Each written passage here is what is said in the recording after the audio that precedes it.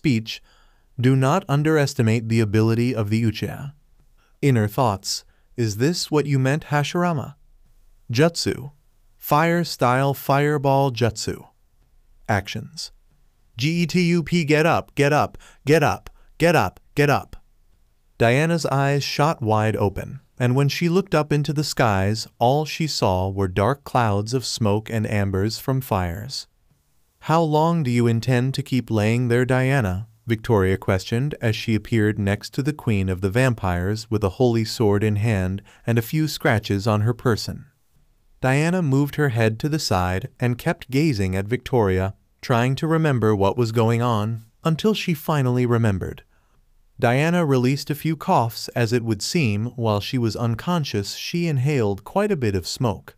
The Queen of the Vampires slowly got to her feet, while placing her right hand on her forehead as she had a small cut that was oozing out blood.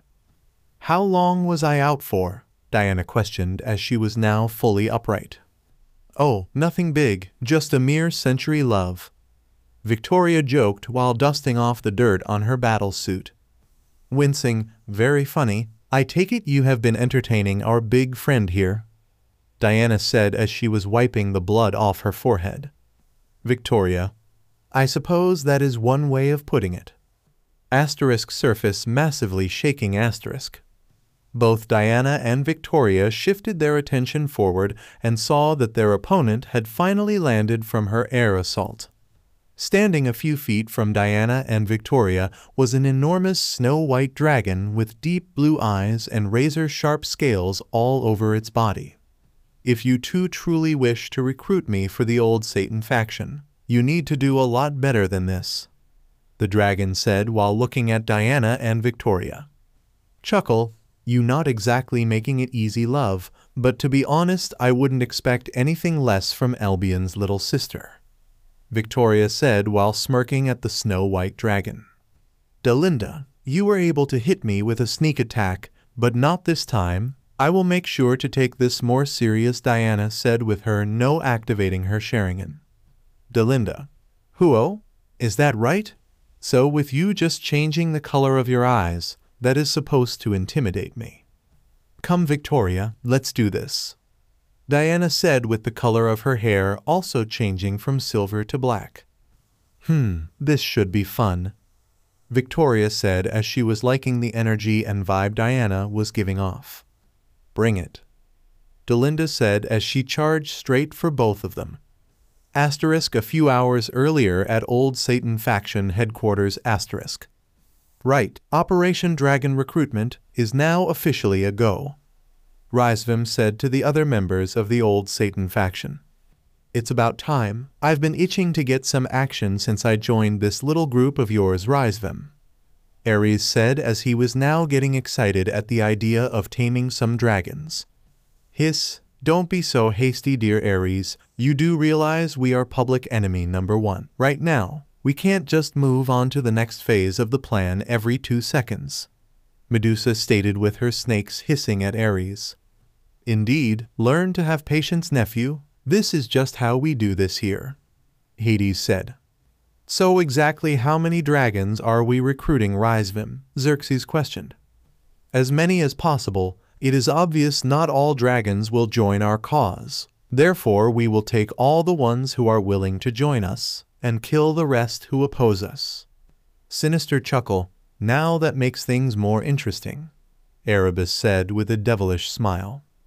We will split up into 2-man teams, giving us more opportunity to recruit as many dragons as we can. So I suggest you choose your partners wisely, Rizvim stated.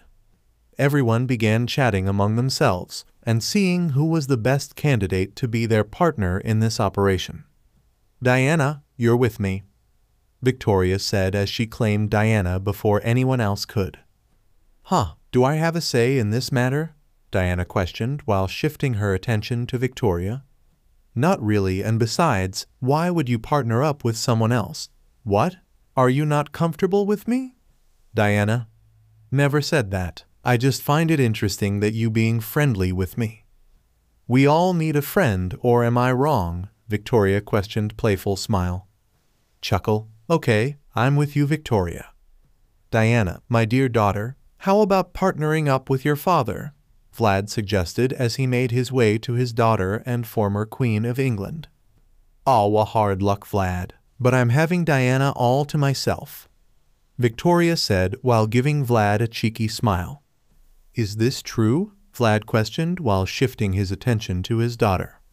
Diana, don't really have much of a choice. She claimed me before anyone else could. I see. Very well then. Perhaps another time then, Vlad said, then walked away to look for another partner. Victoria, this should be fun. I've been wanting to see you in action. Yeah, I'm actually looking forward to this. I've been wanting to get the blood going for a while, Diana said, giving Victoria a smirk. Right, all units move out. Rizvim ordered the members of the old Satan faction. Asterisk back to the present asterisk. Delinda decided to do a 360 and use her tail in order to inflict damage. Victoria decided to jump high in the air to avoid being smacked by Delinda's tail, but quickly took notice that Diana didn't even move a muscle. She just stood there waiting for the tail to make impact. What on earth is she doing? Victoria asked herself while still looking at the motionless Diana. As for the Queen of the Vampires, she quickly closed her eyes and took in a deep breath as she was preparing her body for something big. Give me strength, my dear Madara, Diana said to herself, and opened her eyes to see the tail was only a few inches from her body. To Delinda and Victoria's surprise, the dragon's tail completely phased through Diana, leaving 0 damage on her person. Huh? What the? Did I miss? Delinda asked herself as she just saw Diana uninjured staring at her with a calm look on her face. Delinda decided to brush it off and prepared to smack Diana with her claws, and when the time came, once again, her attack completely phased through Diana's body. What on earth is going on here? Victoria asked herself as she now finally landed on the ground and couldn't believe her eyes. What's the matter, Delinda? You look like you have seen a ghost, Diana stated with a cocky smile. The legendary beast grew infuriated at Diana's comments. She decided to sharpen the hard scales on her body and ordered her body to launch a large number of sharp scales towards Diana. And still to both her and Victoria's surprise, the life-ending scales simply just phased through her body. My king's power is truly a blessing. Kamui really does render all physical attacks useless against me. When I get back to him, I want to try out all his other abilities. If it's possible, it would be fun to try out Susanoo, but I doubt I could conjure up something that intense. What is the meaning of this? How is it that you are not dead yet? Delinda asked in sheer shock and anger. I told you before, you were lucky with the sneak attack you got me with earlier. However, this time, you will not be so lucky. Come, Victoria, we have a dragon to tame, Diana said with her now taking steps towards their target. Chuckle, looks like I choose the right partner for the job, Victoria said, then started charging towards Delinda. Diana followed suit and both of them were making their way to the giant beast. Delinda took a deep breath and began launching ice attacks from her mouth. However, they were not effective as Diana just phased through them and Victoria used her absurd brute strength to crush them with her fists. Diana and Victoria's opponent grew nervous as none of her attacks seemed to be working. She soon started to flap her wings as she wanted to be airborne and create some space between her and the opposition. Diana was quick to see that Delinda was trying to take flight and quickly shifted her attention to Victoria as she had a plan in mind. Victoria, quickly, grab a hold of my hand, I have an idea. Diana then stretched out her hand towards the former Queen of England. Victoria didn't ask questions and quickly blitzed her way to Diana and took hold of her hand. Diana quickly pulled her towards her body and used Kamui to suck in Victoria. Just as Delinda was about to fly away, a rift in the sky above her opened, and coming out of the rift was Victoria, and she was heading straight for the dragon. Victoria, oh no you don't. Delinda didn't have enough time to move out the way, and she didn't have enough scales to harden her body due to using most of them earlier. She had no choice but to take the hit head-on. Victoria concentrated a lot of her power to her right fist, which started to glow bright yellow, and punched Delinda on top of her head as hard as possible. For Delinda, it felt as if her skull cracked open. She couldn't describe the severe pain she was feeling. Her giant head crashed straight into the ground with Victoria standing proudly on top of her head. That left a little tingle on my fingers. Her body is more solid than I anticipated, Victoria said while examining her right fist. Delinda's body began to glow a light baby blue color, and when Victoria saw this, she decided to quickly jump off the dragon's head as she didn't know what exactly was happening. You weren't joking when you said you are the strongest among the royal family of England. I felt the intensity of that punch all the way from here, Diana commented. HMPH, and to think that I didn't even go all out, but I did use quite a bit of my strength in that punch, Victoria stated. What would have happened if you went all out? Diana questioned. Either she would be dead or have some serve permanent brain damage, Victoria said with a stoic expression. The light that was being emitted from Delinda shrunk considerably and looked like it took a form of a female human body. The light eventually faded away, and both Diana and Victoria saw a beautiful, slender, yet slightly curvy young woman with snow-white eyes and deep ocean blue eyes, dressed in a stunning silver ball gown. Wincing, you know that really hurt, Delinda said while holding the top of her head. Chuckle. That's the point, love. I would be embarrassed if it didn't hurt, Victoria stated while playfully tilting her head. Delinda could feel that a large majority of her strength has left her system as her body was prioritizing healing the injury she sustained at the top of her head as well as recovering the stamina she had lost from the battle. Still want to do things the hard way? Diana asked as she and Victoria slowly made her way to Delinda. Albion's younger sister did not respond and just looked at Diana and Victoria with a straight face. Delinda quickly tapped her right foot and a large spiky wall of ice emerged from the bottom of her feet and charged straight for Victoria. Diana quickly dashed her way to the former Queen of England and used Kamui to get her out of danger. A rift appeared right behind Delinda and Victoria walked out with a rather cheeky grin.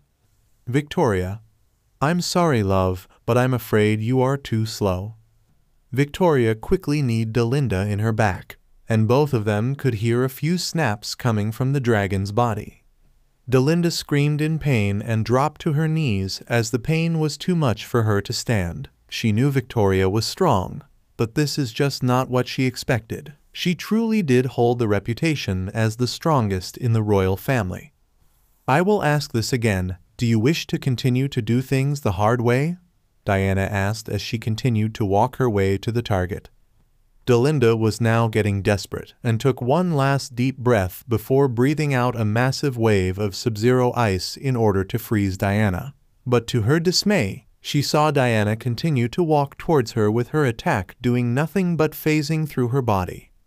Diana eventually reached Delinda and took hold of her neck and raised her up, making sure her Sharingan pierced the very deeps of her soul.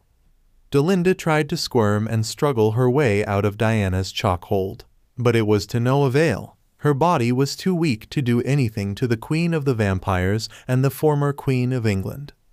Victoria took a few steps and was now right next to Diana, looking straight at Delinda with a straight face. Do yourself a favor, love, and surrender. We have you beat. Struggle plus groaning, you won't have me this easily, Delinda claimed while still trying to get out of Diana's grip. Sigh, I've had enough of this, Victoria stated, then quickly punched Delinda in the face, effectively knocking out the stubborn dragon. Well, that's one way of dealing with her, Diana said as she shifted her attention to Victoria. Victoria, it will also be much easier to move her while she is unconscious. Can't argue against TH. Diana couldn't finish her sentence as her body and right eye were experiencing an ungodly amount of pain and discomfort. She immediately let go of Delinda and dropped to one knee with her placing her right hand above her right eye. Victoria's playful demeanor changed into one of concern. She quickly placed her hand on Diana's shoulder to check if she was all right. Ah, how on earth can Madara handle such pain? It feels like my entire body is pulsing in pain. Just how strong is his body and eyes? He uses these abilities like they are nothing. My body needs to adjust to the impact of Kamui, Diana said to herself while trying to soothe the excruciating pain she was feeling in her right eye. Hey, you all right there? Victoria questioned with a bit of concern for Diana. I'm fine, wincing. I'm fine, it's just that when I use that ability of mine, it does a number to my body and stamina. Diana stated with her, now getting on her feet and removing her hand from her eye. When Diana removed her hand from her eye, she could feel a thick liquid ooze from her eye and run down her face. Victoria, you sure you're all right, Dracula? You're crying tears of blood. Diana quickly walked to the wall of ice that was behind her and looked at her reflection to indeed see that her eye was bleeding. She proceeded to wipe off the blood from her eye and face. So this is what my king experienced when he used Ultimate Susanoo. It looks like I am going to need more of his blood if I am to use the Sharingan's abilities more proficiently. Diana turned back to Victoria to confirm with her partner that she was all right. Don't worry, all I need to do is rest. Then I will be back to my normal strength. But that will not be necessary because we have achieved our goal. Let's grab a hold of her and return to the others. Right, just don't die on me, Dracula. Victoria said, then placed Delinda on top of her right shoulder. Don't worry, if I feel like it's my time to visit death, you will be the first to know. Diana stated, then both she and Victoria began their walk to the rendezvous point. The rendezvous point.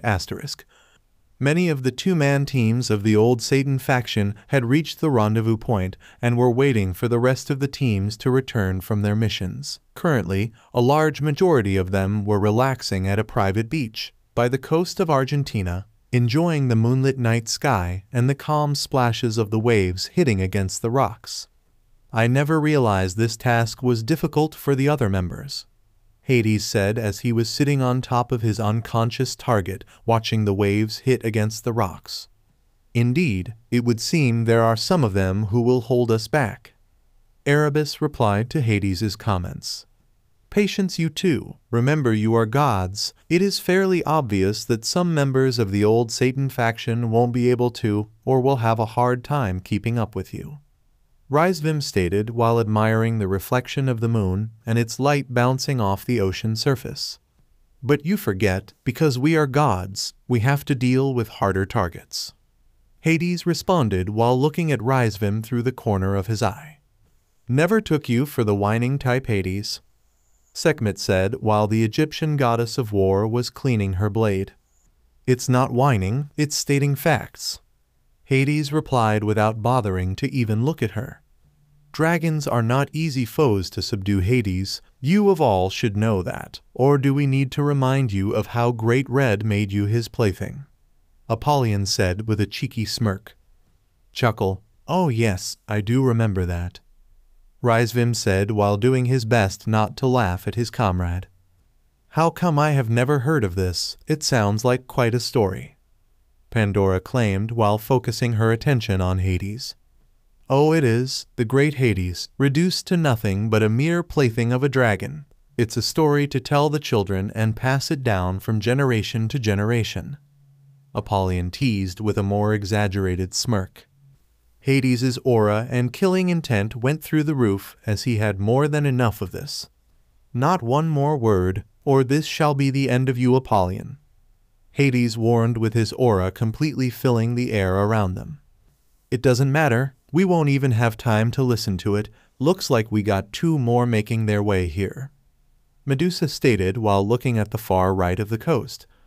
Everyone shifted their attention to the right and could see Diana and Victoria making their way to them, with Victoria carrying their target over their shoulder. Finally, you two arrive. I was wondering if this task was a bit too much for you, Erebus said while shifting his attention back to the ocean. You wish. We were just simply enjoying ourselves and taking our time, love, Victoria said with a cheeky grin while she and Diana were getting closer to Rizvim. Erebus, HMPH. Once Victoria and Diana were close enough to Lucifer's second-born, Victoria grabbed a hold of Delinda's white hair and threw her to the feet of Rizvim. Ah, Delinda, the ice dragon and younger sister of the white dragon, Albion, she will be an excellent servant to the old Satan faction. Well done, you two. I take it you two didn't have any problems, Rizvim questioned Diana and Victoria while looking at the unconscious Delinda. Diana, no. Victoria, none that I can think of. Excellent work. There are still a few of our comrades out there dealing with their targets, so for now you may rest and enjoy the scenery while we wait for them, Rizvim said as he took a hold of Delinda's hair and threw her to the other dragons, adding to the pile of unconscious bodies.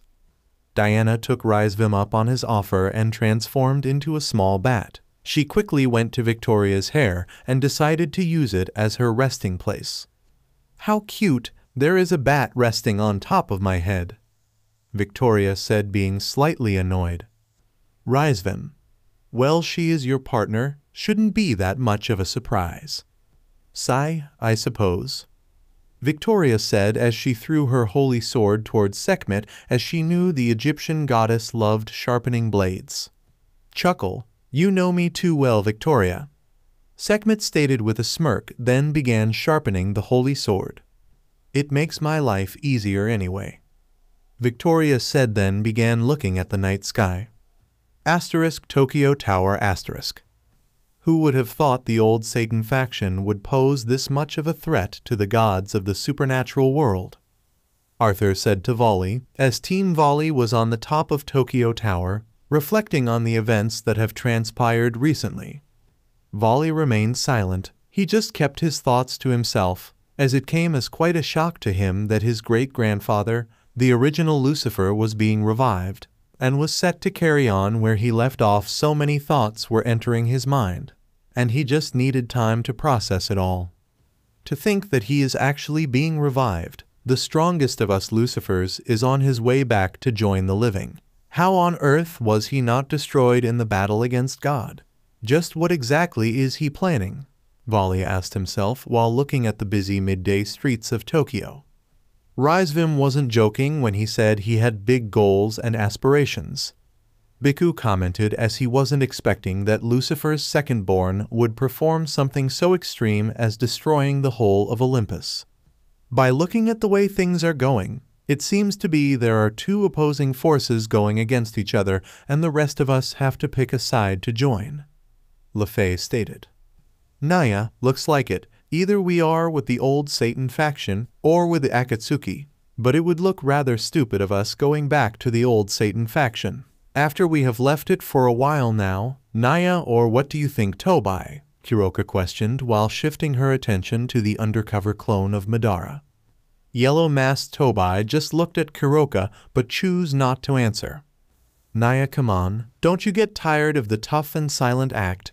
Ever since you joined up with us, you always choose to limit your personality and opinions. Just tell us what you think for once. Your opinion may hold value, Kuroka said, as throughout the entire time Yellow-masked Tobai has been with them, she has tried her best to make him open up and express himself.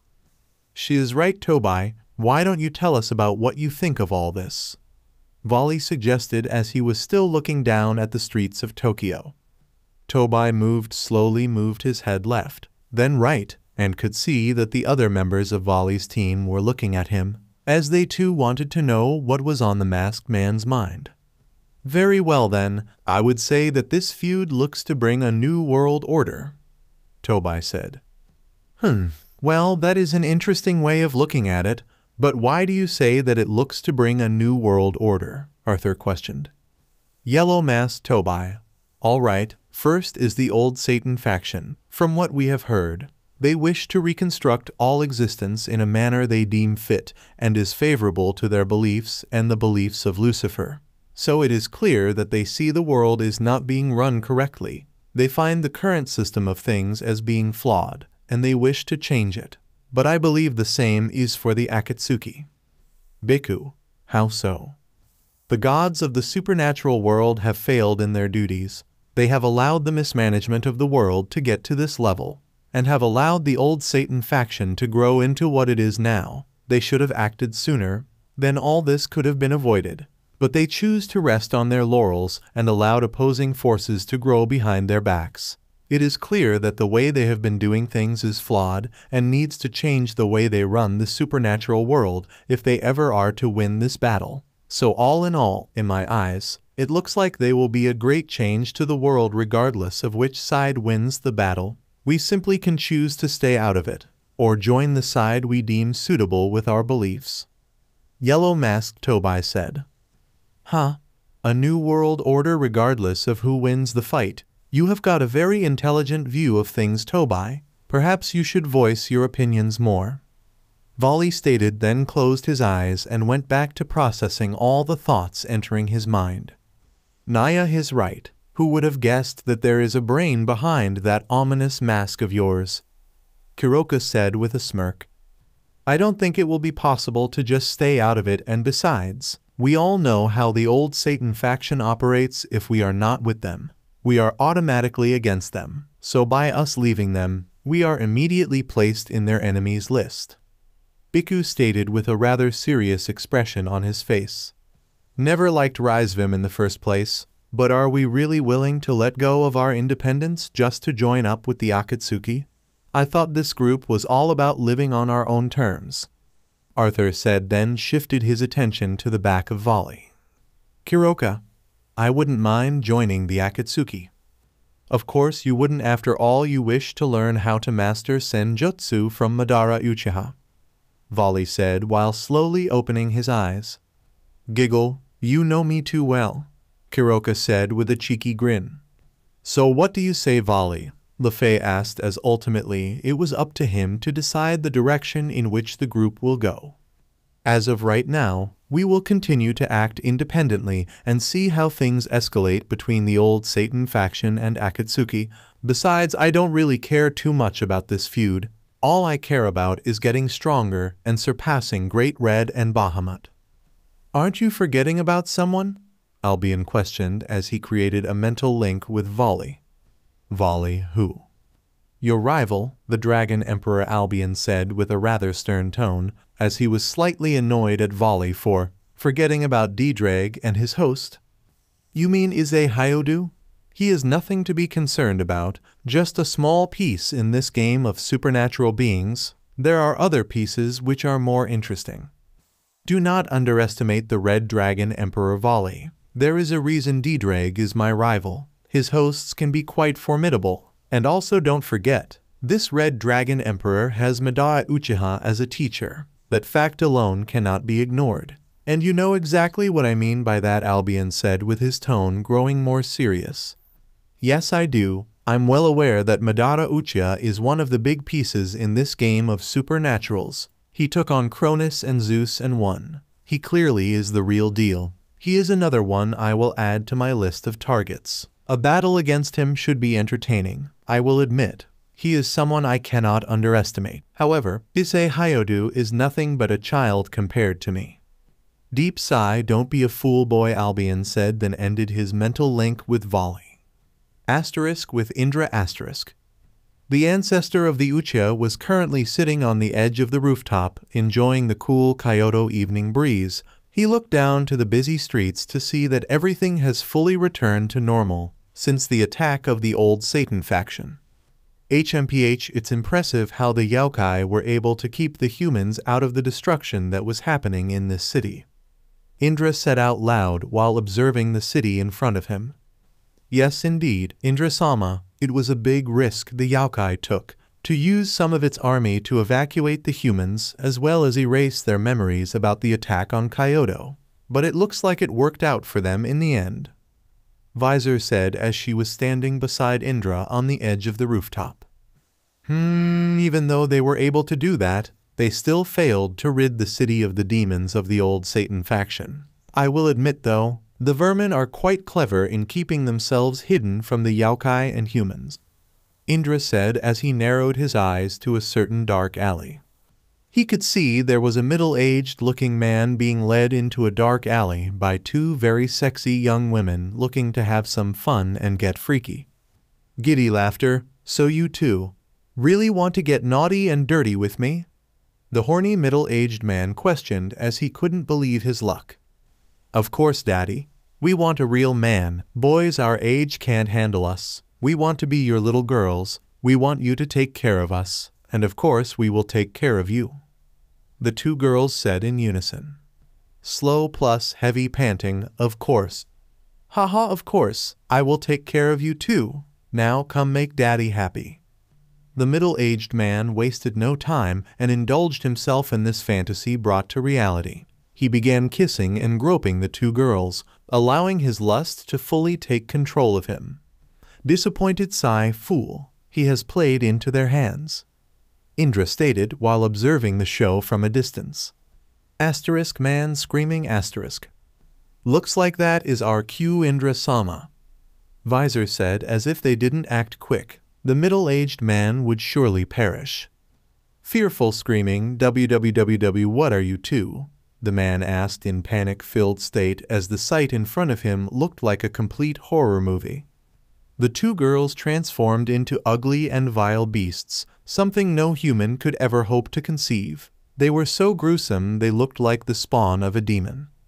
The two stray devils just looked at their victims and laughed in a sinister manner.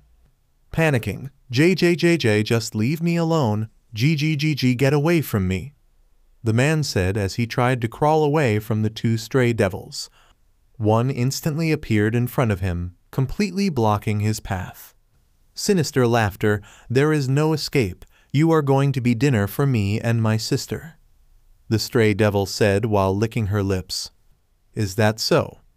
The two stray devils immediately stopped laughing and shifted their attention to where the voice was coming from and could see Indra leaning against a wall with his arms folded and eyes closed. And who exactly are you? One of the stray devils asked with her voice changing from normal to demonic. Oh, we are nobody special. Once again, the two strays shifted their attention to the other voice that has entered the vicinity, and they saw Visor sitting on the edge of a balcony swinging her dangling legs back and forth.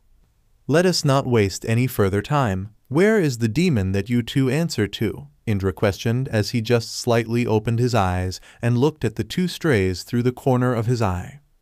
The two strays paused for a minute, as they couldn't believe this human knew they were subordinates for a high-ranking demon. They were sure to be careful when they are prowling the Kyoto streets in the evening, so they just couldn't understand how this human had them figured out.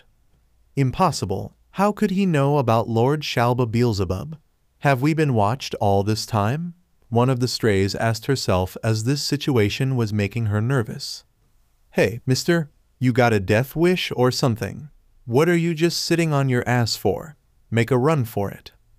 Visor ordered as she could see that the middle-aged man wasn't taking this opportunity to escape. Visor's words were the slap the man needed as it got him off his ass, and he decided to make a run for it. One of the strays tried to get a hold of him before he could completely escape, however Visor immediately appeared in front of the stray, stopping her in her tracks.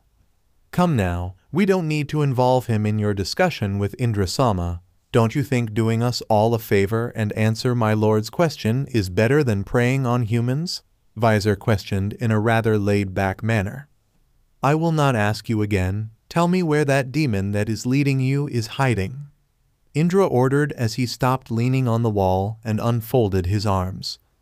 Go to hell, you and your devil here. Cost me and my sister a satisfying dinner, like hell. We going to give you our cooperation. Sinister laughter, easy sister. Who says we still can't have a satisfying dinner? Just take a closer look at that human. He has shit-ton more life force than that fat pig from earlier. We should exactly be grateful for this situation. Instead of a snack, we have been given the main course. The stray in front of Indra stated while trying to keep herself from drooling. Disappointed sigh, why is that you abominations cannot follow instructions? Visor, stay out of this. These two need to be taught a lesson far more life-changing than just experiencing physical pain. Indra said with his eyes beginning to light up red. Visor could hear from the tone of Indra's voice that this was going to get ugly. Therefore, she returned to her balcony and once again began swinging her legs back and forth. "Come then you two, it is time for judgment," Indra said with the 3 Tomo of his sharing in rotating and morphing into the Manjikawa. The two wasted no time and charged straight for Indra, and one of them got there just in time to impale Indra's chest with their claws. The stray released a moan of ecstasy as the feel of blood on her skin was unbelievably orgasmic for her. Coughing blood, why Tira? Why would you do such a thing to me? The stray named Tira quickly shifted her attention from her claw to the person's face she has just impaled, as the voice she was hearing was all too familiar. When Tira was able to see who it was that she impaled, every fiber in her being was filled with an emotion that was indescribable. Gasps, "Yuuji baby brother, oh no anybody but you baby brother," Tira said as she immediately ejected her claws out of Yuuji's chest and instantaneously returned to her normal human form. Yuuji began coughing up jugs of blood, and to see her baby brother in such a state was a complete horror for Tira. She gently placed Yuuji on the concrete floor in order for him to reduce the amount of energy his body would be using to keep him standing. Coughing blood plus heavy breathing. "I don't understand, Tira. You always said you would protect me coughing blood. Do you really hate me this much?" Yuuji questioned with the concrete floor being covered with his blood. Tears falling. "No, of course not, baby brother. You mean everything to me. I gained these powers in order to protect you." Tears falling. "I could never hurt you, my little Yuuji," Tira said as she now brought Yuuji closer to her body and began caressing his face. Coughing blood. "You lie. If you really wanted to protect me, why did you hurt me?" Heavy panting. "Why am I in this situation, Tira?" Yuuji said while weakly trying to push Tira away from him. Crying. "No, oh God, no, please don't push me away, baby brother." More crying. "It was an accident, my little Yuuji. I could never even think of hurting you. Your smile brings light into my world. Your happiness brings joy to my soul, and you're crying. Your love is what keeps me going in this messed up thing called life." Yuuji just remained quiet and looked at his older sister with his eyes slowly but surely losing their light. "Yuuji, my baby brother," tears falling. "When our parents abandoned us and left us for dead, you did everything to cheer up me and Mira ... in those days when we were weak. You remained strong for your big sisters and did all you could to help us." Crying. "Even when we became demons, you still accepted us and loved us. Why would I ever hurt a person that treats me like that? You are everything to me. Your life means more to me than my own. I would burn the whole world if I have to, if it will make you happy. My little Yuuji, my baby brother, you make me so happy to be a big sister. Without you, life is pointless. I simply cannot live without you. I love you, baby brother. God knows I will never want to hurt you. I would cut off my own arm before even thinking of laying a hand on you." Yuuji used whatever strength he had to raise his right hand to Tira's face and placed it on her right cheek while looking at her with whatever light still remained in his eyes.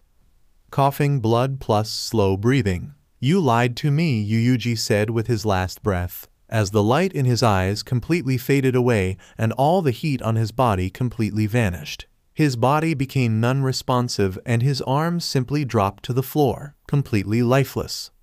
Tira watched with pain in her heart as her baby brother died in front of her, and it was all her fault. Crying. "No, don't do this to me, Yuuji. Calm Eon, not like this. You simply just cannot die, Yuuji.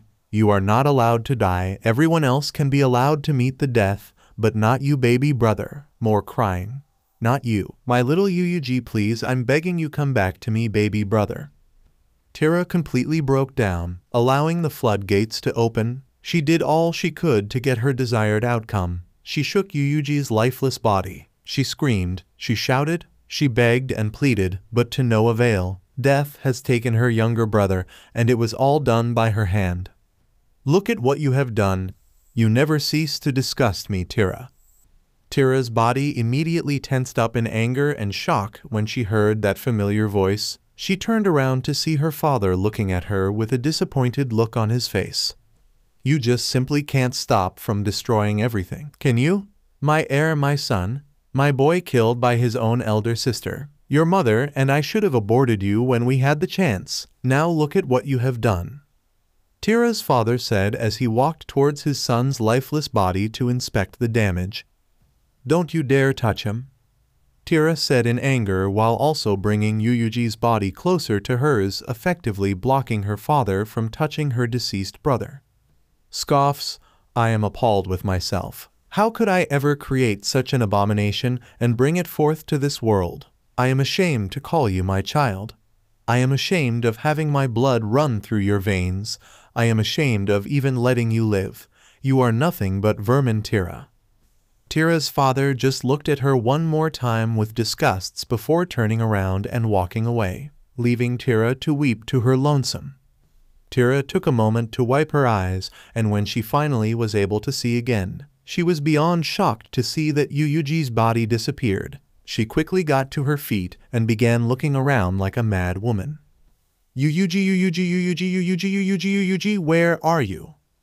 She quickly took a moment to blink, and when she opened her eyes, the scenery around her completely changed. She was currently sitting on a chair wearing a black formal dress, dark gray gloves that go all the way to her elbows and ended with some simple and classy black high heels.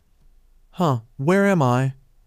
Tira blinked once more, and soon around her she could see many family and friends all being seated, and they too were dressed in formal black clothing. She looked to her left and right and could see many of them were in tears and was wondering what exactly was going on around here. Ladies and gentlemen, we are gathered here today to mourn the life of our beloved Yuuji Suzuki. After hearing those words, Tira's eyes beamed forward, and she could see an elder from her family standing on an altar, and beside him was a coffin, with a picture of Yuuji placed just above the coffin. I am at a funeral. Yuuji's funeral? Family elder. We have lost a child of the Suzuki family. At 13 years old, this boy was too young, tears falling. He was taken too early. Oh yes, now I remember. I killed Yuuji, my baby brother, with this hand of mine, Tira said, looking at her right hand while tearing up. Tira, now finally realizing what was going on, opened the floodgates, joining her fellow family members in the mourning of Yuuji's Suzuki. When the ceremony was drawing to a close and they were lowering Yuuji's coffin into the soil, emotions like no other came upon Tira. No, wait, what are you doing? Why are you lowering that coffin? Stop it. That's my baby brother in there. Don't take him away from me. Don't bury my precious little Yuuji, Tira said to herself as she watched them now fill the hole with dirt. Time passed and the ceremony came to a close. Many friends and family members left, now only leaving Tira, her twin sister, and her two parents. Scoffs, I still do not understand what you are doing here, murderer. You already took away my son, my heir. What else do you wish to take away from me? Tira's father questioned with a lot of venom in his voice as he couldn't bear the sight of his murderous daughter. Tears falling, he was my family too. He was my baby brother after all. I would never miss the funeral of my little Yuuji. Tears falling, you have no right to talk about him like that. How dare you? You merciless killer. You killed my son and you dare call him your little Yuuji? You selfish pig, Tira's mom shouted, being consumed in an ocean of emotions mostly dominated by hatred and sorrow. Crying, Mother, no ... It wasn't like that. I swear it was an accident. Please, you have to believe me, Mama, Tira said while stretching out her hand to reach out to her mother. Tira's mother simply smacked away her daughter's hand away and gave her a look filled with hatred and rage. Don't touch me. You are no daughter of mine, crying. Just get out of my sight so I can mourn my baby boy in peace. Mira, sister, surely you believe me, right? You of all people know how much I loved our baby brother Yuuji, Tira said as she now moved her attention to her twin sister, hoping to get some comfort. scoffs. Then why is it that Yuuji is laying in a box 6 feet under our feet then? Mira questioned with her two, giving Tira a look filled with hatred. Tira, crying, come on Mira. I am telling you that it was an accident, I swear. I could never want to hurt Yuuji. I love that boy more than I love myself. You have to believe me, Mira. Mira grew furious by her sister's words and proceeded to slap the shit out of her as she was tired of hearing her sister's lies. Go, leave us be, Tira. You are my sister no more. I never want to see you again, you witch. Tira couldn't believe what was happening. Out of all people, she never believed her sister. Her fellow stray would turn her back on her and abandon her. Crying, after all we have been through, you really going to turn your back on me, Mira? After all we have shared, this is how you treat me. What happened to sisters for life? You really going to do this to me, Mira? Mira didn't respond, she just continued to give her sister eyes filled with anger and hatred. Tira couldn't stand being there any longer and ran off, this time knowing that she is all alone. Years of sorrow and loneliness followed Tira. No one from her family and friends wanted anything to do with her. The nightmare of her killing her younger brother tortured, tormented, and haunted every single day of her life. She had no one, she had nothing, she was completely alone. Tira returned to the alley where she killed her younger brother and just looked down at the spot where Yuuji bled out and died before her eyes. Painful, isn't it? Tira raised her head and looked up to see Indra sitting on a balcony observing her grieving. Tears falling, "Who are you?" Tira questioned, looking rather exhausted. "Who, me? Chuckle think me as an observer and a friend," Indra said with him, now jumping off the balcony and walking up to Tira. Indra could see in Tira's eyes that the soul and life this young devil had were simply dead. She looked like a doll, a mindless zombie just carrying the chore of living until death. Good, it would seem that Tsukuyomi has completely damaged and broken her mind. She doesn't even seem to remember me. Let's see how far I can twist this, Indra said to himself with a smirk forming on his face. Huh? What do you mean question mark ... observer question mark ... friend? Tira asked in a rather exhausted tone. I know that it was an accident. The death of your younger brother, it was not intentional. I know you didn't mean to kill young Yuuji, Indra said in a tone Tira found rather charming. Tira just dropped to her knees and looked up to Indra with eyes of shock and surprise. How come? Everyone else believes I killed him. So how is it that you know it was an accident? Crying. To be honest with you, Yuuji's death has replayed in my mind every day for years. I don't even think it was an accident. Perhaps I really did kill my baby brother, Tira said while looking back at the spot where her younger brother bled out. That's simple. I was here the night he died. You were being mind-controlled, Tira Suzuki, by that demon you and your sister are taking orders from. He teleported your younger brother here in order for you to execute him. Tira's eyes widened in shock at what Indra said. There was a small part of her that found Indra's words rational because Tira knew deep down in her heart that she absolutely adores her younger brother and would never want to bring him harm. Short silence. How? How do you know this? And if you did, why didn't you stop me from killing Yuuji? Tira said as she looked at him with suspicion. Very well, then I will answer your questions. The first one is simple. I have been on the hunt for your master for quite some time. I have been meaning to have a not-so-friendly chat with him. So I have been watching both you and your sister, in the hopes that you too will lead me to him. This led to the night of your younger brother's demise. As I was observing you, a magic circle appeared right on this spot, and your younger brother and master emerged from it. It was brief, but I do remember seeing your master whisper something into your ear before disappearing with a magic circle. My hypothesis is that he used brainwashing magic on you, as after he left you used your sharp nails to stab your younger brother right through the heart. I for one was observing all this from a distance, therefore when I arrived here, it was already too late. You committed the deed. That is why I couldn't stop you from killing your younger brother. Indra's words hit Tira with the impact of a crash-landing jumbo jet plane. Her eyes widened in both shock and rage as she knows that she thinks about it. She does recall seeing her master with her younger brother on that night, but nothing more, as her memory after that was a blur, almost as if they have been tampered with by someone. Crying, "But why? Why would Lord Beelzebub do such a thing?" Tira asked out loud as she was close to a complete mental breakdown. "That I do not know. It would seem only that your master knows the answer to that. However, I do need your help, Tira Suzuki. Tell me where his base of operations is. I know it's in Kyoto. However, I do not know the exact location. However, you being one of his subordinates, should know the exact location of his base. I promise you this, Tira Suzuki. If you tell me the location of his whereabouts, I will bring you him alive, so you can have your revenge," Indra said while looking at her with a dead serious expression.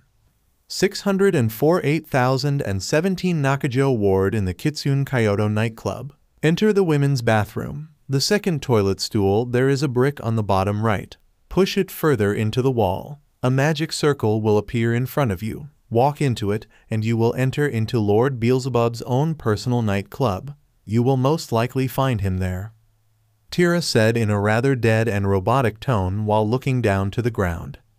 Chuckle, "I never would have thought. Hide a nightclub within a nightclub. You have been most helpful, Tira Suzuki," Indra said with an evil smirk. Tears falling, "You will find me here. I will be waiting for you and Lord Beelzebub." HMPH, "Do you me a favor, Tira Suzuki? Look into my eyes," Indra said as he awakened the Mangekyo Sharingan. Tira just slowly raised her head and looked into Indra's alluring red eyes. "Indra, Tsukayomi." Asterisk back to reality asterisk. "Huh? What the? Where am I?" Tira asked herself as her senses were slowly stabilizing. "Welcome back, you two. I hope you enjoyed your little trip into my Genjutsu world," Indra said while looking at Tira and Mira in their stray devil forms. "Wait, what? Does that mean what happened wasn't real? That's right, I was trying to kill you, damn it. You bastard, you tricked me into giving you Lord Beelzebub's location," Tira said with her blood now boiling with rage. "Indeed, you two are no longer useful to me. Begone, Amaterasu." And within an instant Tira and Mira were ignited with the black flames and were rapidly being burned away. Their screams of agony and cries of mercy fell on deaf ears as Indra watched on, seeing them being burned alive. Eventually, the two stray devils were nothing but ash as the black flames completely engulfed them. Indra, visor, calm. Freeze. Indra was not able to finish his sentence as he was rudely interrupted by an unknown individual. The ancestor of the Uchiha shifted his head and attention to the side to see who it was that rudely interrupted him. Indra saw a gorgeous and voluptuous young woman with green hair and eyes wearing a policewoman uniform pointing a 9mm pistol with a flashlight at Indra. "And you are?" Indra questioned, being rather annoyed having a gun and flashlight pointed at him. "I said freeze. Slowly put your hands above your head and lay on the ground," the female officer ordered. Indra was quick to study the woman's body language and could see she was a nervous wreck. Her hands were shaking with anxiety. She was able to keep her gun still. Her knees were buckling in fear and Indra could see it. The female officer couldn't keep eye contact with the ancestor of the Uchiha. Sinister chuckle. "So let me try to understand this. You actually tried to give me orders. Who exactly do you think you are, woman?" Indra questioned with him giving her an intimidating glare. When the officer saw how Indra was looking at her, her nervousness increased tenfold and she was on the brink of letting go of her gun and dropping to her knees due to the anxiety she was experiencing. Indra started to slowly make his way to the officer, and when she saw this, a spike of fear and adrenaline coursed throughout her body.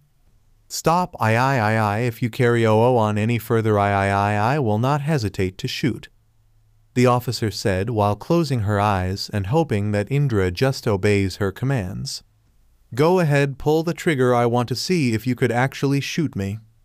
Indra said as he quickly blitzed his way towards her and was standing right in front of the barrel of her pistol. Indra quickly took hold of her hands and positioned them where now the gun was pressing against his heart. Indra. Go on now, shoot me, 1 bullet should do it. Your gun is pressed directly at my heart. Just a simple pull of the trigger should suffice. The female officer couldn't believe how fearless the man in front of her was. She was completely shocked, but also beyond intimidated. Her threats were now completely null and void as the man in front of her was actually inviting her to shoot him. She had absolutely no idea how to respond. While the police officer was still keeping her eyes closed in order to avoid eye contact, Indra was quick to examine her and found that deep within her body there was immense energy stored inside her. Visor was about to jump down from her balcony and assassinate the female officer. However, she felt a hand on her shoulder, holding her back. She turned around to see that it was a clone of Indra holding her. Wait, don't do anything rash yet. There is something interesting about her. For now, keep your distance and watch from above. Indra's clone ordered before disappearing into a cloud of smoke. Indra eventually just grabbed the gun out of the officer's hand and just looked at her with a disappointed look on his face. Open your damn eyes, woman. Is this how you treat every criminal that you come across? Indra questioned, being rather angry at this pathetic display of weakness. Yes, sir, the officer said, and her eyes shot wide open and saw Indra's Sharingan. Indra looked deep into her eyes, and when he fully examined it, all but proved his hypothesis. I can see it in your eyes. You are no killer child, so tell me, why exactly would an individual with eyes as soft and as innocent as you enter a line of work that may require to kill someone? Indra asked, being rather curious while examining the gun in his left hand. Short pause. Because I believed it would make me courageous and take away my insecurities, the officer said while looking down with a defeated look on her face. Indra. And did it? Defeated sigh. No, it didn't. It only raised my anxiety more because the thought of being rough or taking someone's life really scares me. I thought the authority that comes with being a police officer would gain me respect as well as fear from others, but I'm so pathetic I can't even hold my gun straight. Insecurities? Anxiety, you say? Allow me to make a prediction. I'm assuming you did not have the most gentle of lives. You were most likely bullied and harassed throughout the years. Perhaps you felt weak and afraid of this world. Perhaps you have been a victim of this world. So in order to fight this feeling of weakness, anxiety, and insecurity, you join the police force, because if you had the uniform and badge you believe it will give you power and authority over others, thereby masking your insecurities. Am I wrong? Indra questioned while now pointing the gun at the woman in front of him. The female officer flinched and twitched uncomfortably throughout Indra's assumption. She felt extremely defeated as Indra's words hit a little too close to home. He was completely right, and she hated the fact that a complete stranger could read her like an open book. No. Indra? Huh? I didn't quite catch that. I said no, you are absolutely right, the female officer said with a little bit more volume to her tone. TCH pathetic, how useless can one person be? To live a life of yours is simply unsightly.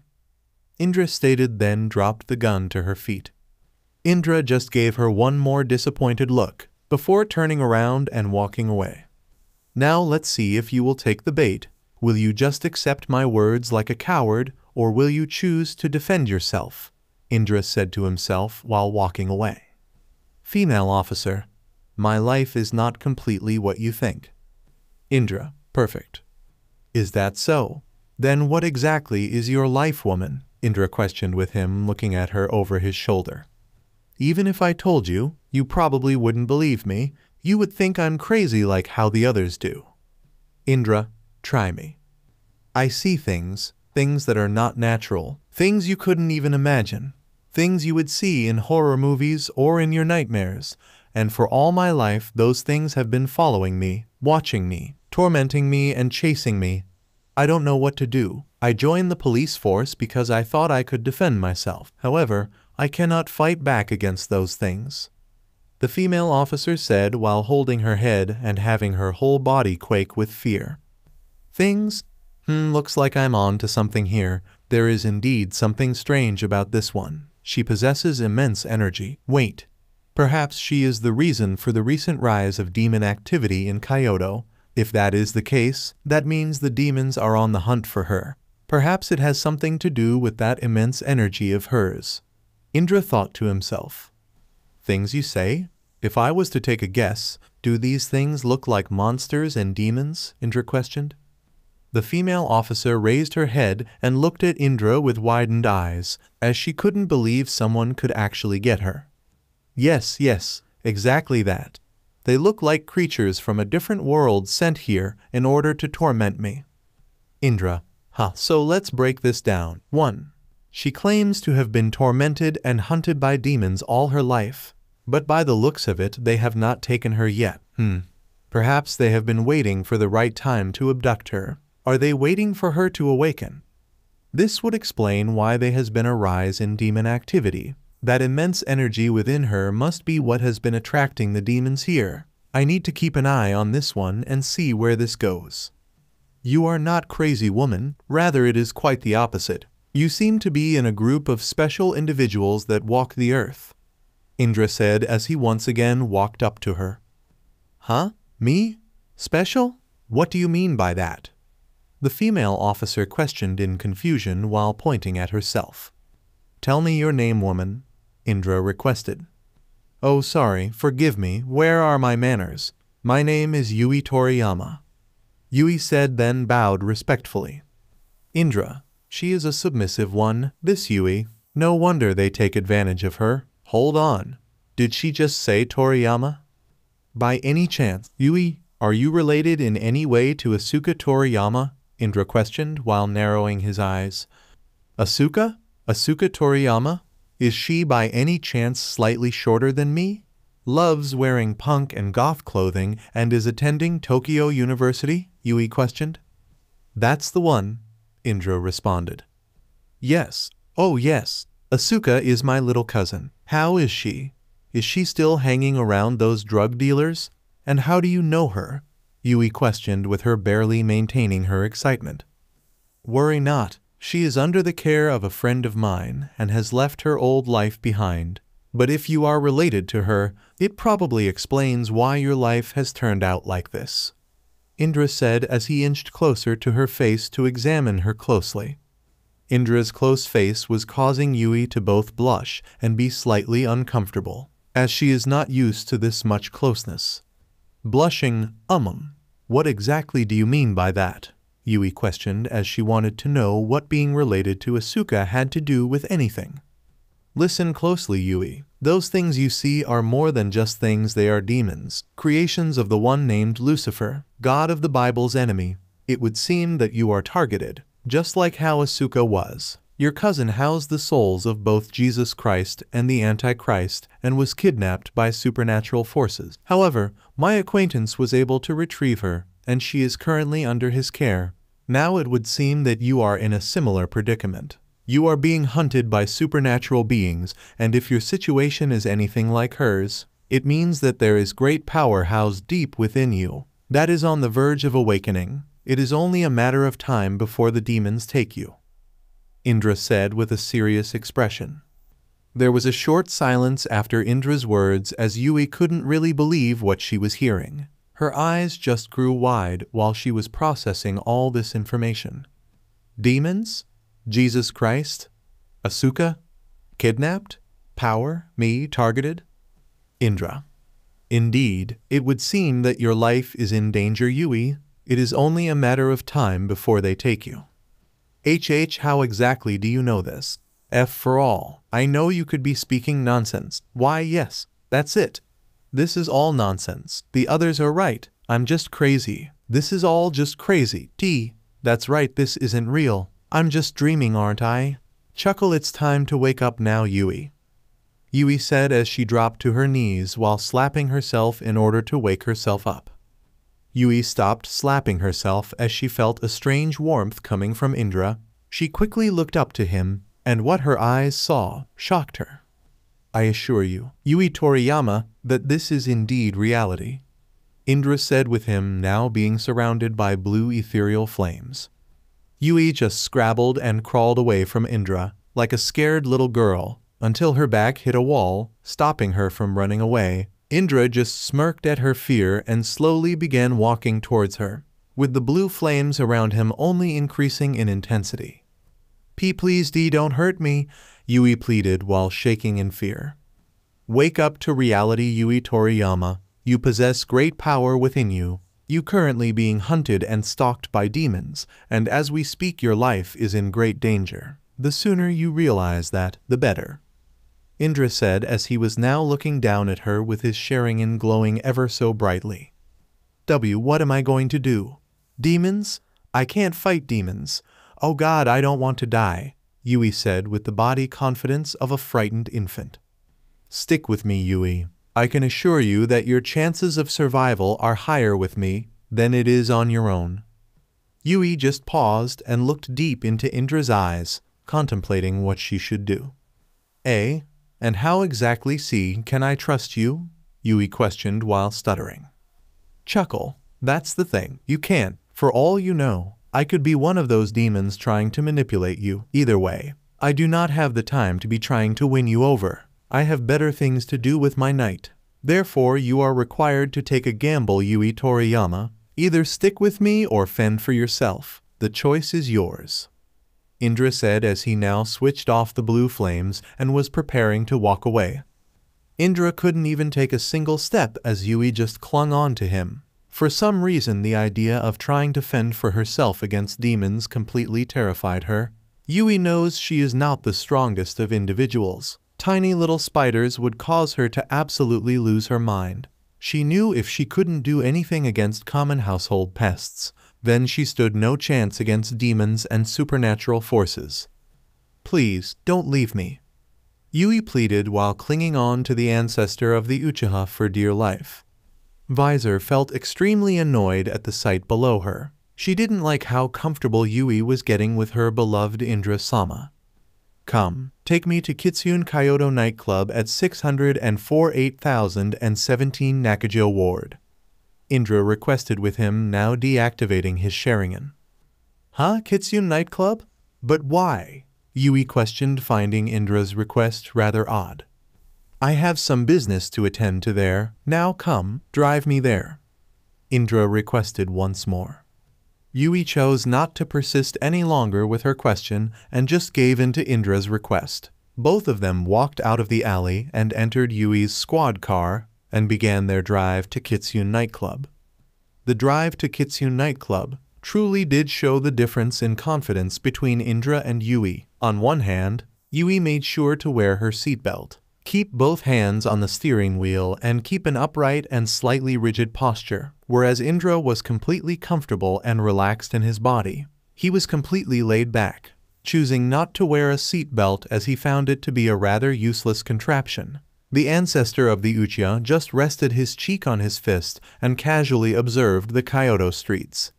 Every now and then Yui would take a quick glance and look over at Indra, and was just so fascinated at how one person could have so much body confidence. She was also quick to notice that his eyes were now longer red, but were now black. At first she thought it was eye contacts, but now concluded that it had to be one of his powers. Is my face really that interesting, Toriyama? Indra questioned, not even bothering to look her way. Yui was completely caught off guard as she believes she was being as sneaky as possible with her subtle stares. She completely stopped her staring and focused on the road once more.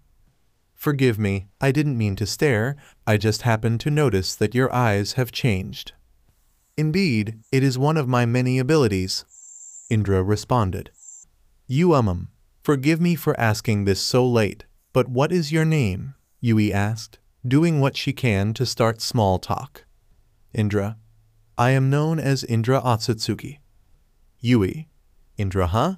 Well, Indra-san, please call me Yui. The fact you add my last name makes our interactions a bit too formal. Indra noted. Indra and Yui eventually arrived at Kitsune nightclub, and Yui was quick to get parking when Indra and Yui exited the vehicle. they saw an ungodly long line of people at the entrance of the nightclub, trying to enter. Oh dear, well, I could at least try to use my badge to get us in and cut the line. Unnecessary, Indra said, not allowing Yui to finish her sentence, and began his walk towards the entrance. Yui was caught off guard by Indra's response, but quickly shrugged it off and hurried up to catch up with him. Once Indra and Yui were at the entrance, they were immediately stopped by the bouncer, in order to set them straight. Name? The bouncer questioned. Indra Atsutsuki. Indra, huh? Indra? Yeah, sorry, you not on the list, back of the line, buddy. The bouncer said as he just finished checking his list of VIPs. Unfortunately, that is quite the problem for me because I must enter the building now. Indra said while folding his arms. Not my problem, now get to the back of the line or fuck off. The bouncer said, now putting back his focus on the line of people desperate to get in. Yui wanted to intervene but could see by the look in Indra's eyes that she should stand back and let him handle it. Chuckle, I don't believe that you heard me. I said I must enter the building. Indra stated, then tried to walk his way in but was immediately blocked by the bouncer, who was more than ready to teach the man in front of him a lesson.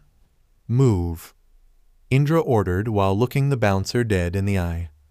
Deep breaths, you know, I have been having a really bad week. My car just got hijacked. My girlfriend cheated on me with my brother. My gym membership has expired.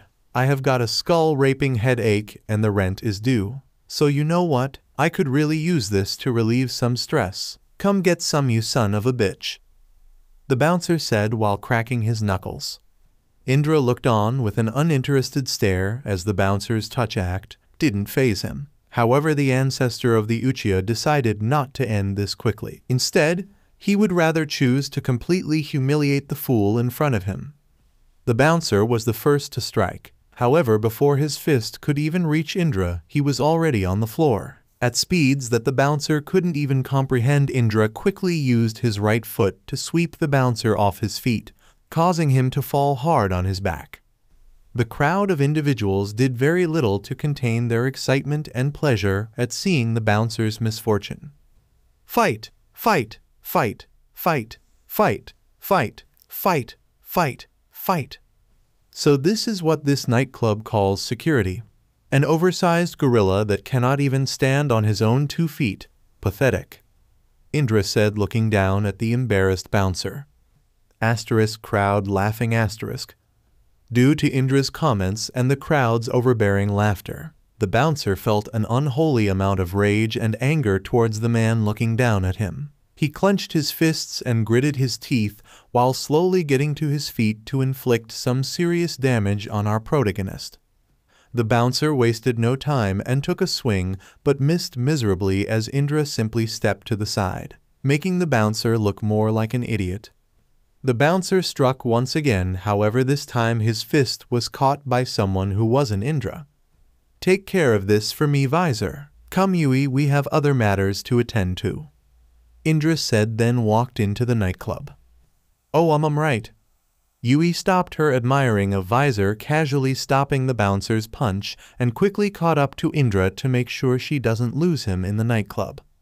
The crowd of people also decide to follow Indra's lead, as with there being no bouncer they could enter the club without a hassle, or so they thought, because due to all of them rushing in, there was not enough space at the door to fit all of them at once. Indra was immediately hit with an array of different smells, scents, perfumes, and pheromones. The aesthetic also did what it can to set the tone. All over the nightclub, Indra saw purple, pink, and dark blue neon lights, giving the interior of the club a seductive vibe. Yui immediately felt uncomfortable as there were many thirsty and hungry eyes gazing upon her person, and she instantly decided to stay extremely close to Indra. Indra, this truly makes me wonder. What? Yui questioned while she and Indra were continuing their walk towards the women's bathroom. How have you survived all these years, being so cowardly and afraid? Indra questioned as he couldn't help but notice how clingy Yui was being. Indra's words did very little to make the young Toriyama feel comfortable and confident in herself. She couldn't help it. Her subconscious mind automatically puts her in defense mode when she is out of her comfort zone. You know your words are not the most encouraging and uplifting things someone can hear. Yui responded in a rather cheeky tone. It was not supposed to be encouraging. I am pointing out a severe flaw of yours that will cost you deeply in the future. This I can be sure of. Your fear is weakness, and in this world of supernaturals it will cost you your life. If simply stares from human beings can intimidate you, I can only imagine what a demon could do to you. Indra said bluntly while extending his arm to reach for the bathroom door. Indra opened the door and he and Yui entered the bathroom. All the women in the bathroom looked Indra like he was a madman, as they were not expecting a male to enter their bathroom. Hagoromo's firstborn just ignored their stares and glares and entered the second toilet stool with Yui following closely behind. Random woman don't forget to use a condom you too. Yui blushed madly at what one of the women said out loud. She was far too innocent to even think of committing such an act. The women in the bathroom left to give Indra and Yui their privacy. And that's when our protagonist pushes the brink on the bottom right further in the wall. The floor beneath them spawned a magic circle, and they were immediately teleported to Shalba Beelzebub's nightclub. Was something supposed to happen? It looks like we are still in Kitsune nightclub. Yui said as to her the environment around them still looked the same. It does look like we have teleported to our desired location. Everything seems to be the same except for the massive number of demons I can sense beyond these walls, Indra said. Yui immediately gripped onto Indra's arm when she heard the word demons. Gulp. You say there is a lot of demons outside this room? Yui questioned with her fear and anxiety levels going on an incline. Indeed, stay close to me if you wish to live, Indra suggested, then headed for the bathroom door. Once Indra opened the door, the music from the DJ stopped, and all the demons paused what they were doing and just stared and glared at the two humans. Chuckle, did we interrupt something? Indra asked in the most sarcastic tone possible. All over the main floor Indra and Yui could see demons. Due to Indra's exceptional perception, he was able to see everything the demons were doing in the nightclub. On one side of the nightclub, he could see a group of demons torturing and extracting life force and blood from captured humans. On the other side, there were a group of demons engaged in a full-blown orgy, completely setting the standard for the kinkiest and nasty group sex ever conceived. Indra could tell from a single glance that in the cups the demons were drinking from, they were drinking human blood and liquefied life force, and they made sure to be drunk off it. So this is how demons spend their time? Disgusting, Indra said while observing the demons indulge in their primal and base desires. Yui couldn't believe what her eyes were showing her. She didn't know whether to be shocked or repulsed at what she was looking at. All around the nightclub, she saw demons engaged in the most fucked up activities. Compared to humans, the demons were in a class of their own in terms of experiencing pleasure. It all just looked dirty and nasty to her. One demon tried to sneak attack Indra while he was still engaging his observation. Unfortunately, it didn't end well for the young demon as he was ripped apart from a wooden dragon that sprouted beneath his feet. Was that supposed to be an attempt to attack me? Indra questioned, showing an extremely bored face. And who exactly are you supposed to be? A voice called out from the distance. Oh, no one special, just someone looking for the one called Beelzebub, Indra stated. Well, you found him, the voice said. The demons that were all over the main floor began to make way for a certain individual, who was a handsome man dressed in black armor with a cape. He had long brown hair that goes all the way to his hips with many bangs covering his right eye. HMPH, so you're Shalba Beelzebub, huh? Well, you at least look more threatening than all the other demons in the building, Indra said, being rather unimpressed. All of Shalba Beelzebub's subordinates grew furious at Indra's words. If it wasn't for their master being in front of them, they would have all ganged up on Indra and made sure he endured a slow and painful death. Shalba, Well, I can see that you know of me. However, I don't exactly who you are. I am Indra Otsutsuki. Shalba took his time to size up and analyze the man in front of him. But once he finished up, he shifted his attention to the woman next to him, and once he got a good look at her, he was very pleasantly surprised. Evil chuckle, there is no need for introduction for you, young lady. You are Yui Toriyama, the special woman I have been on the hunt for. Shalba stated with a devilish smile. Yui got behind Indra and clung even harder than before as she was uncomfortable with how the demon in front of her and Indra was looking at her. What do you mean that? Oh, do not fear, my dear Yui, after all this entire operation is for you anyway. Shalba responded while trying to get close to Yui. However, Indra made sure he didn't get too close. Explain yourself, Beelzebub, Indra demanded. HMPH very well then clears throat. Let's do this first. Indra Otsutsuki, you say that you are looking for me. I take it then, you know much about me? Shalba assumed as he now shifted his attention to Indra. Indra, you can say that? Then I am sure you know I am part of the old Satan faction. Am I correct? Shalba questioned. Yes, I indeed know that you are part of the old Satan faction, Indra replied. Shalba, then you should know of the old Satan faction's main objective. The revival of your leader, Lucifer, Indra responded. Chuckle, indeed. However, it doesn't stop there. Not only are we bringing back our king, but we are also making sure he is back to his former glory, Shalba said with a sadistic grin, then looked at Yui like she was a piece of meat. Yui flinched uncomfortably at the way Shalba was looking at her. This now interaction was causing her anxiety to rise. She just wanted to be done with all this and go home. Yawn, get to the point. This whole conversation is starting to bore me, Indra said, giving an extremely uninterested look. Patience, I am getting there. You see, before his death, Lord Lucifer fused with the beast Trihexa, blessing him with power that surpassed God of the Bible. However, I am sure you know, before dying God used all the remaining power he had to seal Trihexa with 1,000 seals. Well, that's not completely accurate. It would seem that the Holy One had a little bit more in the tank. Just as the Garden of Eden was crumbling, God used what was remaining of his power to seal his energy and a certain holy relic into vessel. Indra was quick to catch what Shalba was getting to. He looked over his shoulder to see Yui clinging on to him for dear life. He could smell the fear she was giving off. The vessel is Yui, isn't it? Indra questioned, now looking back at Shalba. Sinister chuckle. Indeed, the Toriyama clan are a clan blessed with immense affinity to holy power, with them being the descendants of great men and women from the Bible. You see, God suspected that Lucifer would survive their altercation and that he would try to fuse with the beast once more. Therefore, he sealed away the two things needed to break the 1,000 seals, a portion of his power and the Holy Grail.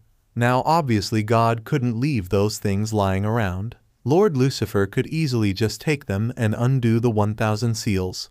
Therefore, he placed them in a child of the Toriyama, in the hopes we will never find them. All of Shalba Beelzebub's demons looked at Yui like she was a full-course meal. Some began licking their lips at the fact that their prey was within touching distance.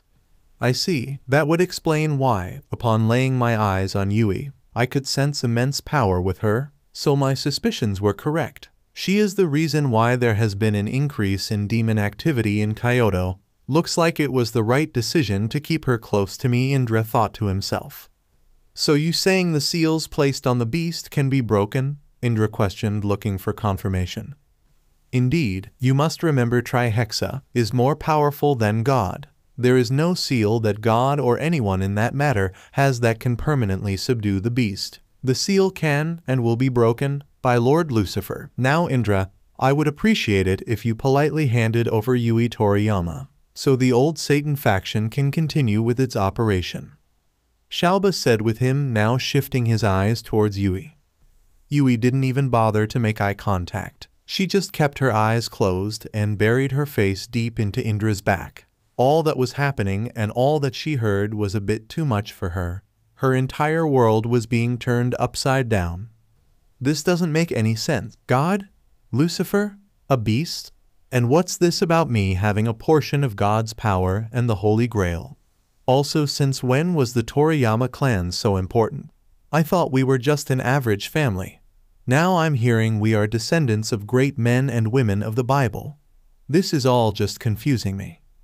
Unfortunately, it looks like I can't hand her to you, Beelzebub. As you can see, she seems to be permanently attached to my back. Indra said, feeling Yui cling on to him as hard as ever. Chuckle, do not stress about that. Removing her from you can be easily as well as swiftly arranged. Shalba said, then snapped his fingers.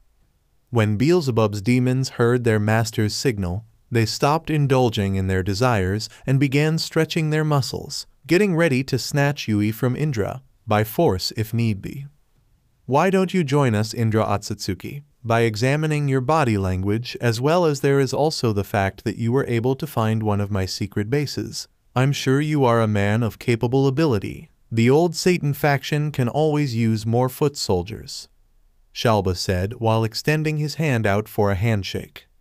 Indra burst into hysterical laughter. The thought of him, the ancestor of the Uchiha, degrading himself to a mere foot soldier, it was beyond hilarious for him. Scoffs, I strongly decline your offer, Indra said. Sigh, such a shame. Regardless, it means very little to me. Now go play my servants, Shalba said, now walking away from Indra. Hagoromo's firstborn just activated the Sharingan and analyzed all the demons that were charging towards him. Yui, whatever you do, make sure to stay close to me. Yui, you don't have to tell me twice. I'm making sure to stay close to you, Indra-san. Indra saw two demons charging towards him and began performing hand signs. Fire style, Phoenix Flower Jutsu.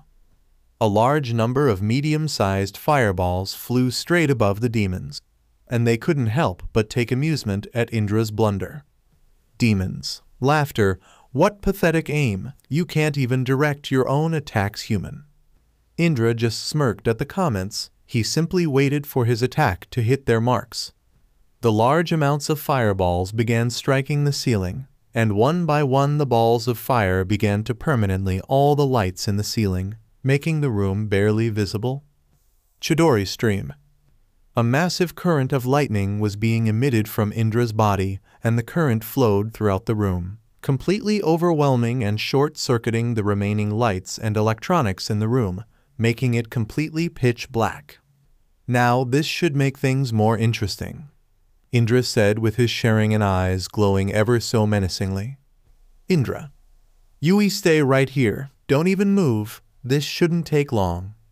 Indra completely disappeared from Yui, and the young Toriyama was slowly panicking due to the fact she couldn't feel Indra next to her. But she understood Indra's words and was going to follow instructions no matter what. As time carried on, screams and bodies dropping to the floor could be heard. The combination of these two sounds was causing a panic in the hearts of the demons that were unfortunate to listen. Damn it, where is he? One of the demons asked out of fear. Sinister laughter, looking for me? The demon just saw Indra's Sharingan piercing the very depths of his corrupted soul, and it terrified him to no end. Indra just closed his eyes and once again vanished into thin air, causing the remaining demons to wonder where he disappeared to this time. Funny how something that many fear can experience fear itself. I thought demons were the things everyone should be afraid of, Indra said with him opening his eyes once more, and the demons could see he was in the middle of the room. They immediately tried to rush him, but just as got to him, Indra closed his eyes and vanished once more like a ghost. The screams continued once more, and the number of demons alive began to dwindle until only one was still left breathing. Fearful breathing. Abaddon? Ramiel? Dagon? Anybody? Are any one of you guys still alive? Damn it, answer me. The demon said with his fear and anxiety through the roof. He felt a hand on his left shoulder and immediately panicked, launching his fists in every direction trying to hit whatever touched him in the dark. Hey, calm down, Barthamus. It's just me. Huh? Dagon, is that you? By Lucifer, you scared the shit out of me, relieved sigh. Don't sneak up on me like that woman. Barthamus said, now slowly calming his nerves. Dagon, you know where the others are? Barthamus, no, you the only one I have found. Dagon, TCH, damn it, it means they must be dead. Who would have thought a human would cause us so much trouble? Looks we need to stick together. Barthamus, chuckle, you don't have to tell me twice. Dagon, all right, we need to set some perimeters so that we will be able to identify each other and know where each other are. 1. We will create a mental link so we can communicate telepathically. 2. After every 10 steps we take, we will snap our fingers. The sound will give us an idea of where we are in case we stray from one another. 3. We will snap our fingers twice if we believe we have located the human or his companion, and the 4th one is the most important one. Never ever look me in the eye. I get it. Wait, why did you mention that I must not look you in the eye? Barthamus questioned, and then proceeded to the opposite and looked Dagon in her eye. Sinister laughter, because you will regret it, Dagon said with her eyes now morphing into the Sharingan. Barthamus' eyes widened in shock and fear as he was face to face with the red eyes that killed his companions. Indra released the genjutsu and grabbed the last remaining demon by the neck and used his arm to raise him, slowly choking him to death.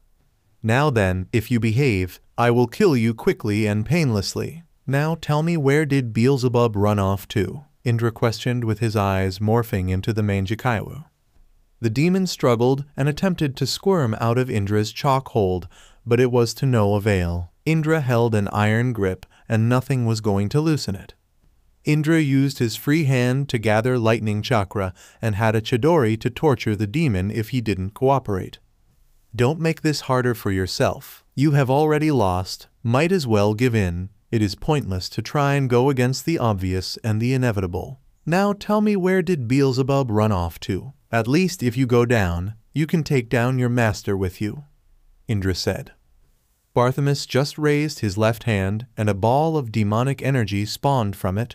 Indra initially believed the demon was trying to attack him, but that was not the case as Barthamus launched the ball of energy to a wall T, the far left corner, which revealed a hidden door sealed with a magic circle.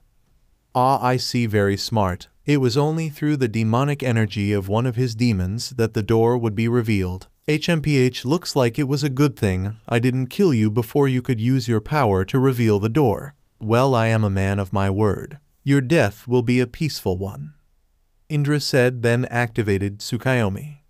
In the Genjutsu world, Indra allowed Barthamus to live the life he desired, and more importantly allowed him to live a fulfilled life, putting his brain at ease, causing it to shut down, giving Barthamus a peaceful and happy death. Indra released him from his hold once he could see that Barthamus was no more. Yui, you still alive, aren't you? Indra questioned, now making his way to the spot where he left Yui. Shallow breathing. Is it over? I heard screaming and shouting, and bodies dropping to the floor and... Calm yourself, woman. Yes, it is over. You can relax now, Indra said as he was not standing in front of the shivering and terrified Toriyama. Indra placed his hand on her shoulder, and that seemed to do the trick in terms of calming her down a bit. Deep breaths. So deep breaths. So you telling me it's always like this? People with powers normal humans don't have, just going around killing each other? Is this how it is in the supernatural world? Is it killed or be killed all the time? Yui asked as all of this was beginning to get a bit much for her. Well, not always. Besides, why are you so surprised? You are a police officer. In the field you operate in, it can get as bloody as this, perhaps even more. That too is a world of kill or be killed. It's either you or the criminal, when it all comes down to it. Just like how you police officers are at war with the criminal underworld.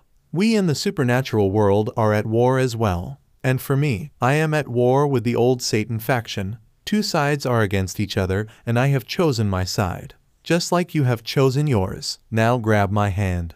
There is no ways you will be able to navigate to the door in this darkness. Indra said while taking hold of Yui's hand and began walking with her to the sealed door. Yui remained quiet. She couldn't really argue against the logic of Indra. In a sense, he was right. Because of her career choice, she too was involved in a war that has the possibility of getting bloody. She joined the police force because she wanted a sense of empowerment and authority. She failed to remember that carrying a badge is also placing her life in danger. Once Indra reached the door, he let go of Yui and summoned the ribcage of the Susanoo, and bulldozed his way through the door.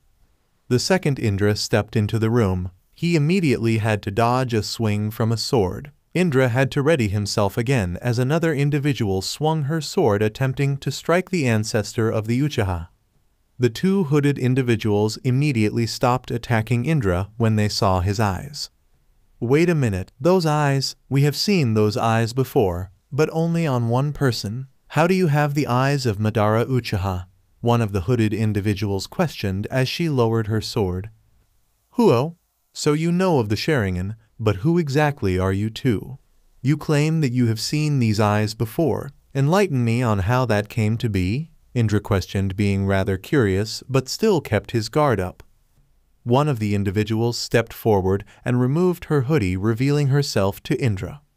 My name is Zenobia Quarta, and my companion here is Irina Shidu. We are two angels and the subordinates of the Seraph Michael and Queen Elizabeth. Now tell us, how do you have the eyes of one of the founding members of the Akatsuki? Zenobia questioned while pointing her sword towards Indra. Ah, I see. You were the two tasked to retrieve pieces of Excalibur for Elizabeth. As for me, I am both a partner of Madara Uchiha, and you can say a relative of his. I am known as Indra Otsutsuki. This, in essence, makes us allies as we are both affiliated with the Akatsuki. Indra said, now lowering his guard as he saw the two angels in front of him were of no threat. Sigh of relief, looks like we are on the same side. Sorry for trying to slice your head off earlier, Irina said as she too removed her hoodie. Chuckle, you two weren't even close to laying a scratch on me. There are no attacks that can go past these eyes, but enough of that. Where is Beelzebub? Indra questioned as he began examining the room and saw the high-ranking demon was nowhere to be found. We were hoping that you could tell us that. We just arrived here recently. We were commissioned by Queen Elizabeth to find and capture Shalba Beelzebub. We arrived not long before you broke down the door, Zenobia said as she lowered her sword once more.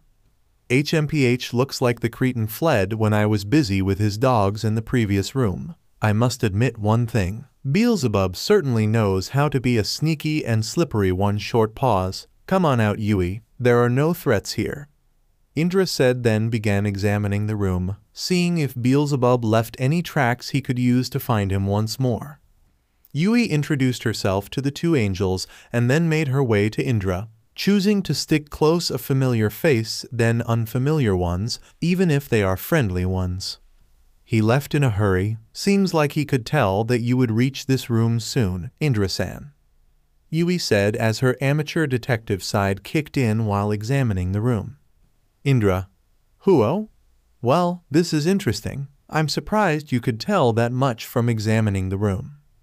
Well, I did plan to rise up the ranks from police officer to detective, so I kind of know a thing or two about looking at clues, and you can just see in this room that it is full of clues. One, he has left all his valuables, which he means he could only carry the essentials. Two, you can see that the footsteps on the floor are erratic and all over the place. And three, which is the most obvious one, he is nowhere to be found, Yui said, showing some sign of confidence in her abilities. As impressive as your skills are, it doesn't really help much. Beelzebub is gone. We need to find him quickly. Oh. Silence. Short pause. Do you hear that? Indra said, quickly stopping Irina from finishing her sentence. The ladies just kept quiet and used their ears to listen out for what Indra was talking about. Yui, whispering, I don't hear anything. Damn it. You three come, get close to me now, Indra ordered as he activated the Manjikaiowu once more. The ladies chose to listen to Indra and they all retreated towards him. Once they were all close, Indra activated a half-body Susanoo and reinforced it with armor. Asterisk boom asterisk. A massive explosion erupted in the room. The blast was so potent that it left all that was unprotected in the room completely destroyed. The blast eventually subsided and Indra deactivated the Susanoo, and Hagoromo's firstborn had to admit that explosion was par with a tail beast bomb. Everything in the room was either disintegrated or was converted into ash. The roof was completely gone. So too was the floor. The only piece of the floor that remained was the one behind and under the feet of Indra and the ladies. Relieved sigh. I suppose it is safe to assume that you are a relative of Madara Uchiha if you can use the Susanoo. Thank you very much for shielding us from the blast, Indradono. Irina said as she knew her, and Irina had nothing that could protect them from a blast like that. So my suspicions were correct. We are not on Earth.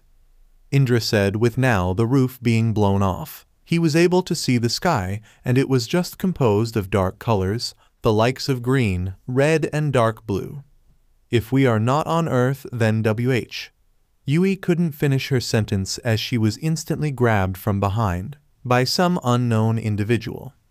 Indra's eyes slightly widened as he was surprised that someone could easily sneak up on them and grabbed hold of one of them. He quickly deactivated Sharingan and turned around to see that Yui was taken hostage by one of the old Satan faction's heavy hitters. Indra saw a mature-looking man with black raven hair accompanied with a neatly groomed beard in an all-black cloak with what looked like dark matter embroiderings. This was accompanied by smart black pants and formal dark shoes. Indra was instantly able to recognize the man in front of him, as he was one of the gods that made an appearance at Olympus. "Who are you?" Zenobia shouted out in anger as she didn't like to be caught off guard. "HMPH, are you always this loud, girl? For an angel you certainly don't have manners. I thought the subjects of God of the Bible were known to be respectful to the beings that are above them." The man in front of them said, with him gripping even harder on Yui, causing the young Toriyama to groan in pain.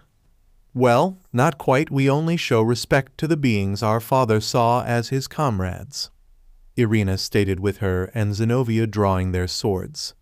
Chuckle. "I see, so even I, the great Erebus, the god of darkness, is not worthy of respect from the angels of Michael?" Erebus questioned with an amused smile. "Erebus? You must be joking. One of the big gods of the old Satan faction is standing in front of us. This mission just became a lot more harder. You know what? Forget that this is out of our league," Irina said, with her fear now on the rise.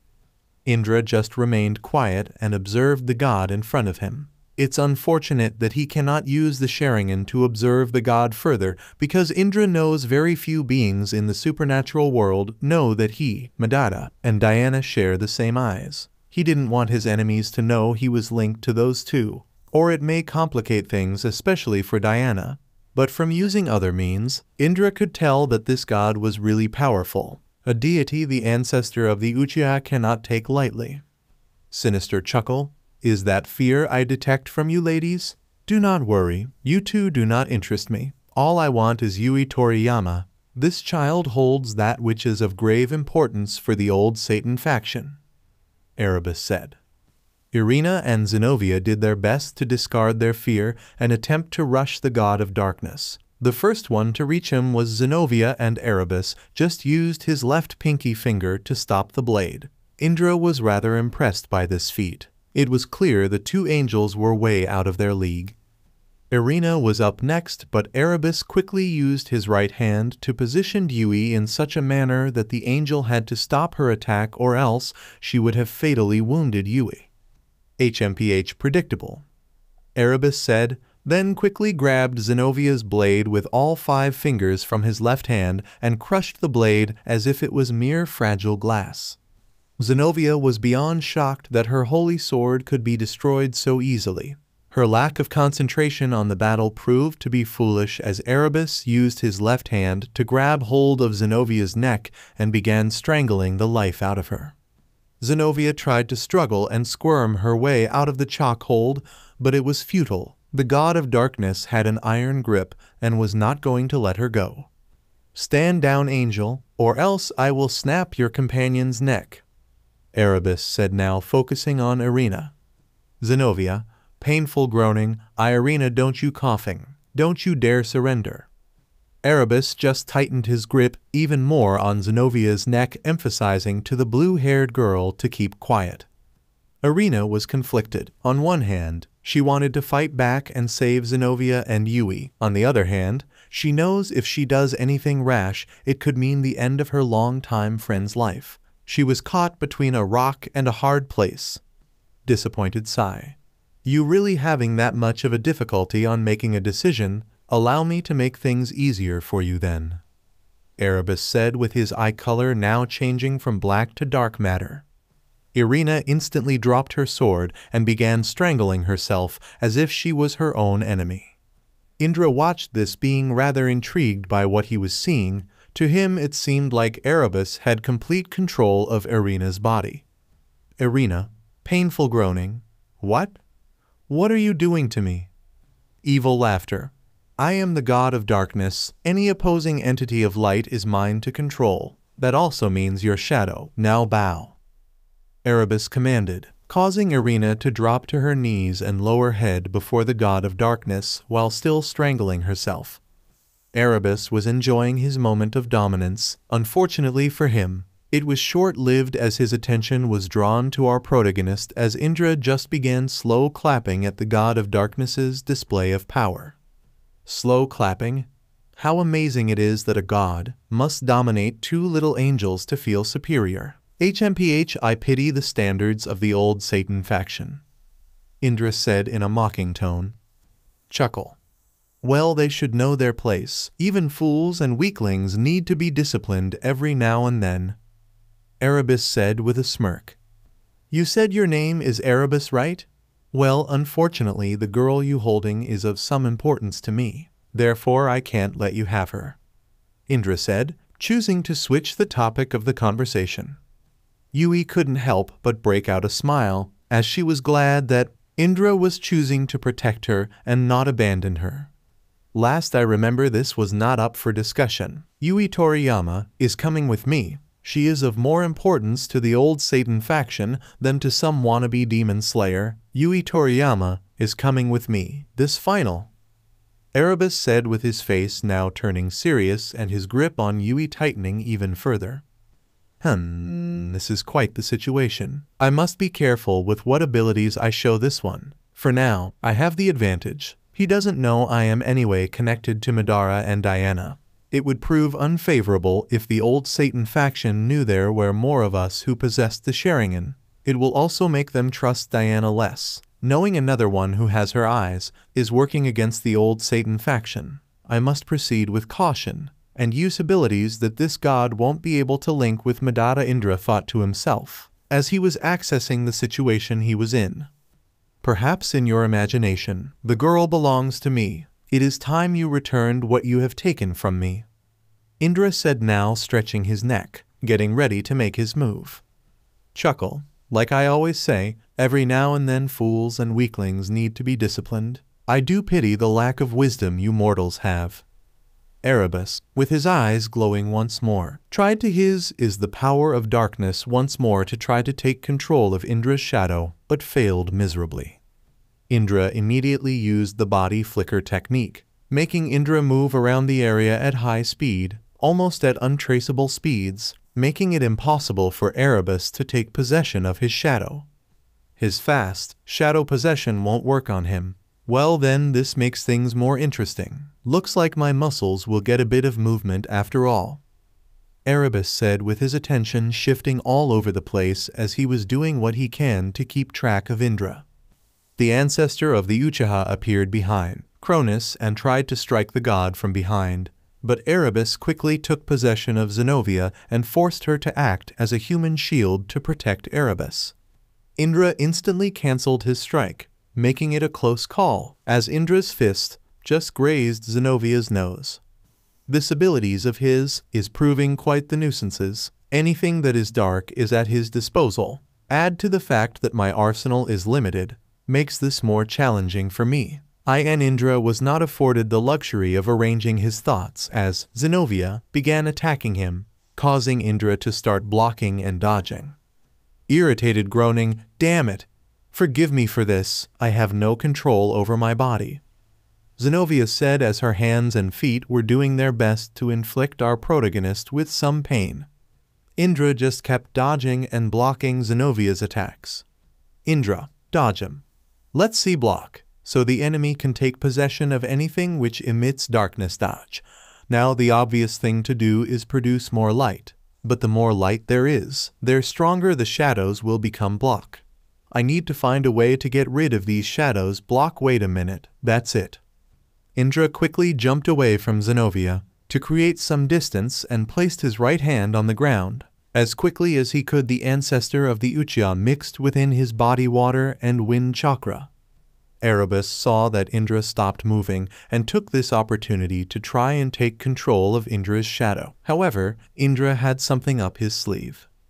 A large wave of ice spawned from Indra's hand and spread all over the floor, essentially covering the entire floor with us. Erebus was quick to jump with Yui to make sure their feet weren't trapped in the ice. Surprisingly, Zenobia and Irina, although stuck due to the ice, found that the god of darkness's control over them was released. Chuckle, clever Indra Otsutsuki. You used the light to your advantage. With the light above us and the ice below us, you have effectively gotten rid of the shadows. Instead of there being shadows, the floor now covered in us just shows our reflection. You have essentially made the floor a giant mirror, Erebus said, being very impressed. Now then, shall we get serious? Indra said while stretching his muscles and making his way to Erebus. HMPH, let's, Erebus said with a smirk. Indra blitzed his way to his enemy. Meanwhile, Erebus threw Yui into the sky, temporarily getting his cargo out of the way, causing the young Toriyama to scream her lungs out. The two opponents collided. Due to years of martial arts practice and the use of the Sharingan, Indra was clearly the far better combatant. However, with Indra landing more blows, Erebus was able to make up for it with him. Being a god, his strength and endurance were more than enough to take Indra's blows. This human is more than meets the eye. Block. Ha, funny block. He is quite like Madara Uchiha, a human that is able to trade blows with a god. Block. The similarity is there to see. Dodge. The question remains, is that where do these humans come from? This Indra Otsutsuki, I cannot take him lightly, Erebus thought to himself while trading blows with Indra. Erebus tried to uppercut Indra, however, failed. Hagoromo's firstborn used the body flicker technique to blitz Erebus. Indra appeared behind the god of darkness and used this opportunity to kick Erebus. The god of darkness blocked the kick, but the force of the attack caused him to start flying. Yui was in what looked to be a never-ending free fall. However, before she could reach the ground, Indra grabbed her. Sigh of relief. I never want to do that again, Yui said as she was glad to be in Indra's arms and not in the air anymore. Indra. Huh? Really now? What a shame. I thought you would have enjoyed one more ride. Oh well, try not to scream too loud. Huh? Wait, what do you mean by tha? Yui wasn't able to finish her question as she was once again flung into the air, as Indra temporarily needed her out of the way. Erebus came charging in with a punch and Indra swiftly blocked the attack and responded with a punch that connected. Erebus stumbled back as the pain he was feeling was quite surprising. He's strong, this one. I never thought a punch from him would sting this much. Perhaps I shouldn't kill him if I can convince him. He could prove quite a useful pawn for me, Erebus thought to himself while rubbing the right side of his face in order to soothe the pain. Slow clapping. Well, I never thought you would be this amusing, Otsutsuki, but I am running short on time, so I need to end this, Erebus said with eyes glowing dark matter once more. Indra's surroundings immediately became darker. It's almost as if he was in an enclosed room and someone decided to switch off the light in the room. What is this? I can't see that well. Is this one of his abilities? Can he manipulate the amount of light that enters my eyes? Indra asked himself while moving his eyes around to find a source of light. Erebus took this opportunity to kick the ancestor of the Uchiha, which caused him to crash into a nearby wall. TCH, his lack of skill in fighting is greatly compensated By the sheer physical strength he has, damn it, this is quite the predicament. Using the Sharingan wouldn't make this a problem because I would still be able to see his energy. Even if he manipulated the amount of light that is in my eyes, looks like I am going to need to use my other senses to fight this enemy. Indra said, now dusting himself off and walking away from the wall. As Erebus was about to blitz his way to his enemy, Indra quickly placed his right hand on the ice beneath him and manipulated its temperature, causing the floor to change from ice to water. Erebus was just a few feet away from Indra, and as he was about to land a hit on the ancestor of the Uchiha, Indra blocked Erebus and punched back with stronger intensity. Damn it. He manipulated the ice to form water. Now when I moved around he will hear my footsteps. I have blocked his eyes, so he is now using his ears to fight me. I would admit that I am impressed if he was proving to be quite the nuisance. Erebus said while recovering from Indra's punch. Erebus was about to attack, but quickly realized there are two other pawns he could use to fight for him. The god of darkness quickly shifted his attention to the two recovering angels and activated the power of his eyes once again, causing both Zenobia and Irina to lose the light in their eyes. Erebus dashed towards the two angels, grabbed them, and placed them a few feet from Indra. Hagoromo's firstborn was about to attack. As he could hear Erebus was closed. However, Erebus used his speed to appear behind Indra. Who would have guessed the angels of God were so weak? No wonder he died. Only the weaklings produce weaklings. Erebus stated, then dashed away. Those words caused the blood of Zenobia and Irina to boil. Due to Erebus being behind Indra, the two angels dashed to Indra's location, thinking the ancestor of the Uchiha was actually the god of darkness. Indra heard multiple footsteps coming his way and knew there could only be one reason for this. The two angels were coming for him. This put him at a disadvantage because with him focusing on the footsteps of the two coming for him, he wouldn't be able to pinpoint where Erebus is. Zenobia and Irina eventually reached Indra and began attacking aimlessly. Indra was of course able to dodge all of their attacks, but constantly had to stay on his toes. As although the two angels were attacking mindlessly, the speed of their movements was rather troubling, as it would seem their rage was granting them more power. Now then, time for me to collect my product. Erebus said with him, now shifting his attention from Indra and the angels to the now descending Yui. Before Yui reached the ground she was once again collected, but this time it was by arms she didn't want to be collected by. Now then, my lady, where were we? Erebus questioned while looking at Yui with a sinister smile. Indra, please help me, Yui screamed out in terror as she didn't want to be taken by Erebus. Indra was still busy dealing with the two angels attacking him, and this all but made Erebus laugh. He enjoyed the terror Yui was displaying. It seems your boyfriend is a bit preoccupied. It would be rude of us to interrupt. Let's give those three their space. Erebus said, then activated a dark matter portal and walked in it with Yui, teleporting them away. Indra could tell that Erebus and Yui left, leaving him with the two angels. Looks like they left. Good. Now let's see where they have taken Yui, Indra said to himself, with him now activating the ribcage of the Susanoo and using the arms to grab hold of Irina and Zenobia, effectively restraining their movements. With Erebus gone, the light finally returned to the eyes of Indra, Irina, and Zenobia, and when their vision was clear, the two angels were shocked that they have been attacking Indra this whole time. Huh? What's going on? Irina questioned as she was visibly confused. Erebus played you too. That's what's going on, Indra said as he placed the two angels on their feet and deactivated the Susanoo. Damn it. Does that mean? Yes, he has left with Yui, Indra said, finishing off Zenovia's sentence. Irina dropped to her knees, disappointed and ashamed that she has failed this badly to protect an innocent bystander. TCH, damn it all. We lost. It's over, Irina said while punching the water on the surface. Not quite. After all, I let that fool escape with Yui, Indra said with him now dusting himself off. The two angels paused and looked at Indra as if he was some strange object. Huh? What do you mean? Are you saying you deliberately let Erebus take Yui? Zenobia questioned. Indeed I am, Indra responded. You act as if you can track them down easily, like you know where they are right now, Indra Dono. Irina said, still not understanding why Indra let Erebus escape with Yui. That's exactly what I can do. While I was still fighting Erebus, the moment when I had Yui in my hands, I marked her with my seal, a flying Raijin, which allows me to teleport to Yui's exact location at any time. Even right now, a second won't even pass, and I will be where she is.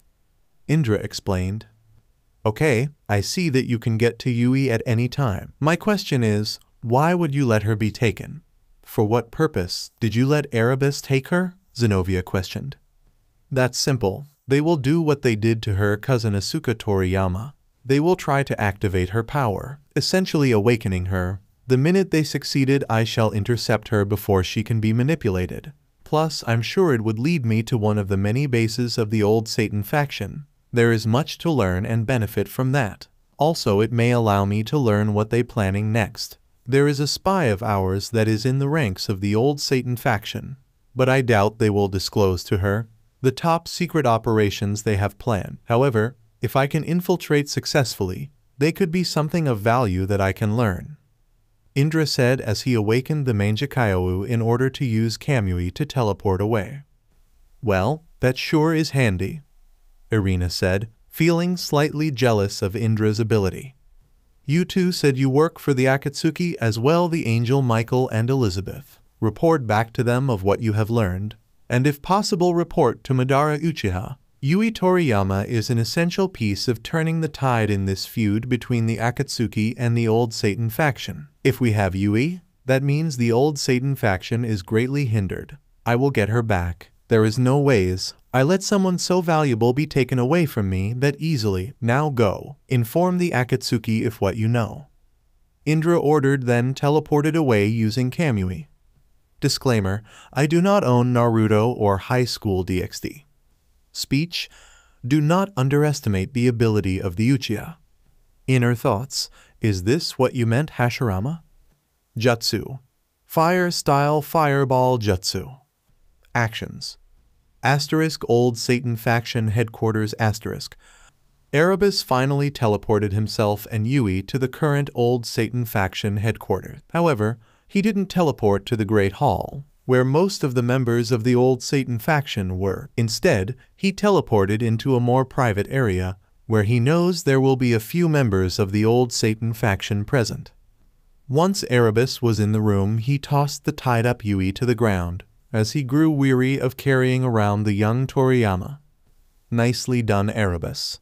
Raizvin complimented as the leader of the old Satan faction was more than pleased to see Yui Toriyama. Raizvin got off his seat and made his way to the restrained Yui to have a little chat with her. I take it, you didn't have any problems retrieving her? Raizvin questioned, with him now standing right next to Erebus. It was always a guarantee that I would bring Yui, but I would be lying if I said it was easy. It looks like we weren't the only ones that had an eye on her, Erebus said with him stretching his neck. Akatsuki? Raizvin questioned, wanting to know who exactly also targeted Yui. Erebus just nodded while continuing to stretch his neck. Was it Madara Uchiha? Raizvin asked, being more interested in this conversation. Chuckle. If it was Madara Uchiha, I would have not been back here so quickly and easily. No, it wasn't him. Short pause. It was an individual named Indra Otsutsuki. Indra? Never heard of him. Raizvin stated with him, now shifting his attention to the unconscious Yui. Neither have I. However, he was quite the opponent. For a human anyway, I must admit, our enemies do have some interesting individuals among the ranks. Erebus said with him finally done stretching his neck. Raizvin just paused and let his brain loose, contemplating on who this Indra was and how is it that he hasn't heard about him before. Funny how that when Madara Uchiha made his name known in the supernatural world, more of these unknown and unusual characters make an appearance. Raisvim thought out loud. You think Indra and Madara are linked in some way? Erebus questioned with a raised eyebrow. Well, they are definitely linked. They both are part of the Akatsuki. I just wonder if there is a deeper link than that. When I have time, I should look into him. The old Satan faction can always use more members, and if what you say is true, that he is a formidable opponent, he could prove useful. I will take any advantage there is to crush our opposition. Raisvim stated while giving his attention to Erebus. Not a bad course of action. I didn't kill him myself, due to the fact I also saw he had potential. I will say this though, he does have quite the resemblance to Madara. I would have believed they were relatives if it wasn't for the fact that Indra has brown hair instead of black and displayed none of the abilities Madara has shown us, so all I can go on is that they look quite similar. Erebus stated while shifting his attention to Yui, as the young Toriyama was coming out of her unconscious state. Huo? Well, that may prove useful information. I will see into this Indra Otsutsuki on a later date, but for now, let's focus on our young guest here. Raisvim said as he too shifted his attention to Yui. Groaning, where am I? Yui said as she opened her eyes and allowed her senses to slowly stabilize. Once her vision fully returned to her, she saw two individuals looking down at her. One a familiar face, the other, not so much. Once Yui was able to remember Erebus's, her fear levels skyrocketed once again, and she panicked. Her body instantly went run mode, but she quickly noticed that both her hands and feet were restrained by glowing rope. Yui tried to struggle and break free, but it was to no avail. She was completely tied up with no hope of escaping on her own accord. Evening Yui Toriyama, I apologize for our lack of hospitality.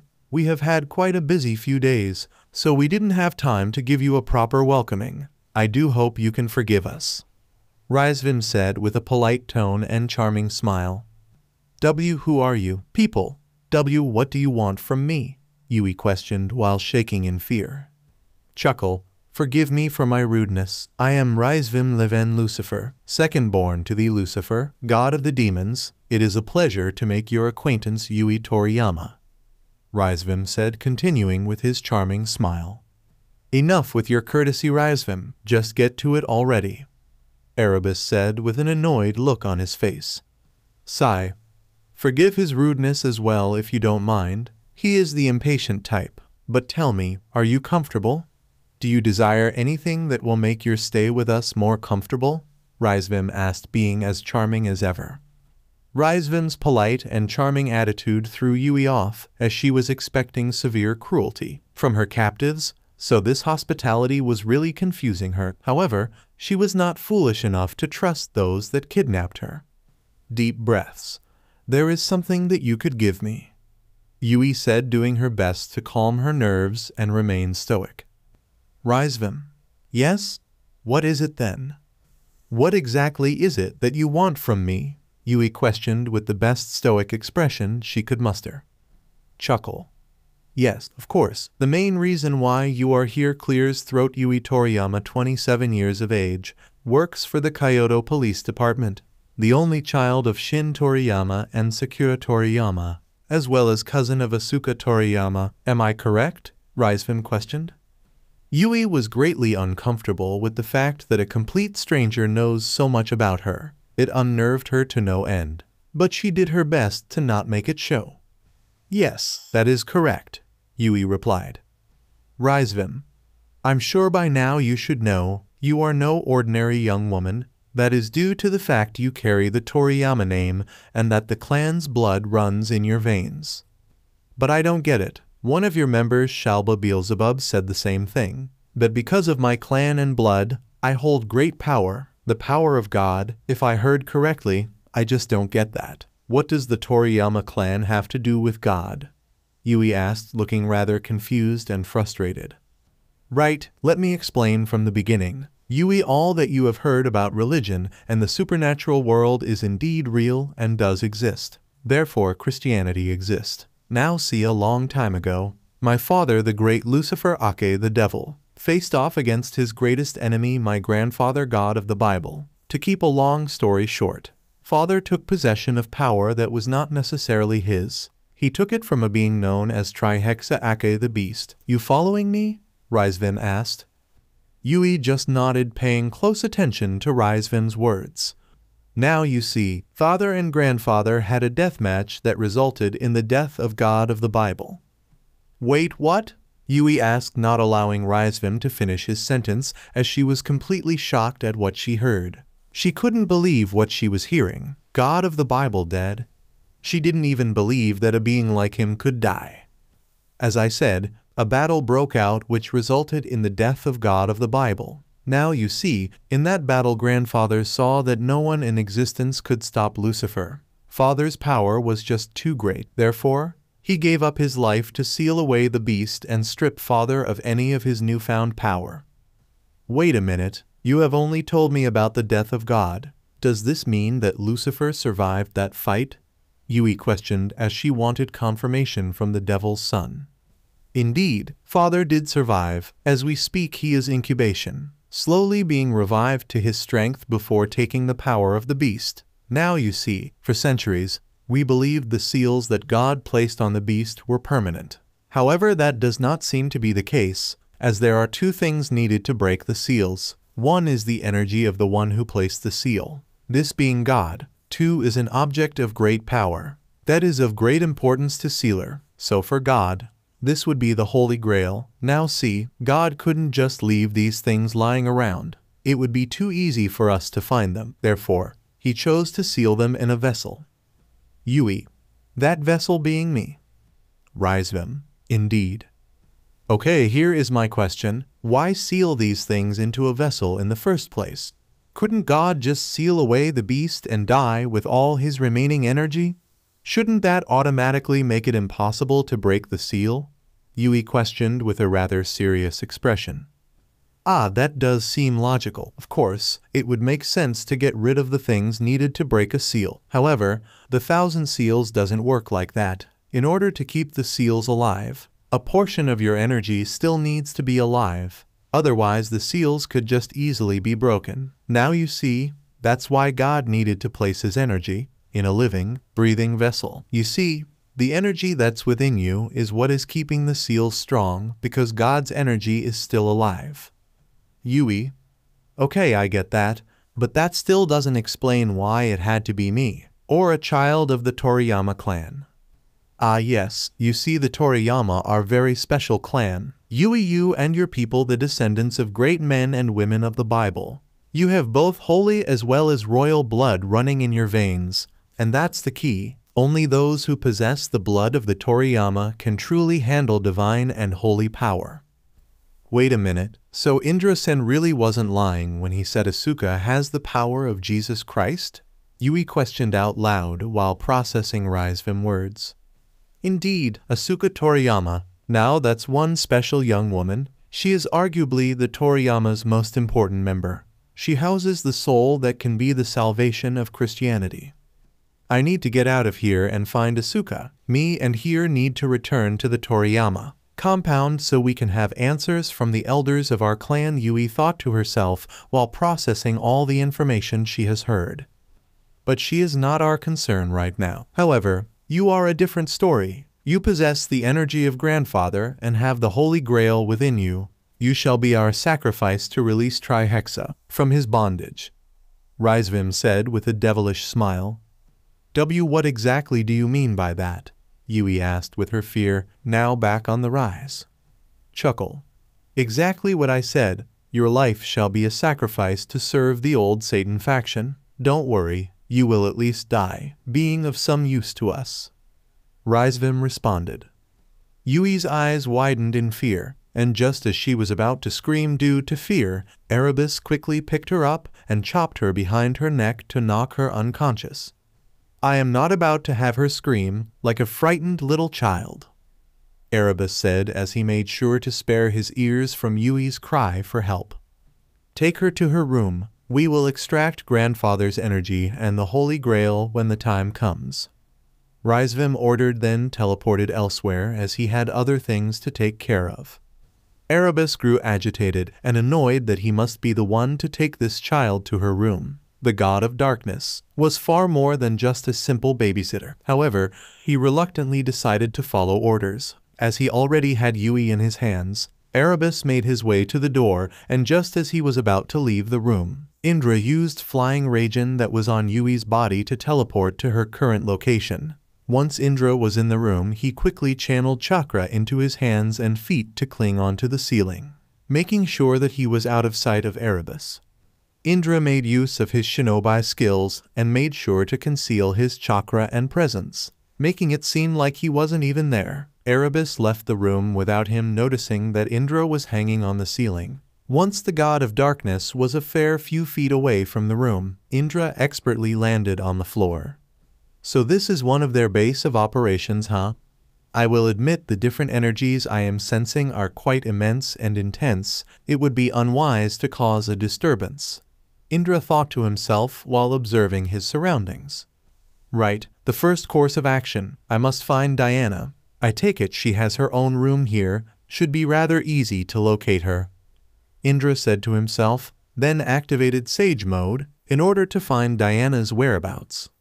Indra closed his eyes, controlled his breathing, and began searching for Madara's vampire.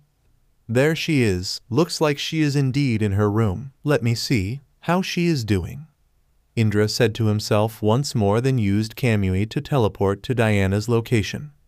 Diana's room *. Indra teleported into Diana's room and began observing all the contents of the room.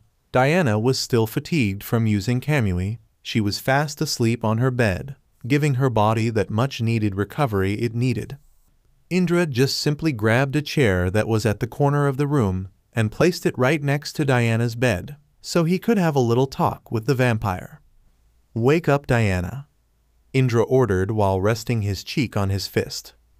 "Huh, who's there?" Diana asked out loud as she specifically remembered telling the others that she doesn't want to be disturbed.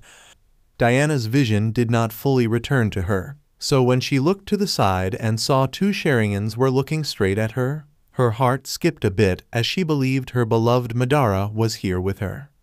"Huh, my king, is that you?" Diana questioned, being slightly excited at the prospect of Madara visiting her.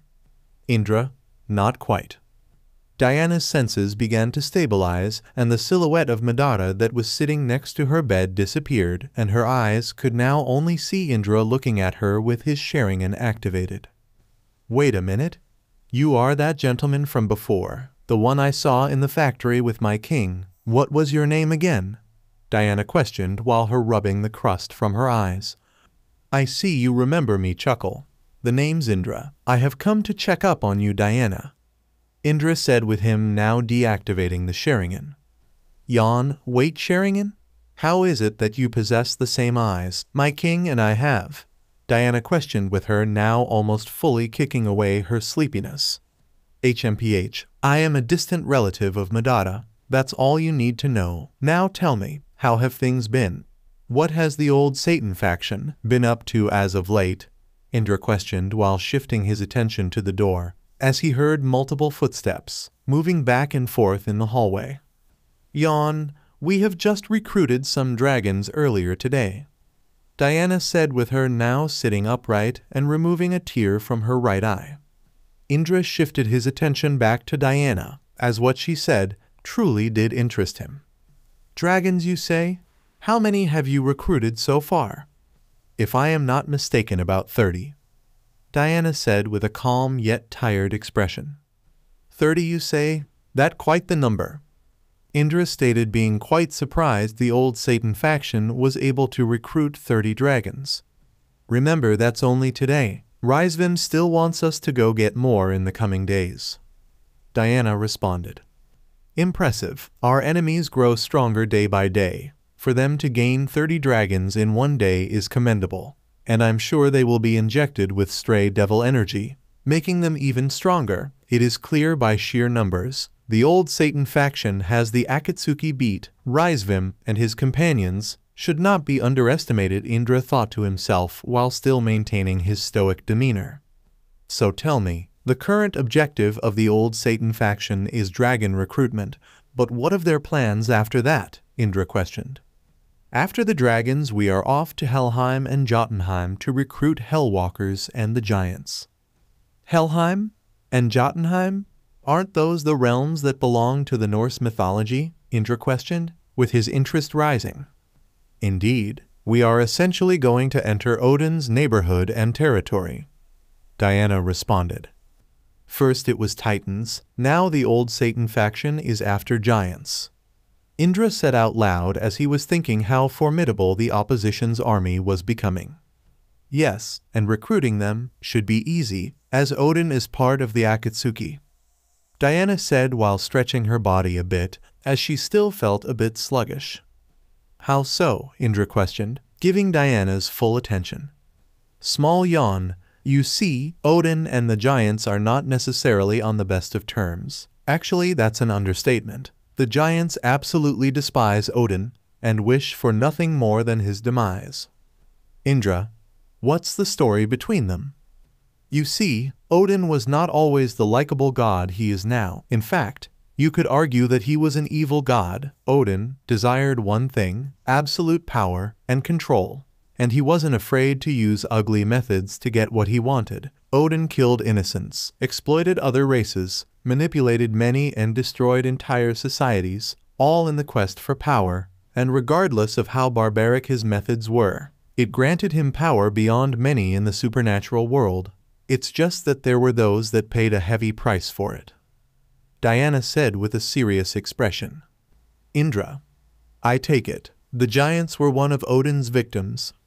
Indeed, you see, in Norse mythology, there has always been a prophecy that Ragnarok will be the end of Odin.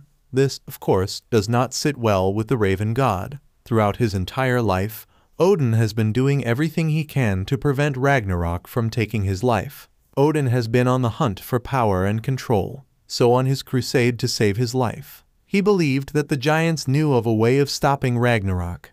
But you see, the giants despised Odin of his evil deeds and never trusted the father of Asgard. Thus they would never allow Odin to enter Jotunheim. This angered the Raven god, and he declared war against the giants, resulting in a bloody massacre. Many giants died because of Odin, and just when they were close to extinction, they received help. By? Indra questioned. None other than Lucifer. The devil would never let such an opportunity slip past him. Lucifer knew of the potential the giants had. All he needed was for a way to make them join him. And to his fortune, such an opportunity presented itself. In their time of need, a savior appeared and helped the giants. Lucifer saved all the giants that were at war with Odin and told them to retreat to Jotunheim. Once all the giants were safe in their home, Lucifer, with help from some powerful giants, placed a seal on Jotunheim, making it impossible for Odin or anyone else to enter the realm of the giants. Wait, you said it would be impossible for anyone else to enter Jotunheim? So how exactly is the old Satan faction to recruit the giants? Indra questioned. Indeed, it would be impossible for the old Satan faction to recruit the giants. But their leader is Rizvim, the son of Lucifer. Of course, Lucifer would give his son the means to enter Jotunheim. So in essence, Rizvim is the only being alive outside the giants that can enter Jotunheim. He is the key for the old Satan faction to enter the land of the giants. Diana concluded. I take it that the giants are not particularly evil, are they? Indra questioned. No, far from it. The thing is, they would never join the Akatsuki because Odin is there. Plus, they are forever indebted to Lucifer for saving them. So it's only natural they would join the old Satan faction. Sigh, it's a shame really, because I know the giants are just being manipulated and used by Lucifer. The devil would never care for such a race. They are just pawns for him. But the giants don't see it that way. They revere Lucifer as a god and a savior. And with no one else being able to access Jotunheim, there was no one who could convince them otherwise. The giants will stand with the old Satan faction and fight the Akatsuki. And they have extra motivation because Odin is on the opposite team. Diana concluded once again. I see. So regardless of what, the giants will become our enemies. This war is not favoring us, Indra said out loud while displaying an expression of deep contemplation. Sigh. So it seems. But I know that's not the only reason you are here. I could have easily relayed this message to one of my vampires, and they could have reported it to Madara. So what's the other reason you are here? Diana questioned once again, displaying a serious expression. HMPH, you quite a sharp one. No wonder you are Madara's subordinate. Short pause. There is a girl here that I am searching for, Indra stated. Huh? Girl? Which girl? Diana questioned, being visibly confused. A young woman by the name of Yui Toriyama, Indra responded while standing up from his chair. Huh? Toriyama? Is she by any chance? Yes, she is related to Asuka. In fact, she is Asuka's older cousin. Indra interjected, not allowing Diana to finish her question. Clears throat. I don't understand though. Why would Asuka's cousin be doing here? Diana questioned, still being confused. That's because she is an extremely valuable piece in this war to both the old Satan faction and the Akatsuki, Indra replied while looking at the door, as he heard others walking by in the hallway. Diana, how so? She has the means to free Trihexa from his imprisonment, power to undo all that God of the Bible has done, Indra responded, still keeping his eyes on the door, in case someone got any ideas of entering the room. Diana. Huh? Wait for what? Are you telling me she can break the 1,000 seals? That would mean she has. Precisely. She is God's power and the Holy Grail within her. I don't have the time to explain how she has it or how she has come here, but I need to get her to Madara as soon as possible. I'm running short of time, Indra said, as he could tell his body was running low on chakra. It would seem the jutsu of his consciousness, being in Madara's clone, was running out. He has been active in this world for so long without being to replenish his chakra that it was only a matter of time before he disappears. I see. If the Akatsuki can have her, then Lucifer's and the old Stan factions are greatly hindered. We must retrieve her at once, Diana said as she was getting ready to get off the bed, but still felt her body being heavily fatigued. Indra shifted his attention back to Diana and noticed her movements were a bit sluggish and sloppy. Looks like your body still needs some rest, Diana. Return to your slumber. You are of no use to me in this state, Indra ordered while placing his hand on the vampire's shoulder to stop her from getting off the bed. Groaning, but I cannot just stay in bed when such a vital piece to our success is within touching distance. I cannot sit back. I must do my part for Madara and the Akatsuki, Diana said as she continued to struggle against her body's own fatigue. You have done enough. You are of no use to us in such a condition. You would only get in the way. It is clear your body still needs to adjust to using the Sharingan.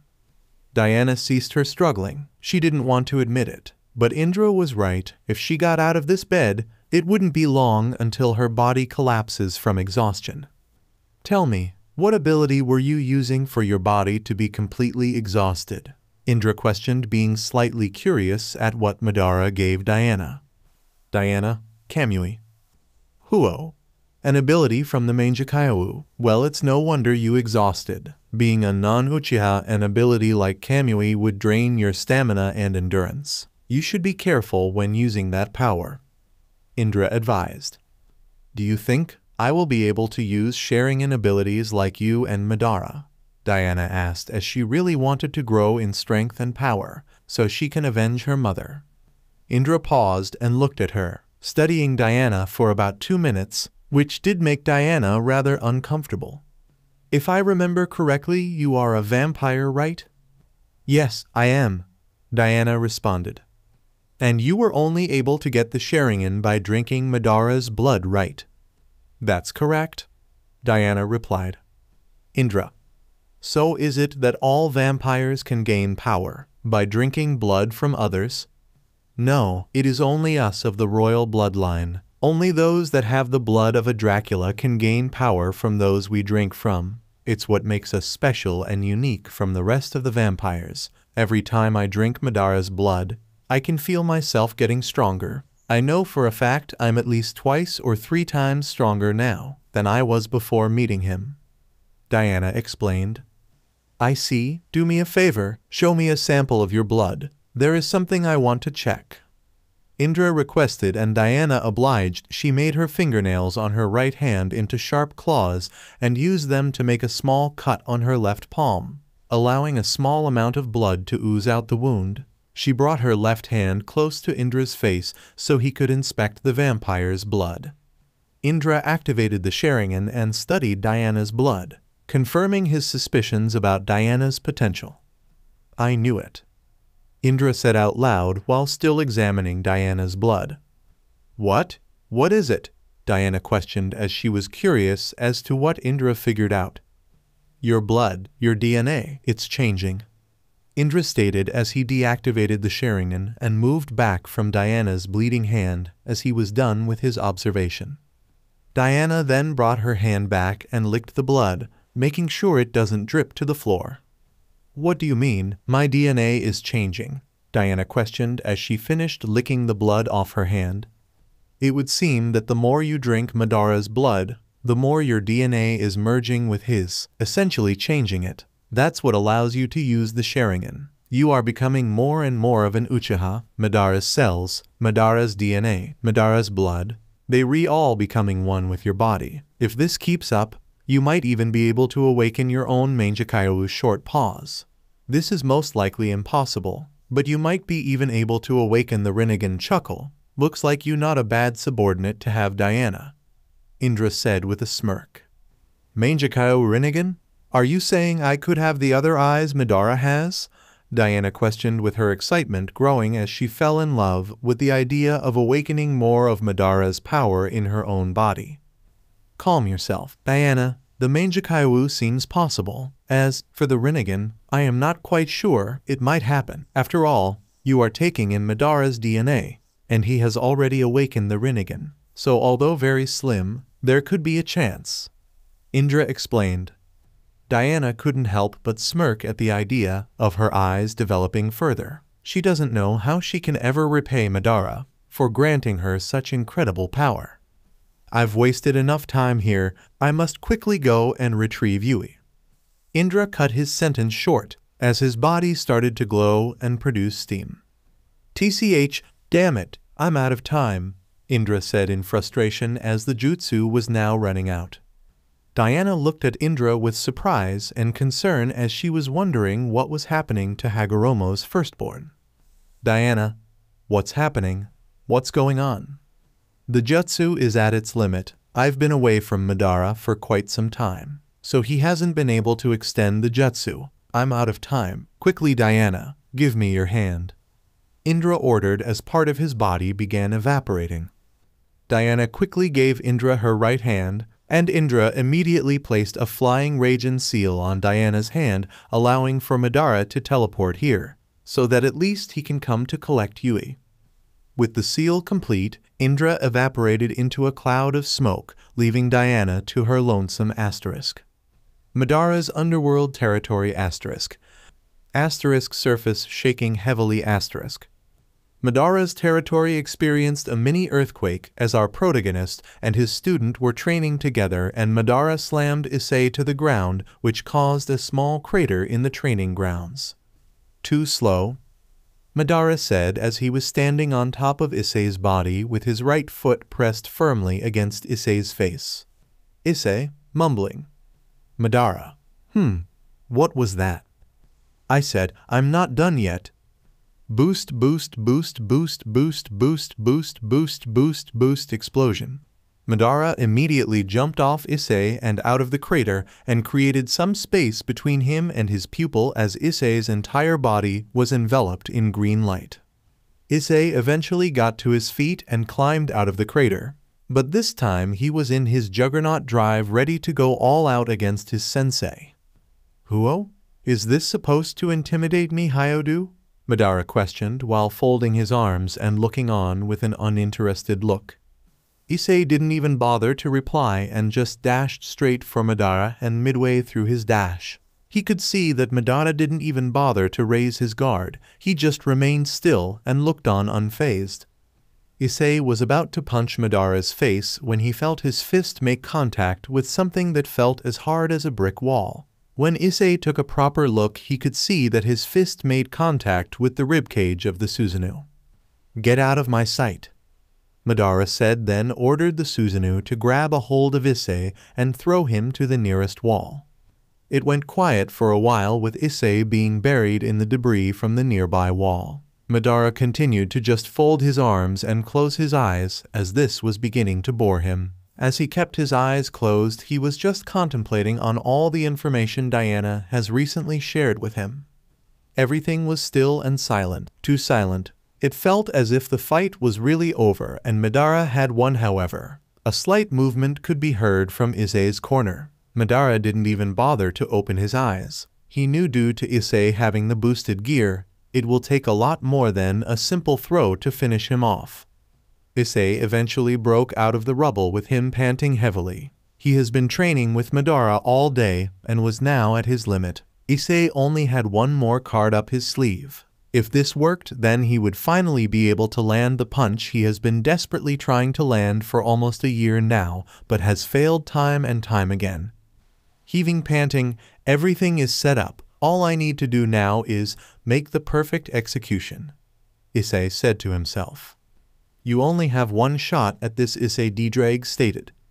Issei, I know D-Drag, I know. If I mess up even once, then Sensei will completely counter me and I will be done for. This is why I am going to need your help, partner. Your body is at its limit, Issei. I'm amazed that you're still standing after what you have been through.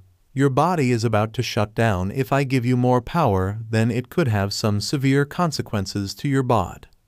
D-Drag couldn't finish his sentence as Issei wasn't having any of the Welsh dragon's negative talk. Don't tell me that shit, D-Drag. It's not helping.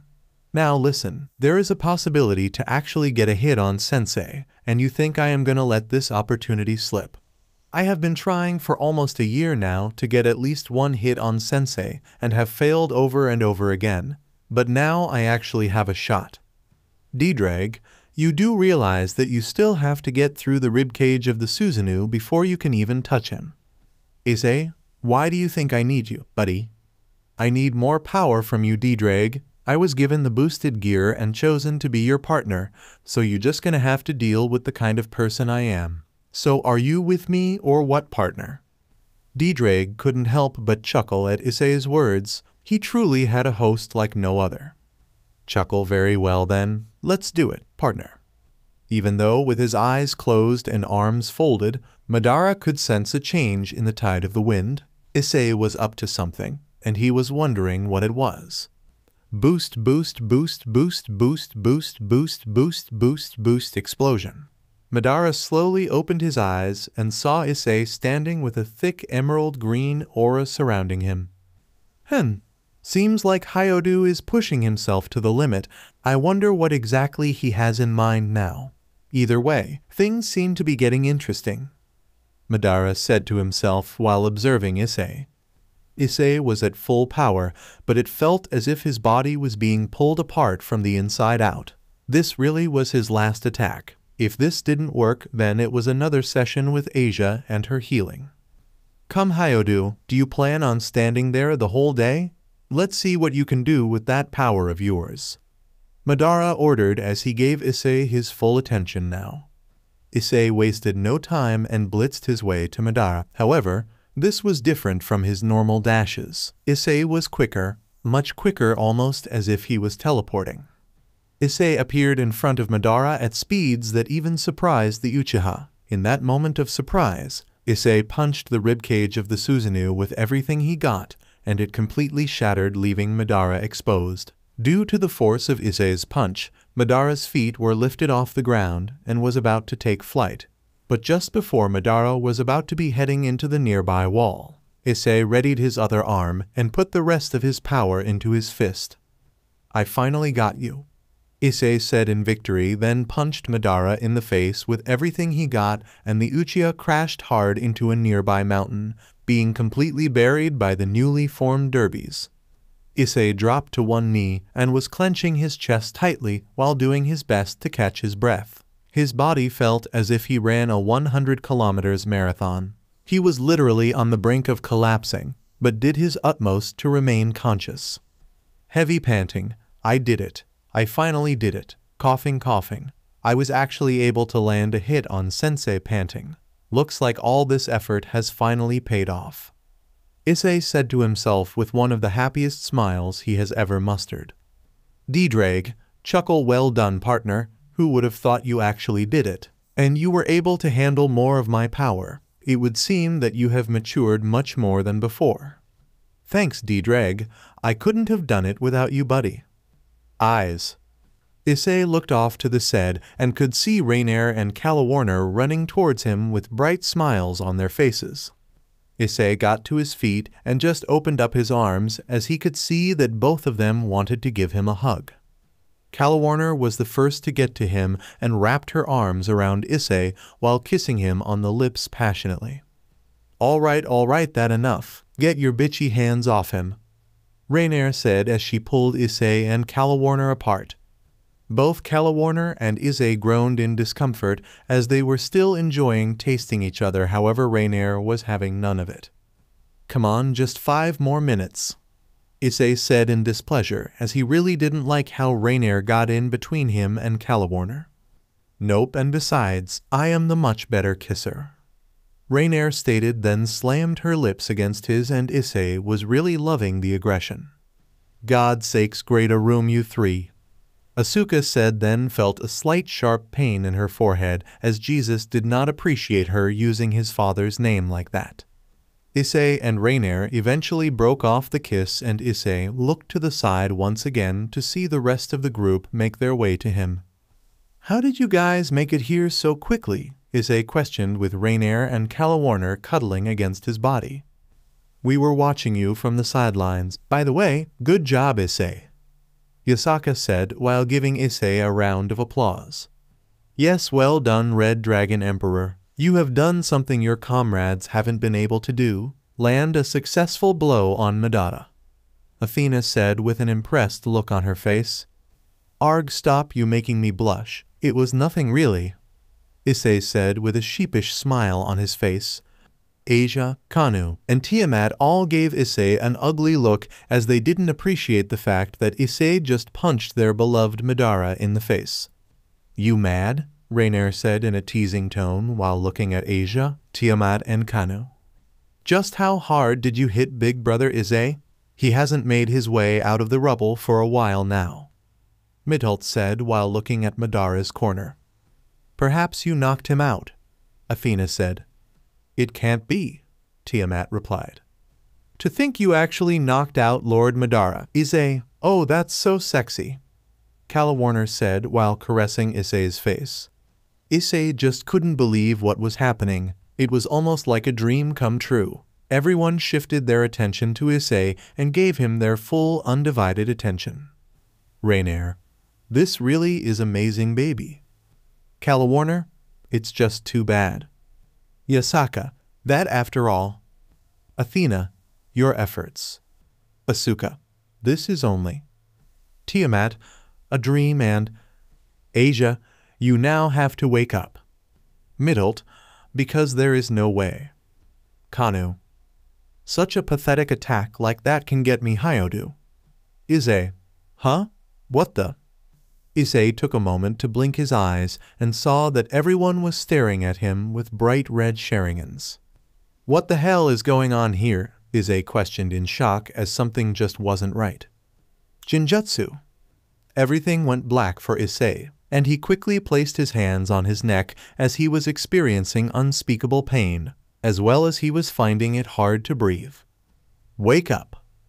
All of a sudden Issei's eyes shot open, and he could see that Madara was holding him in an aggressive choke hold with a sinister smirk. Madara took this opportunity to slam Issei into the ground. Issei felt his right arm pop out of its socket as his body crashed into the ground. He was completely done with this training session. His body just couldn't take any more punishment. Madara folded his arms once more and looked down at Issei with his one visible eye. It would seem your formulae for flying Raijin still needs some work, Hyodu. Painful grunting. Wait a minute. You knew I used flying Raijin? Issei asked while slowly getting back to his feet and placing his arm back into its socket. Please Hyodu, you truly believe I didn't notice? You placed your seal on the palm of the Suzanu's hand just before I flung you away. I only acted oblivious because I wanted to see how far you have come with the technique I have taught you. Grunting plus panting, and, what do you think?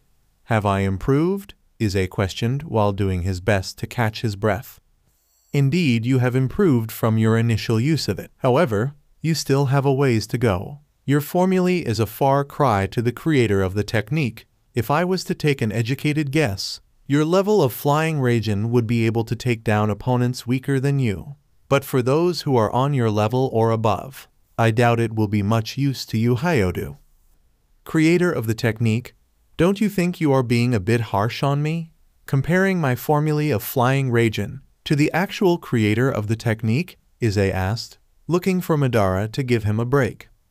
I never took you to act like a little brat, Hyodu, to be afraid of a little comparison. Know this boy, although Tobirama Senju was the creator of the flying Raijin technique, it doesn't mean his formulae was the best. My formulae, as well as another man's formulae, are superior to Tobirama's, so essentially I am going easy on you, Hyodu, comparing your formulae to the weakest out of the three I know. Sigh, well, I guess it's better than being compared to you then, Issei said while taking off his shirt and using it to wipe off the sweat on his body and face. The rest of the group now exited the estate to check on how Madara and Issei were doing from their training session. Issei was extremely glad that the rest of the group only came in to check on them after their training session, as he would have been extremely embarrassed if they saw him get absolutely trashed by Madara. Rainier and Calawarner were slightly turned on at seeing Issei's exposed upper body, and they were made more aroused at the sweat on his torso. It was making his body slightly glisten. Asia, you know what to do, Madara ordered while only looking at his younger sister through the corner of his eyes. Right. Asia quickly made her way to Issei and began healing him from his injuries. Hands where I can see them, Asia, Calawarner said as she was getting jealous at seeing Asia's hands on Issei's body. Huh? What do you mean? Asia questioned in confusion as she was wondering what Calawarner was getting at. Don't act dumb, you heard her. Hands where we can see them, Asia, Rainier reiterated Calawarner's words. Issei, chuckle, don't mind them, Asia, they just a little jealous. Please don't stop, it feels really good. Excuse you? So you actually enjoying this then, Issei? Calawarner said in a burst of anger as she didn't like how comfortable Issei was getting with having Asia's hands on his body. Well, yeah, Asia's really good at what she is doing, grown damn right there. That really feels good, Asia. Issei baby short pause. You better be very careful with the next words you say, otherwise that will be the last good thing you feel, Rainier said in an eerily tone, with her and Calawarner's hair covering their eyes and their aura growing more ominously. Issei could see the anger coming from them and decided not to press them further. He decided that Asia did enough and he would use D-Drake's power to heal himself naturally. Thanks, Asia. I think I can take it from here, Issei said as he caused the blonde Uchiha to stop healing him. Asia, you sure, Issei? I'm almost done. Yeah, I'm sure. Your healing really is amazing though. It is so much better than the first time you healed me, Issei said, giving Asia a warm smile. Asia couldn't help but blush at Issei's kind words. Okay, that's it. Break it up, you two, Calawarner said as she got in between Issei and Asia and began pushing Issei away from the blonde Uchiha. So how did the training go? Yusaka questioned, looking to move on from this little show. Ask Hyodu, Madara responded. Well, Red Dragon Emperor, how did it go? Athena asked. Everyone now shifted their attention to Issei, looking to get an answer from him. Oh, good, I guess, Issei replied. You guess? What nonsense is this, Hyodu? You are not even sure if this training is beneficial, scoffs. If that is the case, why am I wasting my time training you? Madara questioned while looking at Issei with an extremely annoyed. Oh no. I'm sorry, Sensei. The training is extremely helpful and beneficial to me, I just answered like that because I was caught off guard. I would have thought you would have answered on how my progress is going, Issei said. Madara, don't be a fool, Hyodu. You are the one receiving the training. You should be able to tell the others you are improving. Why should I tell them on your behalf? Right, I'm sorry, Sensei, Issei said, then gave Madara a respectful bow. Arg, enough with all this talking. Come on, Madara-sama. It is my turn to get some training, Asuka said as she walked her way to Madara and gave him an impatient look. Huo? What is this? Since when are you so eager to have a training session with me? Madara questioned with a raised eyebrow. Asuka, asterisk inaudible mumbling asterisk. Madara, what was that? Asuka, frustrated sigh. Don't act like you don't know. You have been spending a lot of time with Issei, training him and making him stronger, that you have forgotten to train me as well. I have had enough of seeing him grow in power. In fact, I can't stand it. I will not allow this to go further. There is no ways I can let Issei surpass me. Everyone besides Madara and Issei looked at Asuka with a coy and intrigued smile. So you two are rivals, huh? Madara asked, with him shifting his attention from Asuka, then to Issei, then back to Asuka. Yes. Asuka shyly responded, as the attention she was receiving was massively embarrassing her. Madara couldn't help but reminisce on his infamous rivalry between himself and Hashirama Senju. HMPH, a rivalry, you say? If that's the case, you could have had Christ train you during the time I was busy with Hyodu. Come on, Madara-sama, you know training with Jesus can only taking me so far. I'm actually craving to get my blood pumping and use Excalibur against you, Madara-sama. Come on, let's go already, Asuka said, with her summoning her Excalibur and pointing it against Madara's neck. Madara just smirked at Asuka's boldness. He found it rather amusing that she was this eager to fight him. You dare challenge me, Asuka? Madara questioned with an amused smile. Even though Asuka was only able to see one of Madara's eyes, his left eye alone caused her heart to beat with nervousness and fear. Deep breaths, without a doubt, Asuka said, doing her best to hide her nervousness and uneasiness. Chuckle, looks like you brats can still be fools, Limbo, Madara said, and Asuka immediately dropped to her knees, dropping her sword and holding her stomach as she was experiencing unholy amounts of pain. She soon began spewing out jugs of saliva. Madara then deactivated the Rinnegan and looked down at Asuka with an uninterested look. Asuka just raised her head and looked at Madara with anger and annoyance. A few seconds after that, Madara felt a sharp pain in his right eye, and this unpleasantness greatly annoyed the ghost of the Uchiha. Ever since Madara used the ultimate Susanoo against Cronus at the wedding in Olympus, his right eye would ever so often twitch and ache in pain, and Madara did not know of how to permanently stop this annoyance. Madara placed his hand on his right eye in order to soothe the pain, and everyone immediately looked at Madara with concern as they were wondering, was he all right? Asia immediately rushed to Madara in order to soothe her big brother's pain. The last thing she wanted was for him of all people to suffer from physical pain. Big brother, please allow me, Asia politely requested, and Madara removed his hand in order to allow Asia to heal his right eye. Asia moved all of the hair that was covering Madara's right eye and began healing it at once, and Madara's aching pain eventually subsided. Sigh, how many times do I have to tell you to not push yourself too hard, big brother? You realize, you being in pain also hurts me, because I can't stand to see you hurt, Asia said as she finished her healing and removed her hand from Madara's right eye. Just as Madara was about to respond, Indra's clone body expired, and all the information Indra collected immediately entered Madara's mind. Madara remained dead still as he allowed his mind to digest the vast amount of information Indra collected, and once he learned about a certain young Toriyama, this brought a devilish smile to his face. Once again, everyone looked at Madara with worry and concern, as they didn't like how he was so unresponsive. Are you sure his is not broken, Asia? Asuka questioned as she finally got up to her feet while still keeping her eyes on Madara. Maybe the pain in his eye is more serious than we thought, Yasaka said as she was growing more worried about Madara's health. Madara ignored their comments and just let out his trademark sinister laughter. Everyone was now seriously concerned and a little bit afraid as they started to think that Madara was beginning to lose his mind.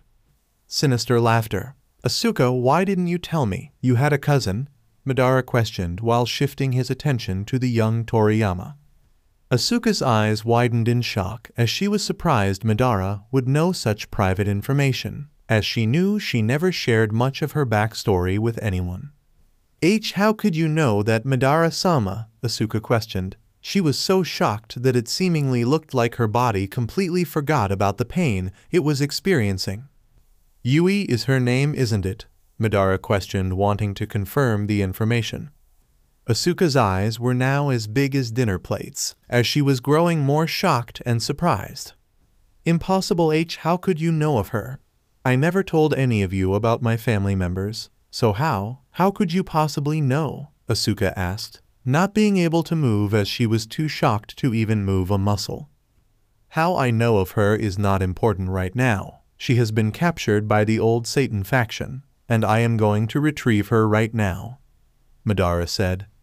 Yui? Captured? Old Satan faction? You've got to take me with you.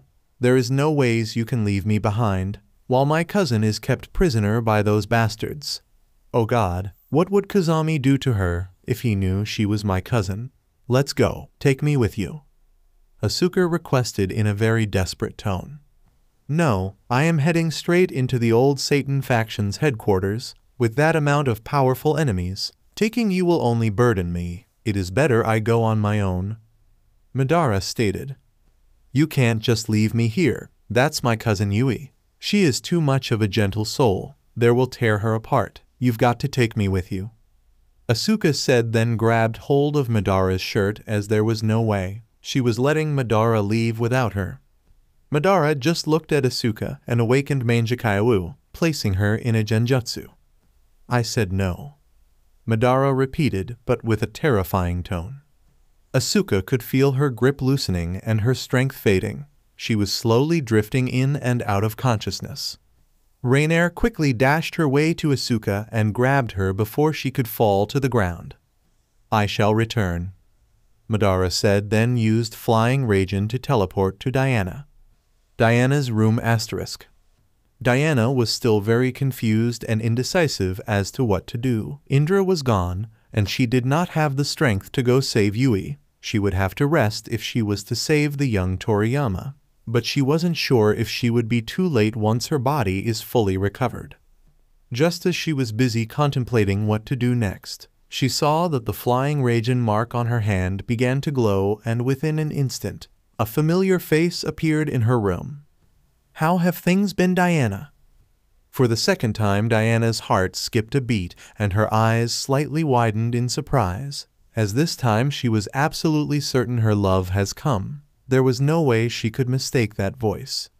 Madara turned around and saw Diana sitting on top of her bed, looking rather shocked but also fatigued. My king, you have come? Diana said, still surprised, to Madara in her room. Indeed, I see they have given you a rather bland-looking room, Madara commented while observing the room and all its content. Clears throat. It's only a temp room, just a place to rest. For now, the old Satan faction never stays at one place for too long, Diana explained, now calming her nerves and collecting herself. I see. I take it they have also been treating you well? Madara questioned, now shifting his attention back to his vampire. Diana experienced a mini burst of happiness, as she was glad to hear that Madara was concerned about her. Yes, my king, I have not been mistreated. But wait, since you are here, that can only mean that. Yes, I am here for Yui Toriyama, Madara interjected. Diana's happiness quickly faded, as although this was a rescue mission, she didn't like the idea of Madara coming here only for another woman. How can I be of assistance, my king? Diana asked, as she didn't just want to lay in bed when something important like this was happening. Simple rest, Madara said, as he too could see that Diana was in no condition to move after using Kamui so much. But Madara looked her dead in the eye, with the expression that sighed, "I will not tolerate any nonsense." And Diana immediately silenced herself, as she could see no matter what, she wouldn't be able to help in this operation. "I would give you some of my energy to replenish your strength. However, it is better for your body to naturally recover on its own. It will make it stronger and more accustomed to using Kamui next time you use it. Therefore, the best teamwork you can offer me is to stay out of this," Madara said. Diana was disappointed but ultimately agreed, as there is no way she could know better than the person you gave her the Sharingan and Kamui. Madara took this moment to activate Sage Mode and immediately could sense the massive amounts of intense energies in the area. He could tell that he should retrieve Yui and leave. Fighting the old Satan faction at his current level of power would prove to be very unwise. Due to Indra fighting Erebus, Madara was able to quickly sense him and pick up his energy, and was able to pinpoint which room he placed Yui in. But soon after, he could sense multiple different energies congregating into one place. The Uchiha opened his eyes and brought his attention to Diana. "What's going on? Why are so many members meeting in one place?" "Oh yes, there is a meeting happening. I don't need to attend due to exhausting myself. But it doesn't matter, as Victoria will just inform me about what happened in the meeting." Madara, Victoria, Queen Elizabeth's mother. She is my recruitment partner, Diana explained. "HMPH making friends already?" Madara questioned with a smirk. Diana, sigh, something like that. Madara had enough catching up and decided to make his way to the door, but was not allowed to reach it. "Wait before you leave, my king. You should know that Lucifer is here, and he is in a recovery tank. This might be your only chance to kill him while he is unable to defend himself," Diana advised. Madara just stopped but didn't look back at her. "If he is here, I won't be able to find him. I sensed the entire area and I have a lock and position on everyone here. Either they have moved him, or if he is hidden they have done a decent job. It would seem eliminating him won't be that easy. Now rest, Diana. I will take care of everything," Madara stated, then exited Diana's room, heading to Yui's location. As Madara was moving along the hallway, he was quickly recognized by many of the old Satan's faction's foot soldiers, and before they could scream and inform any big member of the old Satan faction, they were instantly killed by Madara. The Uchiha casually strolled his way to Yui's location, using the Susanu's ribcage and Amaterasu to slice and burn all of the old Satan faction's fodder. Madara eventually reached the room Yui was kept hostage and killed all the fodder that was guarding Asuka's elder cousin. She is still unconscious. I suppose this makes it easier for me to transport her," Madara said, but quickly stopped, as when he got a closer look at Yui, he could feel something was off with her. Madara used the Sharingan to examine Yui and instantly smirked. He quickly used Amaterasu to burn away the unconscious Yui. Chuckle. Of course it was a fake, Madara said to himself. Madara used the Susanoo to grab one of the barely alive guards and used Gen Jutsu on the fodder to reveal the actual Yui's location. Asterisk with Rizevim asterisk. As Lucifer's second-born was bringing order in the Great Hall, so he could start the meeting, he was hit with an unpleasant feeling in his body, as this was a message to him, telling him his clone of Yui's was destroyed. "Is something the matter, Rizevim?" Hades asked, as he noticed that something looked like it was worrying Rizevim. "Keep this to yourself, Hades, but we have an uninvited guest," Rizevim whispered to the god of the underworld while displaying a serious expression. Asterisk back to Madara asterisk. Madara just released a devilish smile after learning the whereabouts of the actual Yui. She was sealed away in a ring currently on Erebus's right index finger. "Well then, looks I will be having a little dance before I leave this place. I did want to attend this meeting they were having, but now it looks like I don't have a choice. This should be interesting," Madara said to himself as he finished off the guard and made his way to the meeting room. The meeting. Now then, it looks like everyone completed their objective and hunted down their specific targets. There is still a few dragons out there that have potential for the old Satan faction. But overall, well done to you all, Rizvim said, starting off the meeting. Hiss. We already have 30 dragons, and you still want more? Hiss. How greedy can a Lucifer be? Medusa questioned, with her snakes hissing at Rizvim. Pandora.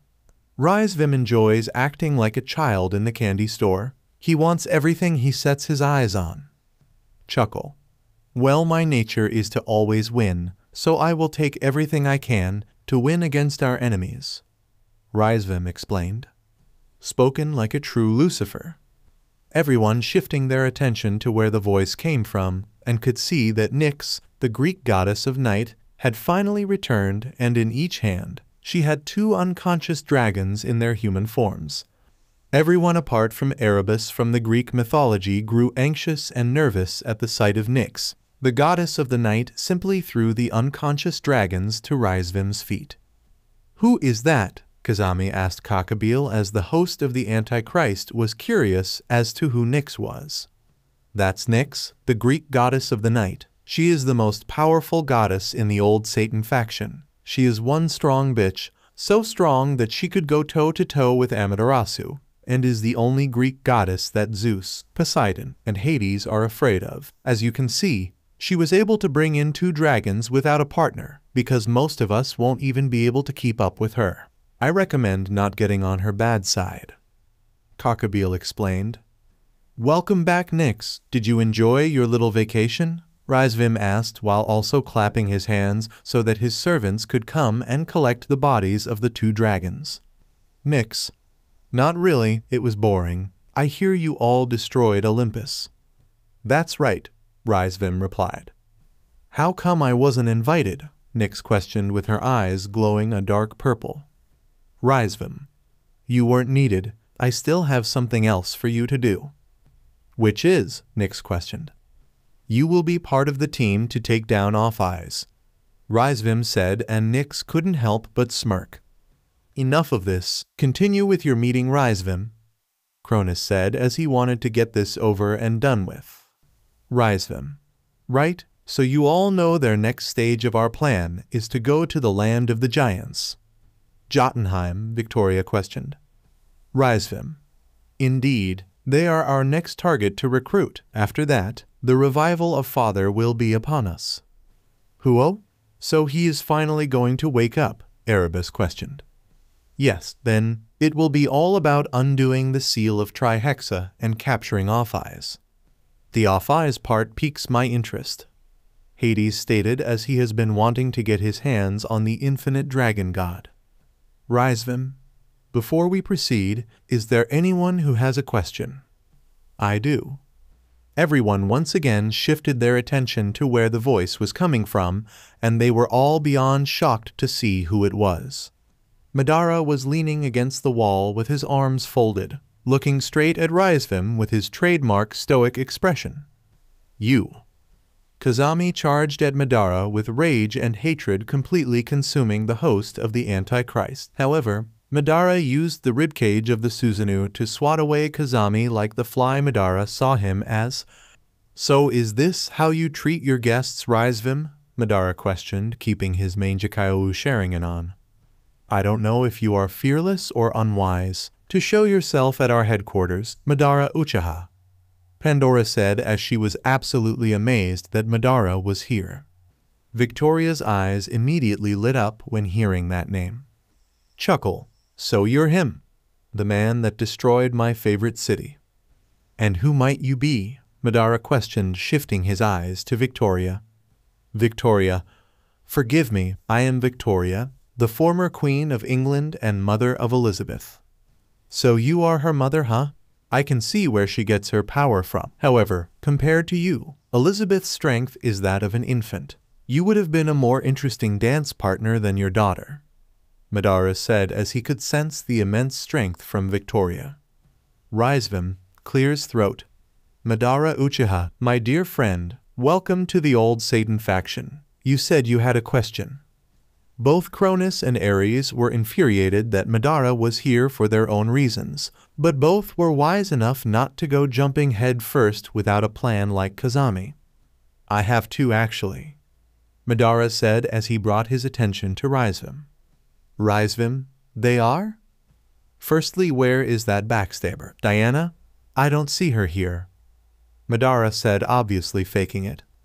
My daughter is not attending this meeting. She used up too much of her strength. Therefore, she is resting.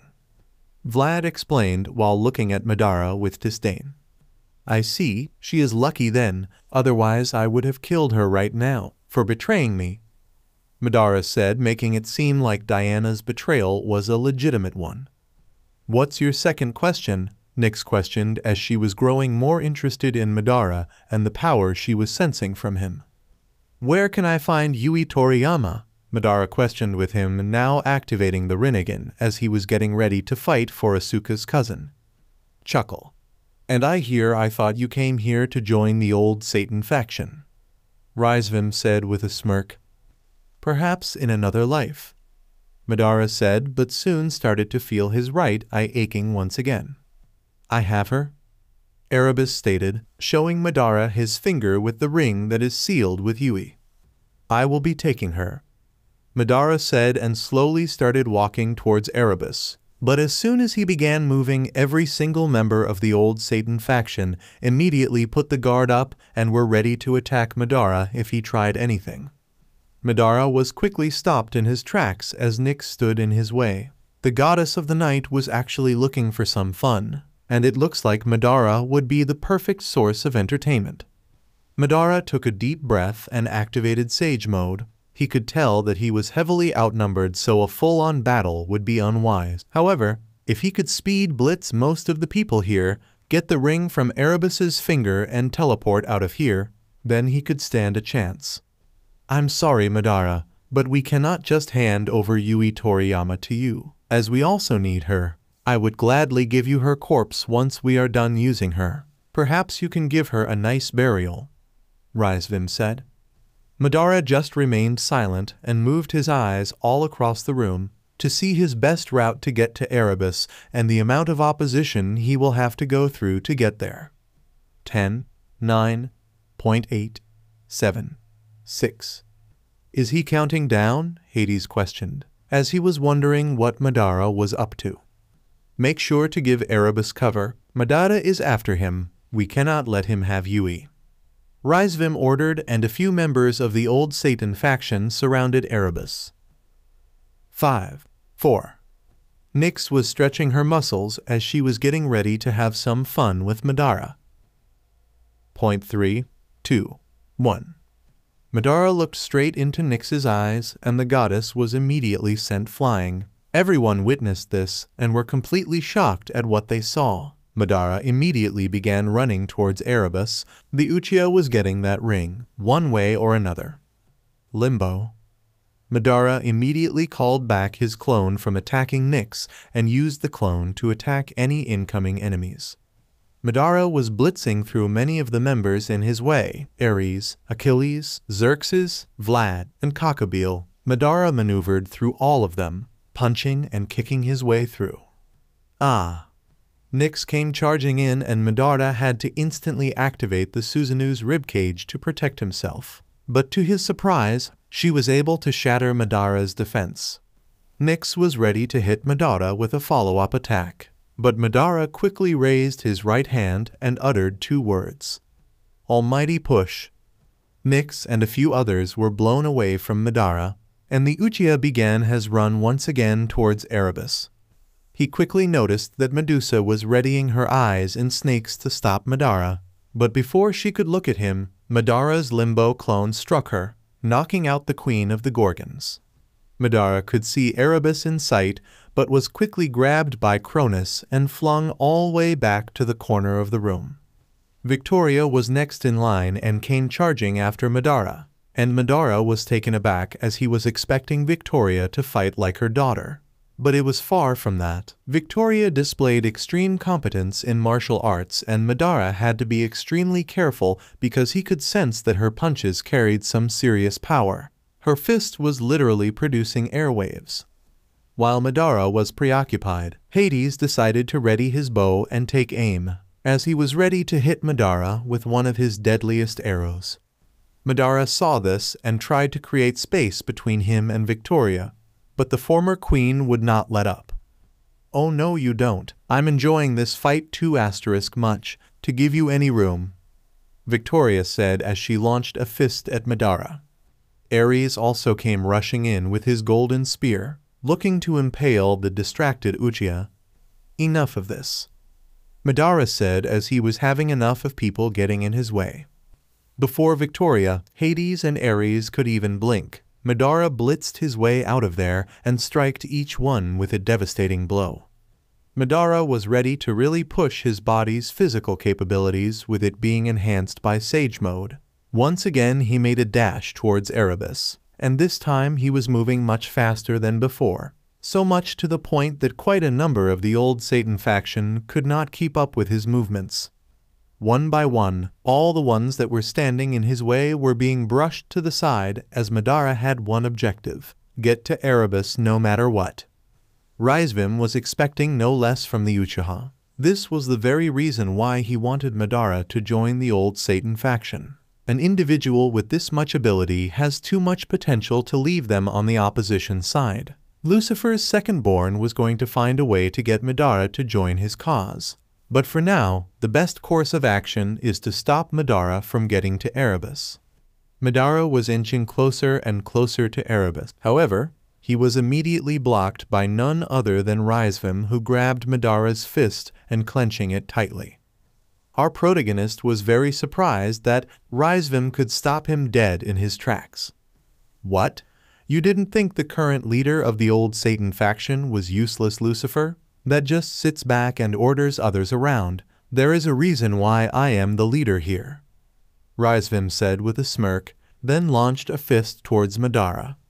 Madara was just barely able to dodge Raizvim's punch and was incredibly surprised by the force behind the attack. His strong, perhaps even stronger than that fusion of Diana and Yasaka, Madara thought to himself as he saw that shock wave of Raizvim's punch created a hole in the wall behind him. Madara used the Rinnegan to examine Raizvim's body and could see that Lucifer's second-born's body was filled with stray devil energy. Madara: "So basically stray devil energy in this world is like Hashirama cells. It's an enhancer to the body." Raizvim began launching fists and kicks at Madara. However, with Madara both having the Rinnegan and Sage Mode, Raizvim would need to be extremely lucky to hit Madara with an attack. Once again, other members of the old Satan faction decided to surround Madara, as he was being kept busy by Raizvim. However, Madara needed space, therefore he was going to create it. Chidori Stream. The high voltage of electricity surrounded Madara and his immediate vicinity, and Raizvim was quick to back away. However, his protege was not so lucky. Kazami was trapped in the field of electricity, receiving some severe damage. "Cronus, do it. Transform," Raizvim ordered, as he not only wanted to stop Madara but to subdue him and bring on the old Satan side, even if it meant using extreme force. Cronus released an evil smile, as he was more than happy to follow that order. He wanted serious payback for the humiliation Madara bestowed upon him on Olympus. "I recommend you all get back," Cronus warned, as going big and would not be held responsible for anyone who got hurt by the transformation. "Raizvim, are you sure about this? If Cronus transforms, that means this base is done for. You really want to sacrifice it for Madara?" Pandora questioned, as she wasn't sure it was worth the trouble. "Yes, I am. Besides, we have multiple other bases. Listen up, everyone. Capturing Madara Uchiha right now takes top priority. I repeat, capturing Madara Uchiha is the old Satan's faction current objective. All members are to assist in the capture of Madara, no matter what. He will not leave this place. Everyone take him down," Raizvim ordered. "Nix, with pleasure." "Victoria, I thought you would never ask." Ares, he is going to suffer from taking Aphrodite away from me. Vlad, looks like Diana will have a new playmate soon. As for Cronus, the god of the Titan's human body began glowing bright yellow and began expanding larger and larger.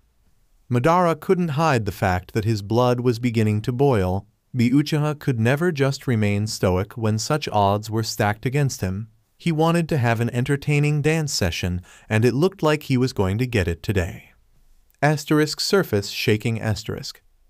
Cronus continued to expand, and the surface began to tremble at his transformation. The ceiling and roof soon broke apart as the room couldn't contain Cronus's titanic size. Diana's room asterisk. Diana's rest was interrupted once more as she could feel the entire building shaking and trembling. She could also hear parts of the roof and ceiling cracking and tearing apart. What's going on? Diana asked herself as all the noises and dust falling from the ceiling was worrying her. Diana then heard Rizvim ordering the capture of Madara, and immediately her blood boiled in anger. The mere thought of Rizvim getting his hands on Madara made her infuriated to her very being. I must get to Madara. Diana struggled to get out of bed, but her trying to fight against her body's fatigue was proving to be quite the challenge. But regardless of how her body feels, she will continue to struggle against it. Asterisk back to Madara asterisk. Madara just folded his arms. He didn't even bother to move as he knew that the derbies would never touch him, and just as he predicted, parts of the roof and ceiling came crashing down and all of them just landed nearby him. But never touching him, Madara was far more interested in Cronus transforming. Now large parts of the headquarters began breaking apart and crashing down. At this point, the old Satan faction would truly need to relocate as this base was damaged beyond repair. Cronus eventually finished his transformation, destroying about 80% of the base while at it, causing only the foot soldiers and the fodder of the old Satan faction to be killed and squashed by the rubble. Sigh? Well, looks like we will need to make up for the number of servants we lost today, but if we can have Madara on our side, then this will just be a small price to pay. Rizvim said to himself while noticing the number of dead foot soldiers there is. Come then, bring on that Susanoo of yours, it's time for our rematch. Cronus said as he has been itching for a rematch against our protagonist. Madara looked on at Cronus and all the members of the old Satan faction standing against him and let out his classic diabolical laughter, as there was no way he was going to turn this down. He's laughing. Does he really take us that lightly? Victoria questioned while observing the still laughing Madara. Don't let your guard down. This is someone with many tricks up his sleeve. Rizvim warned as he was ready for what Madara was going to dish out. The Uchiha eventually stopped his laughing and unfolded his arms. He would of course have his fun, but he also remembered that retrieving Yui took top priority. Cronus and a few members of the old Satan faction were expecting Madara to bring out the Susanoo, but he didn't. They were wondering that maybe he can't because it may be too taxing on his power and body. Madara just took a deep breath and performed a cluster of hand signs. Wood style, deep forest bloom. Once uttering those words, the area around them began to shake and vibrate with incredible intensity. Some of those present were slowly losing their balance. What's he bringing this time? Pandora asked out loud as this seemed like something they have never encountered before. Nix. Whatever it is, prepare yourself. Soon enough, the surface underneath their feet began to tear apart and large vines and trees began to sprout out and race towards the skies. Cronus was the most unfortunate member of the opposition, as with him being incredibly big, he was just an easy target. Vines upon vines and branches upon branches wrapped themselves around Cronus, completely restricting him and restraining him from moving. The god of the Titans would try to struggle and break his way out of Madara's jutsu. But the more he struggled, the more vines and branches would wrap around him and tighten their grip on the Titan. Damn it, the rest of you, get these annoying sticks and plants off me, Cronus ordered as he could see he would need help to get out of his bondage. However, that would prove quite challenging as other members of the old Satan faction were too preoccupied with trying to avoid getting restrained themselves by Madara's vines and branches. Diana, on the other hand, was not so lucky. Due to her still being far from her best, she was unable to move fast enough to avoid the branches and vines. However, Madara could tell that he had Diana in his jutsu and made sure not to tighten it too much on her, therefore allowing Diana to breathe easy. The Dracula just pretended to fight and struggle her way out of Madara's jutsu, in order to not raise suspicions from the members of the old Satan. However, she was very comfortable in her position as Madara made sure not to be too tight on her and she could just sit back and watch the others fight Madara. There were a few individuals from the opposition that were also restrained, but many of them used their powers to avoid and/or break out of Madara's vines. Soon enough the trees from Madara's jutsu had fully matured, with quite a few of them having large pink flower buds on top of them. "I don't like the look of those," Rizvim said to himself as he made sure to pay close attention to the still closed flower buds. Rizvim was right to be wary of them as one by one they began to open, releasing sleep-inducing pollen. Madara quickly jumped to one of the tallest vines and brought his hands together. Fire style, majestic destroyer flame. Due to Madara being in sage mode, a sea of blue flames came raging out his mouth and began burning the forest he created, causing it to react with the airborne pollen, making it a quite effective knockout gas. Madara didn't stop there. He reverted his eyes to the Mangekyou and added Amaterasu to his blue flames, making the pollen even more effective. Slowly, one by one, the members of the old Satan faction began to drift in and out of consciousness. They were putting up a good fight, but the pollen was close to dominating their bodies. P. Pandora, open the box, Rizvim ordered as he too was struggling to stay awake. Are you sure? You must remember that heavy breathing. I can only open it once a day, Pandora said as she was on the verge of collapsing. Hades, damn it, Pandora, do it now. Pandora wasted no more time and opened her box of chaos, and within an instant, the dark and corrupted energy raced out of the box and began consuming Madara's forest and flames. Pandora made sure to control and direct the energy of her box so that it would not attack any of her comrades, and just like that Madara's jutsu was being countered. Madara was both surprised and impressed by Pandora's power, even more so due to the fact that Pandora's energy was even eating the Amaterasu. That woman, her power is like nothing I have seen before, an energy that consumes whatever it comes into contact with. This was the same power she used to completely destroy the home of the Greek gods. Pandora is her name, isn't it? She may not look intimidating, but with that power of hers, she is one of the biggest threats in the old Satan faction. Madara said to himself as he observed Pandora's chaotic energy completely eat up Madara's jutsus. Thanks to Pandora, all of her comrades were free from Madara's jutsu as well. They were finally able to breathe fresh air again. However, the issue was that now Pandora was completely out of commission. That's the price of her power. Pandora is only able to use her box once a day, and once she did, she is completely drained. Chuckle. Pandora's box, a power that consumes anything it touches, regardless of what it is. It was a good thing she was one of the first members I recruited for the old Satan faction. I'd hate to have as an enemy, Rizvim said to himself while rushing over and taking hold of the unconscious Pandora. Cracking knuckles. Now then, where were we? Nyx said while locking her eyes on Madara. Madara quickly looked to the sky and could see that the moon was moving. With it now directly above Nyx, the goddess of the night basked in the moon's moonlight. She slowly began to fly towards the sky, enjoying the feeling of the moonlight of her soft, creamy white skin. Nyx, now then, it's my turn.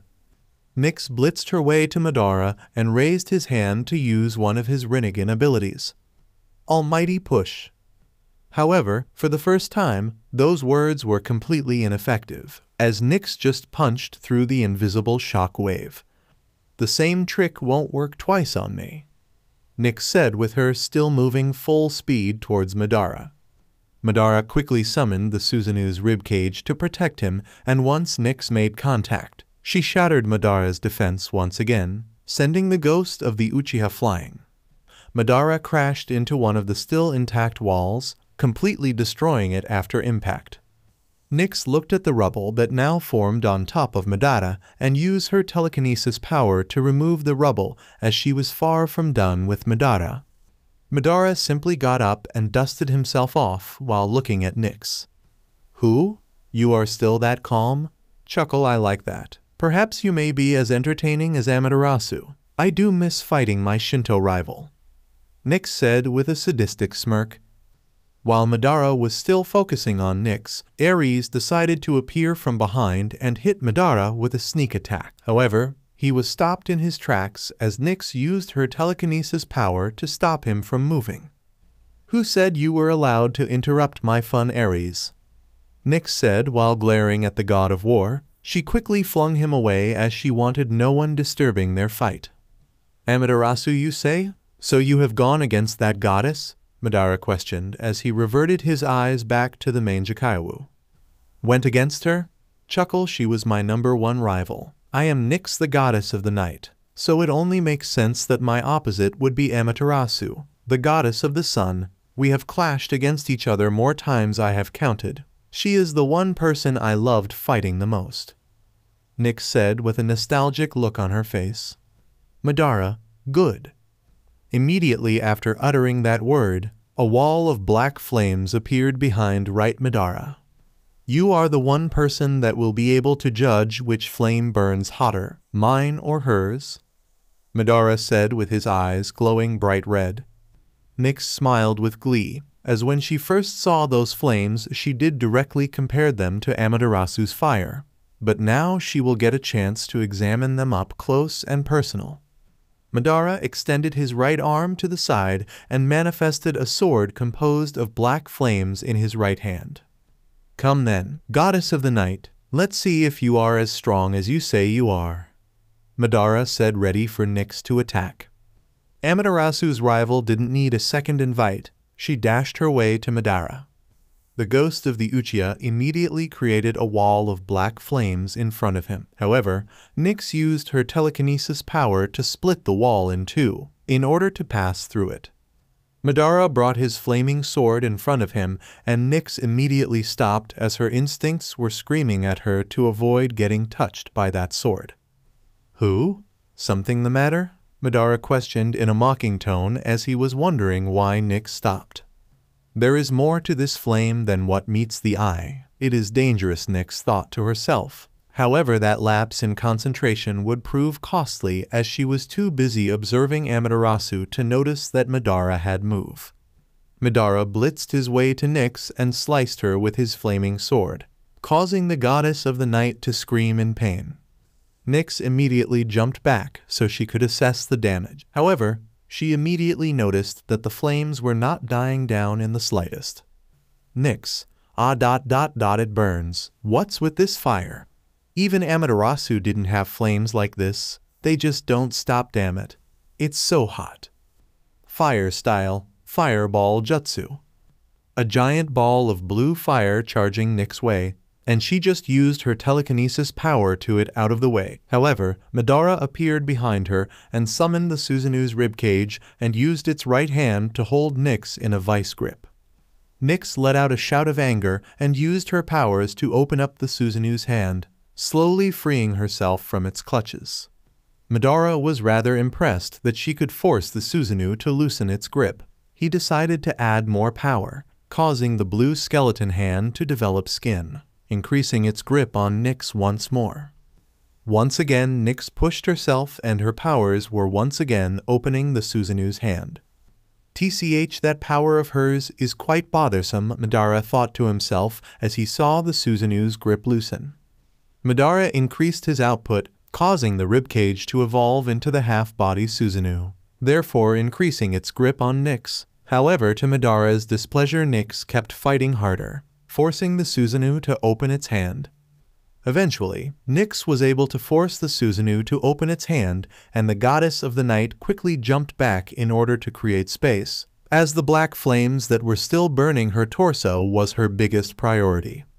Nyx used telekinesis to bring forth water from parts of the still intact headquarters and immediately drowned herself in water. But to hers and everyone was surprised the flames on her body did not die down. Sinister laughter.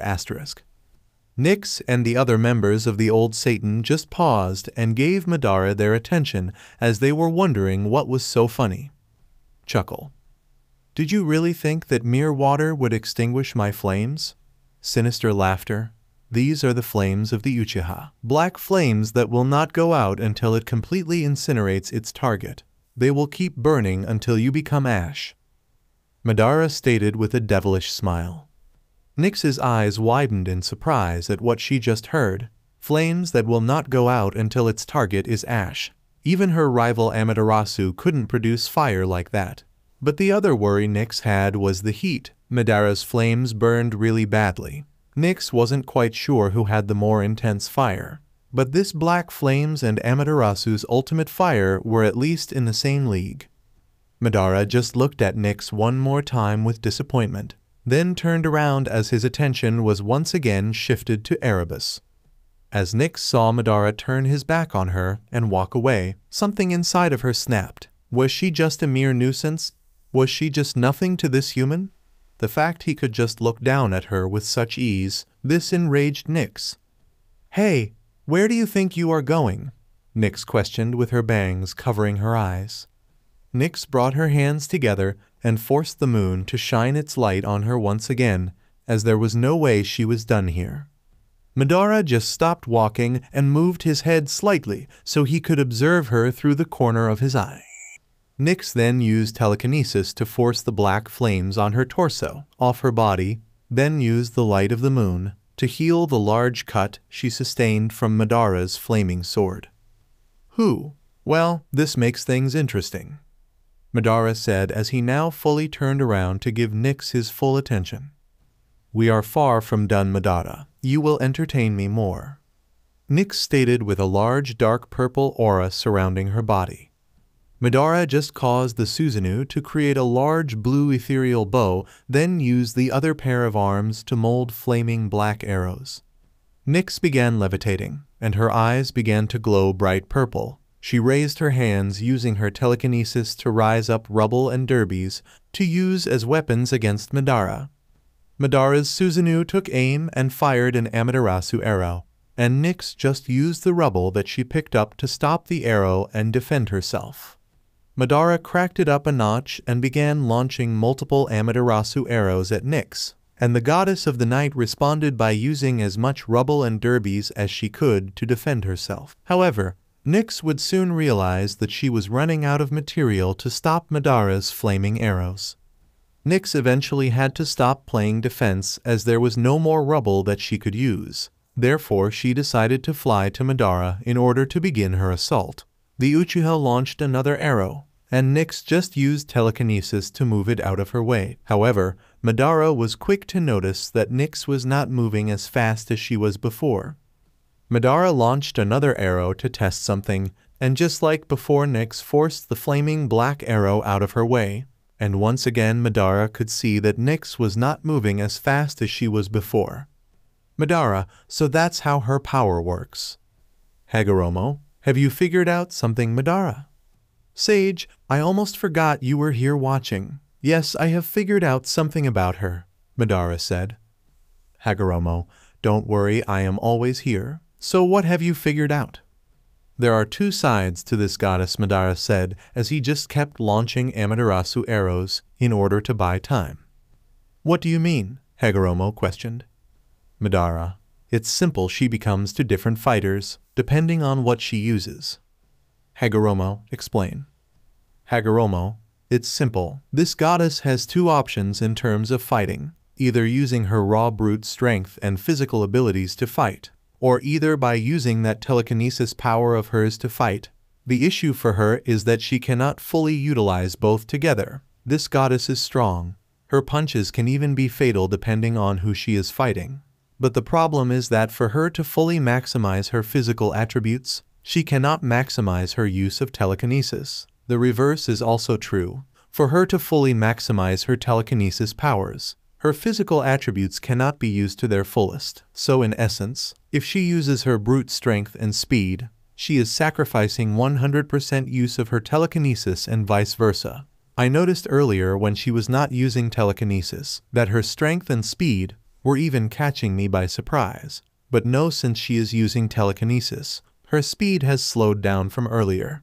This is a very fatal weakness, if known by a dangerous opponent. Hagoromo, meaning you. Chuckle. Of course, Madara said, ending the mental link between him and Hagoromo. Madara stopped the Susanoo from firing arrows and instead ordered it to start creating Yasaka beads. Nyx stopped her pursuit and just waited to see what Madara was about to throw at her. She readied her telekinesis power in order to move any projectile that will be coming her way. Yasaka Magatama. And with that, Madara launched a countless number of Yasaka beads all around Nyx, making her completely surrounded by Madara's projectiles. But it was also the surrounding area that was surrounded with Yasaka beads. Nyx wondered what Madara was up to, because if he was trying to hit her, then his aim was pathetically off. Was that your attempt to hit me? So much for those fancy eyes of yours. Nyx mocked, but still kept on guard as she knew that this fight was not yet won. Madara just smirked and deactivated the Susanoo, as this time he was going to use his fists to have some fun. What is Madara doing? It looked like he had the advantage. Raizvim said, then took a moment to observe the Yasaka bead that was nearby him and noticed in the Yasaka beads there were some strange markings inside it. Raizvim, what is that mark? Or writing? What's the matter? Out of juice? Why did you release your Susanoo? Nyx questioned as her arrogance was now starting to show. Madara just kept smirking at this goddess's foolishness and uttered two simple words. Flying Raijin. Before Nyx could even blink, Madara appeared in front of her and punched her in the abdomen, causing Nyx to take flight and experience unholy amounts of pain. Madara didn't allow her to get far as he used Flying Raijin to appear above her and slam her to the ground. Unfortunately for Nyx, she was not fully aware of what Madara was doing. Yes, Madara spread hundreds of Yasaka beads all over the area, but she didn't notice that Madara placed Flying Raijin seals in the Yasaka beads, giving him the ultimate speed advantage. What's the matter? Am I moving too fast for you? Madara questioned with a smirk, knowing full well that if Nyx keeps using telekinesis, he will have the speed advantage. Nyx quickly tried to get a hold of Madara using telekinesis. However, the Uchiha just used Flying Raijin and teleported to a Yasaka bead that was quite some distance from Nyx. HMPH, this goddess is in an unfavorable position if she wants to attack me. There are Yasaka beads all over the place, and even if she uses telekinesis to remove them, I can just keep creating more. What will you do next, goddess of the night? Madara thought to himself as he saw that Nyx was now fully on her feet. Nyx just stood there motionless. She greatly underestimated Madara. That was a mistake she would not make again. This time she was going to take this battle seriously. The goddess of the night ordered the moon to shine its light on her once again and brought her hands together. World break. Asterisk surface massively shaking asterisk.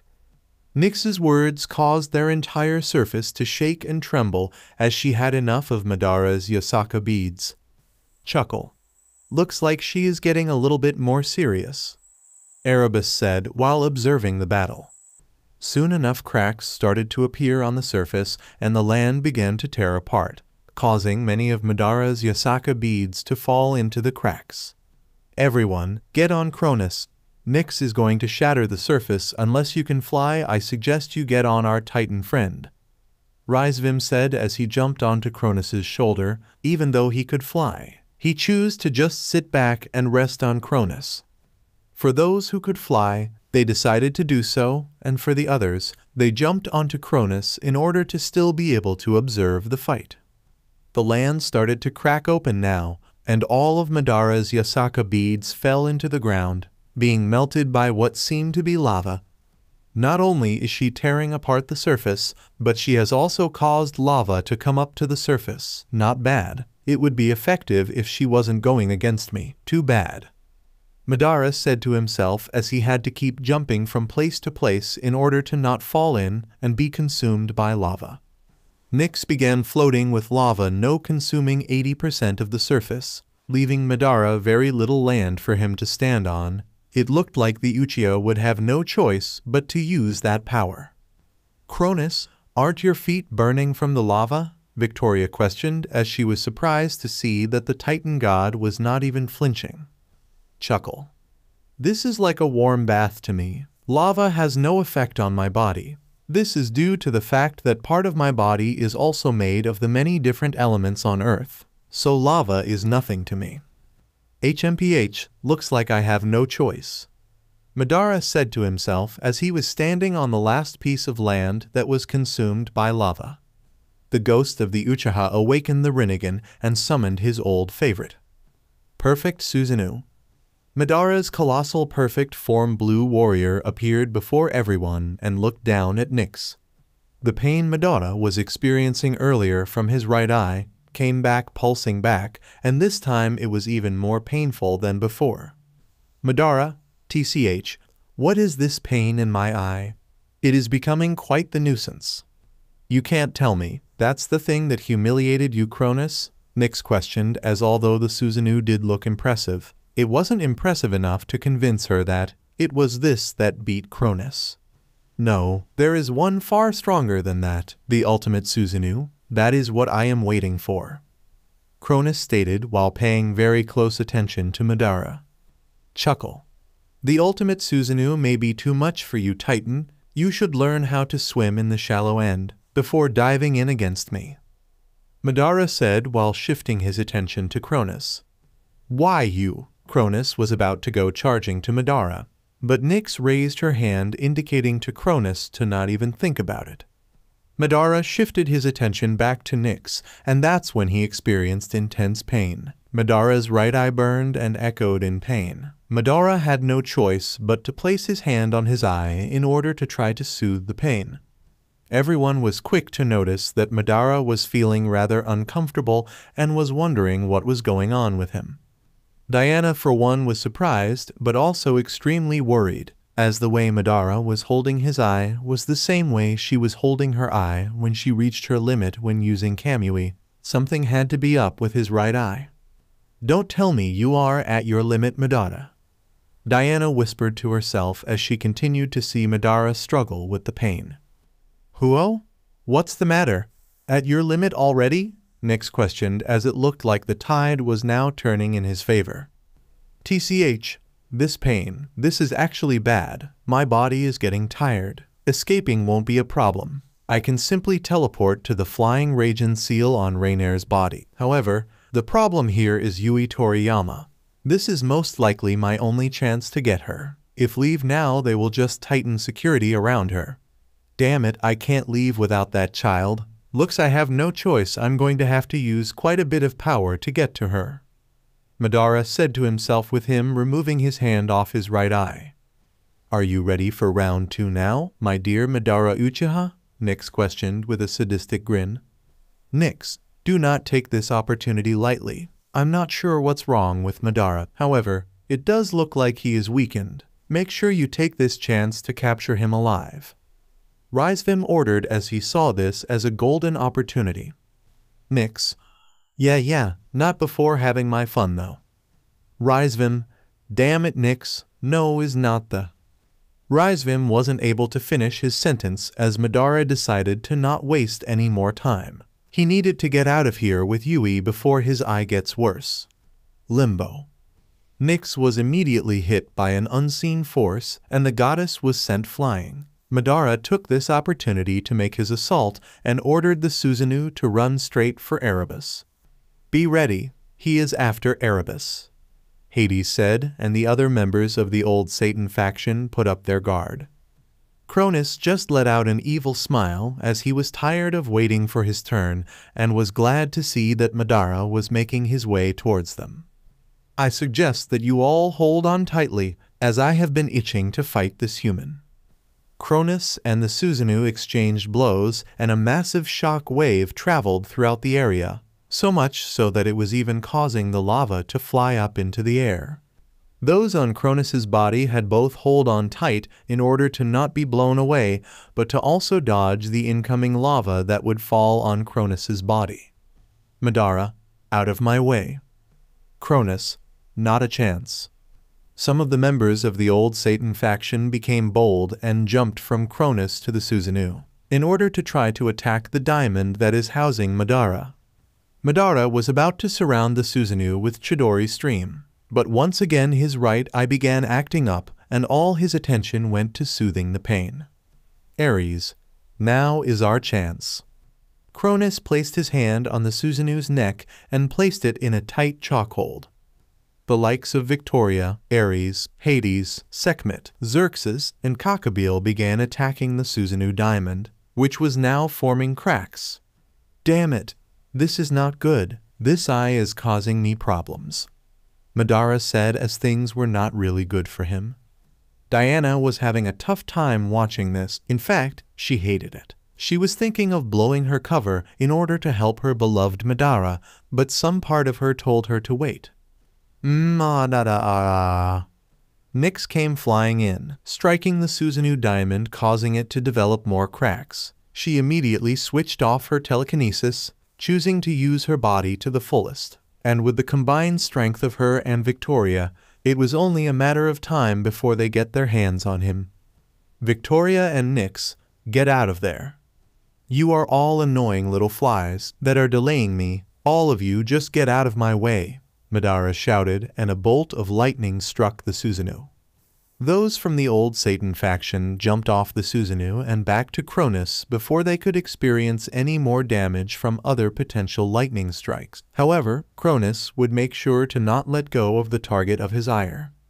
Although Cronus chose to ignore it, the others could sense it. The vibe of the battle was changing. A dangerous and ominous feeling was circulating all over the battlefield. Nyx immediately felt her strength begin to drain and was wondering what was happening. She decided to look to the source of her strength, the moon, and saw it was no longer visible as now multiple thick, large, dark gray clouds covered the night sky. They were also quick to notice that the wind began to pick up and the crackling of thunder could be heard all around them. I don't like this. There is also the fact that Madara has gone quiet, Rizvim said as he took a moment to look at the diamond that was housing Madara and noticed that the Uchiha was no longer visible. Is it raining? Pandora questioned as she could feel water drops coming into contact with her skin. The rest of them looked up and all saw that water droplets were indeed falling from the ominous-looking clouds. Asterisk lightning and thunder asterisk.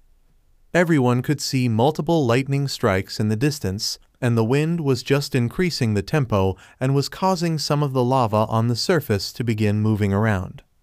Next was rain, with it now pouring down like a shower at full blast, and when the rain came into contact with the lava, it was causing steam to be produced. Cronus, fall back, Rizvim ordered as his instincts told him something was wrong.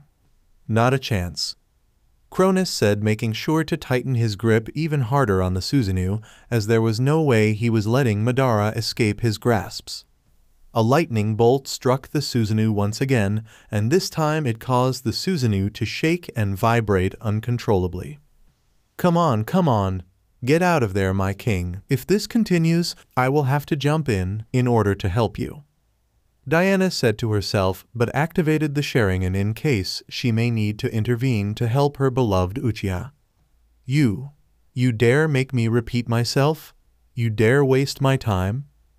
I will show you why Madara Uchiha is even above the gods of this world.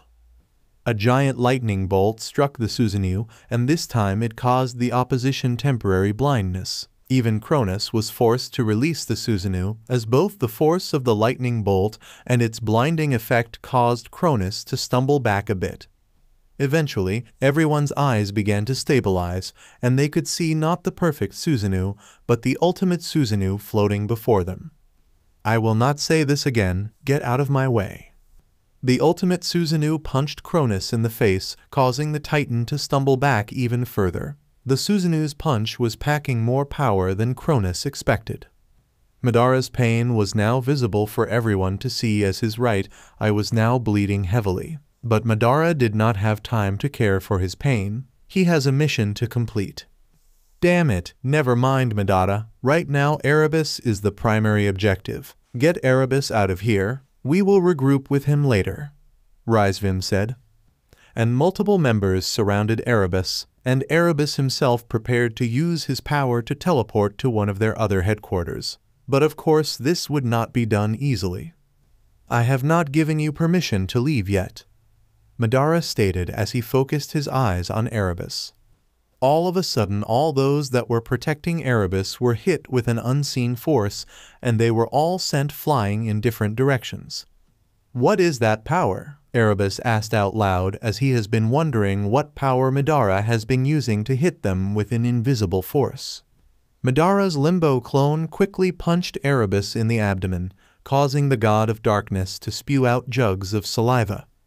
The Susanoo summoned a chakra staff in its right hand and began using it to beat down Erebus.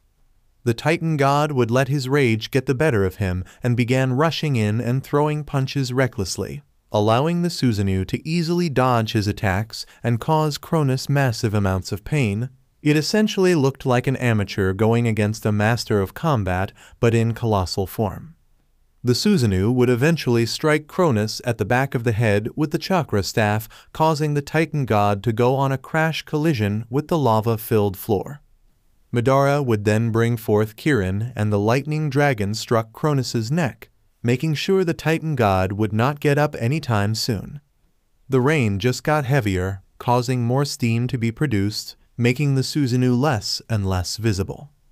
For those who were flying, they eventually lost sight of the Susanoo as it just disappeared into the steam and mist. Where did it go? Mix questioned as her eyes were traveling all over the place to find the Susanoo, but couldn't find it. Rizvim. There is no way we can lose sight of something that big. Keep looking. Madara can't hide forever, especially in the condition he is in. Out of nowhere, the Susanoo appeared, and with its hand covered in Chidori, it punched Nyx with such force that the goddess took off like a bullet, crashing into multiple mountains in the distance. Just as the others were going to attack again, the Susanoo disappeared into the steam and mist, and once again the opposition lost sight of Madara.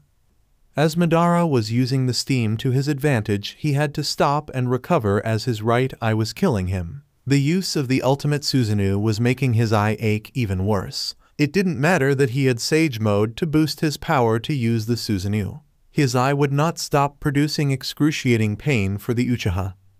Once Madara could feel he was in a position to deal with the pain, he morphed the staff the Susanoo was using into a bow and began launching multiple large chakra arrows to the opposition. Add to the fact that Madara was also making the Susanoo launch a large number of blue fireballs to the opposition. With all these many projectiles being launched at them, the members of the old Satan faction had to dodge and maneuver around them, which was annoying but not too difficult. As for Erebus, he had a hard time against Madara's limbo clone. With him not being able to see, Erebus had no choice but to create a barrier around himself in order to protect himself. However, he did not realize that Madara's limbo clone has been pushing him closer and closer to Madara. This is maybe my only chance, Madara said as, with the other members too busy being preoccupied with Madara's projectiles and with Erebus within striking range, this was his chance to intercept Yui. Madara quickly jumped out of the Susanoo, instantly deactivating it. Madara quickly reverted his eyes back to the Mangekyo and created a chakra sword in his left hand. The Uchiha, in the short time that he had, used Kamui to phase through Erebus's barrier, then quickly rematerialized himself in order to slice off the hand that had the ring housing Yui, and once again used Kamui to phase out of Erebus's barrier. It all happened so fast for Erebus that he hardly noticed Madara was coming for him. He was too busy trying to defend himself against Madara's invisible clone. While Madara was still airborne, Free-failing, he took Erebus's sliced-off hand and removed the ring from the served limb. Madara then threw Erebus's hand into the lava as he had no more use for it. With Yui firmly in Madara's grasps and the mission complete, Madara used Kamui to teleport out of there before he could be engulfed by the lava. Once Madara left, the battlefield grew calm. The rain stopped and clouds above dispersed, causing the skies to be clear once again. And even the Kirin lightning dragon that held Cronus in place disappeared. Once the steam cleared up, many members made their way to Cronus to see if he had Yui. However, unfortunately, he did not. What happened? Ares questioned. He got Yui Toriyama, that's what happened, Erebus said while starting the process of growing his hand back. Damn it, Sai. Very well then, we will go after Yui some other time. For now, let's collect Cronus and Nyx and head to our next headquarters. Although we lost Yui, we are still on track with our initial plan. We will simply get her back in the future, Rizvim said as he began creating a large ball of demonic energy in order to destroy the remains of this base, so they do not leave any trace or evidence of them being here. The others just followed Rizvim's orders as they weren't too irritated at the loss of Yui. They were more so irritated that they couldn't subdue Madara. But they would always be next time, and when that time comes, they would be sure to make Madara theirs. Asterisk back to Madara's territory asterisk.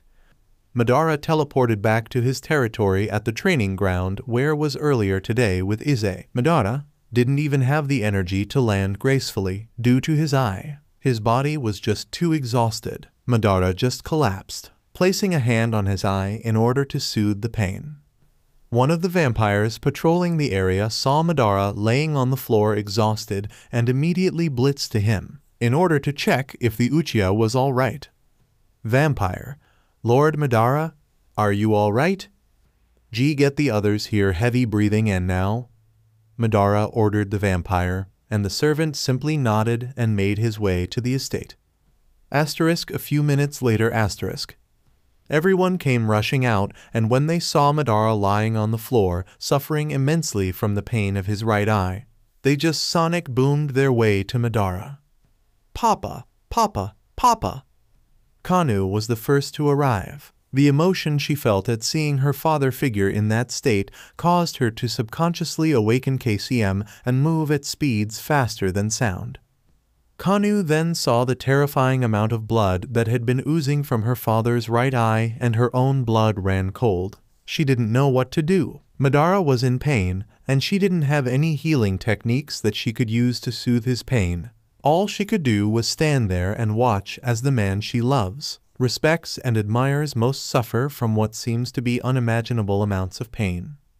To the surprise of the others, Asia was second to arrive, almost as if a dormant power within her awakened for that moment and helped her move faster than the rest of them.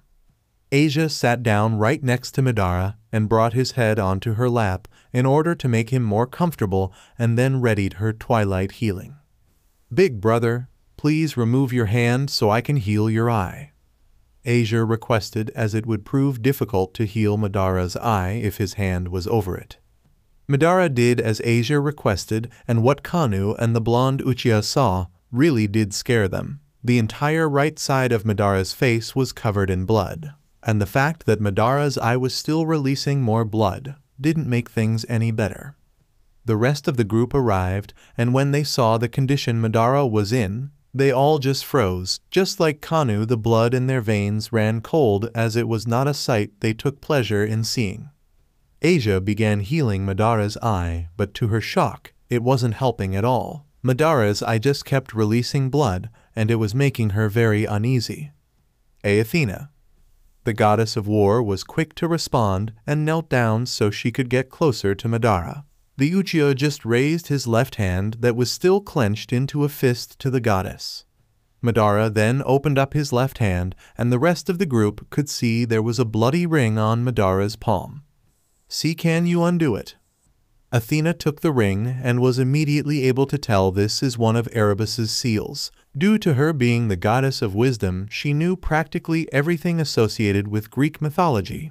Therefore, a seal by the Greek primordial god of darkness was something she knew how to deal with.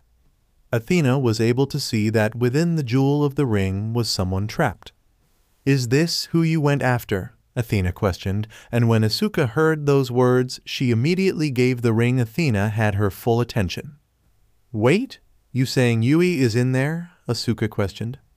"I guess we will see," Athena said, then began channeling her power into the ring, undoing Erebus's seal. The ring eventually started to levitate out of Athena's hand and began glowing bright gold, almost blinding everyone.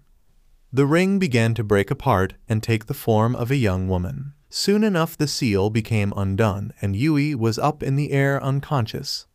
Asuka made sure to be right under her cousin in order to catch her as gravity was doing its thing on Yui. The host of Jesus then began checking on her cousin and saw that she was still alive, just unconscious. Although there was a moment of happiness and relief for Asuka, no such moment was granted to the other members as they were still worried for their injured leader. Asia just increased the intensity of her healing and still nothing. Madara's eye would not stop oozing out blood, and this was now really starting to scare her, as the Uchiha was now losing a lot of blood. If this carried on, it would prove to be a serious problem. "Eyes, help me. Use your boosted gear to increase my healing power," Asia demanded, and the rest of the group were surprised that Asia would use that sort of tone. But they all understood that her big brother was in a critical state. Therefore, she didn't have the time to be polite. Issei summoned the boosted gear and placed it on Asia's shoulder and began boosting her. Asia's healing grew tenfold, and it finally looked like there was a breakthrough as Madara's eye now started to stop bleeding. Asia broke out a small smile as she could see progress was being made. Madara used the rest of his Senjutsu chakra to add to the healing of his eye, and now the pain in his eye began to subside. Madara poured every available drop of Senjutsu into his right eye, causing the markings on his face to fade away. But now his eye was in a stable condition. However, one big problem occurred after the healing. Madara's right eye forced itself shut, almost as if he used Izanagi on the eye. At this current moment, Madara could open his right eyelids. The Uchiha then tried to get up, but his body was extremely fatigued from the pain it was experiencing. Issei was up next. Madara attempted to stand up again and Issei made sure to help his sensei up. And once Madara was upright, Issei placed Madara's right arm over him. Tiamat followed suit and placed Madara's left arm over her, and they helped Madara walk his way back into the estate. Asuka just grabbed Yui and followed behind, and the rest of the group followed after. Once inside, Issei and Tiamat took Madara to the master bedroom and gently laid him on the bed in order for him to get some much-deserved rest. "Sage, what is happening to me?" Madara questioned as he started a mental link with Hagoromo. "Hagoromo, it seems like you have exhausted your eyes, Madara." Madara, I assume it's because of the ultimate Susanoo?" Hagoromo, indeed, this is the warning I gave you earlier. Sasuke needed all tail beasts in order to create it. You, on the other hand, are using your own raw power and senjutsu to use it. Your eyes have never been pushed to that extent before. Well, that is without 6 paths. As such, your eyes having going well beyond their limits when you have been using the ultimate Susanoo. Madara, HMPH, and I take it that using it for the second time only made things worse. Hagoromo, quite. You even saw it for yourself. Both times you've used the ultimate Susanoo, your eyes began to bleed. In those moments, they were pushed their hardest since you have arrived in this world. However, the really interesting part is your right eye. It's changing. Madara, changing. Explain. Hagoromo, I can see your chakra network and the build-up of connections in your head. The old connections in your right eye have been completely destroyed. Normally, this would make you blind in your right eye. However, since you have Indra's chakra and half of my power, it has caused your body to replace the old connections and build new, stronger connections in your right eye. And these new connections, I am familiar with them all too well. In fact, there is another Uchiha who has these very same connections in his left eye. Madara, wait. The only other Uchiha that is alive is Sasuke Uchiha. What does my right eye have in connection with his left eye? Hagoromo, chuckle, come now Madara, you smart. I'm sure you can figure it out. Madara paused for a bit and began thinking, trying to put the pieces together, until, as ridiculous as it sounded it to him, it finally dawned upon him.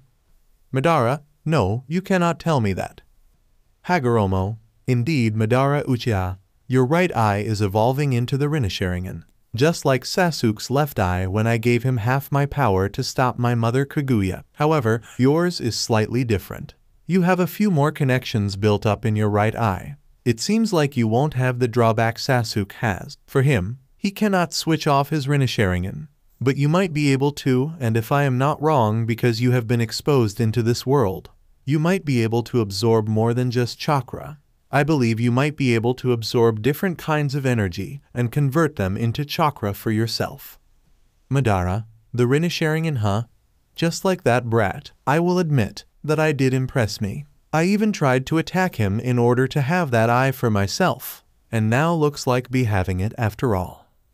Hagoromo, so it seems, so if all goes as I predict, you will have your normal Rinnegan in your left eye and the Rinasharingan in your right eye, granting you quite the formidable pair of eyes. This evolution also seems to have added more chakra to your chakra reserves. This should make your use of the ultimate Susanoo a bit easier. However, if you still use Indra's arrow, it would still use up all the chakra you have, so only use it as a last resort. Madara, I see. My final question. How long will it take for my right eye to awaken the Rinasharingan and operate normally again? Hagoromo, that's the part I am unsure of. The connections are still forming in your right eye, so I don't know. No one has awakened the Rinasharingan as you have before, so I cannot give you an exact estimate. However, I can say this though. For you to speed up the process, you should rest. Get some sleep, give your eyes a rest. They both need time to recover, especially the right eye. So in other words, you have no choice but to relax and take it easy. Perhaps this will give you time to spend with your group. HMPH, relax, huh? Looks like I have no choice. Very well then. Until we speak again, Sage, Madara said, then ended the mental link with Hagoromo. Madara didn't notice that the others left the room in order to give him space, as he was too busy communicating with Hagoromo. However, that peace would not last as Asia entered the room with a small bucket and wet cloth. She moved up the side of the bed where she would be right next to the Madara's face. She then took the wet cloth and began wiping off the dried blood on the right side of Madara's face. Big brother. Madara, Tears falling. Please, I beg of you, tears falling. Don't ever scare me like that. Asia said as she could not hold back the tears any longer. You of all people know I cannot guarantee you that, Asia. That is something beyond my control. Madara said, shifting his attention to the ceiling. Tears falling.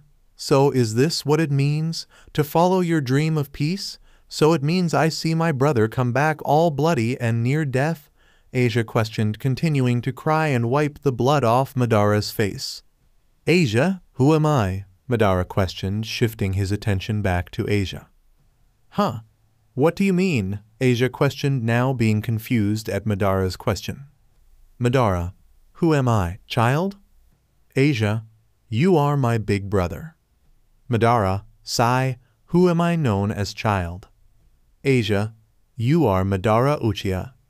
Exactly. That name has echoed far and wide in the supernatural world. My name is power. It is a name to fear. But with it growing in popularity, it has also gained enemies. There are those that will target me specifically. Safety is a luxury that is not for those with the name Uchiha. We Uchihas live in and embrace danger. We are forged in conflict and chaos, and we take the power deep within us to strike back at this world and bring forth order. So yes, Asia, in order to achieve my dream, I will be voluntarily exposing myself to danger. However, I am sure this will at least change your mood. Due to my injuries, I have no choice but to relax. I have exhausted my eyes too much, so for now, I am here, child. Madara said as he placed his hand on Asia's cheek, and Asia just let go of the cloth and placed both her hands on Madara's hand. Tears failing. You promise? Asia asked, making sure to keep Madara's hand close. HMPH, I have no choice. For the time being, my body needs time to recover. I'm going to make you spend time with me as compensation for making me scared to death. Asia said, give Madara a tearful smile. And what about you all, huh? Madara questioned, as he knew very well that this wasn't completely a private conversation. Ize, Asuka, Rainier, Midult, Calawarner, and Kanu all fell into the room as they were leaning against the door. As for Tiamat, Yasaka, and Athena, they simply just walked in as they saw there was no point in hiding anymore. I'm sure you are all happy that I must slow down with my affairs, Madara questioned as he shifted his attention to the group. Yasaka, of course, the more time we can spend together the better. Tiamat, I would love more quality time with you, my chosen one. Kanu, I will always be happy to spend more time with you, Papa. You can also see my progress with KCM and keep training me. Midult, I have been wondering when you would slow down. Issei, if this means you can still oversee my training, I'm always happy, but of course I don't mind bonding with you, Sensei. Asuka, don't forget about me too, I also want some training. Rainier, I'm just glad to see you all right, Master. Calawarner, same here, Lord Madara.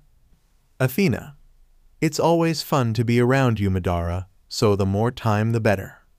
HMPH, very well then, now all of you leave me be, I wish to sleep in peace. Madara said, then closed his left eye in order to get some sleep. Good night, big brother, sweet dreams. Asia said, then placed his hand on the bed, and she and everyone else left the room, allowing Madara to sleep in peace.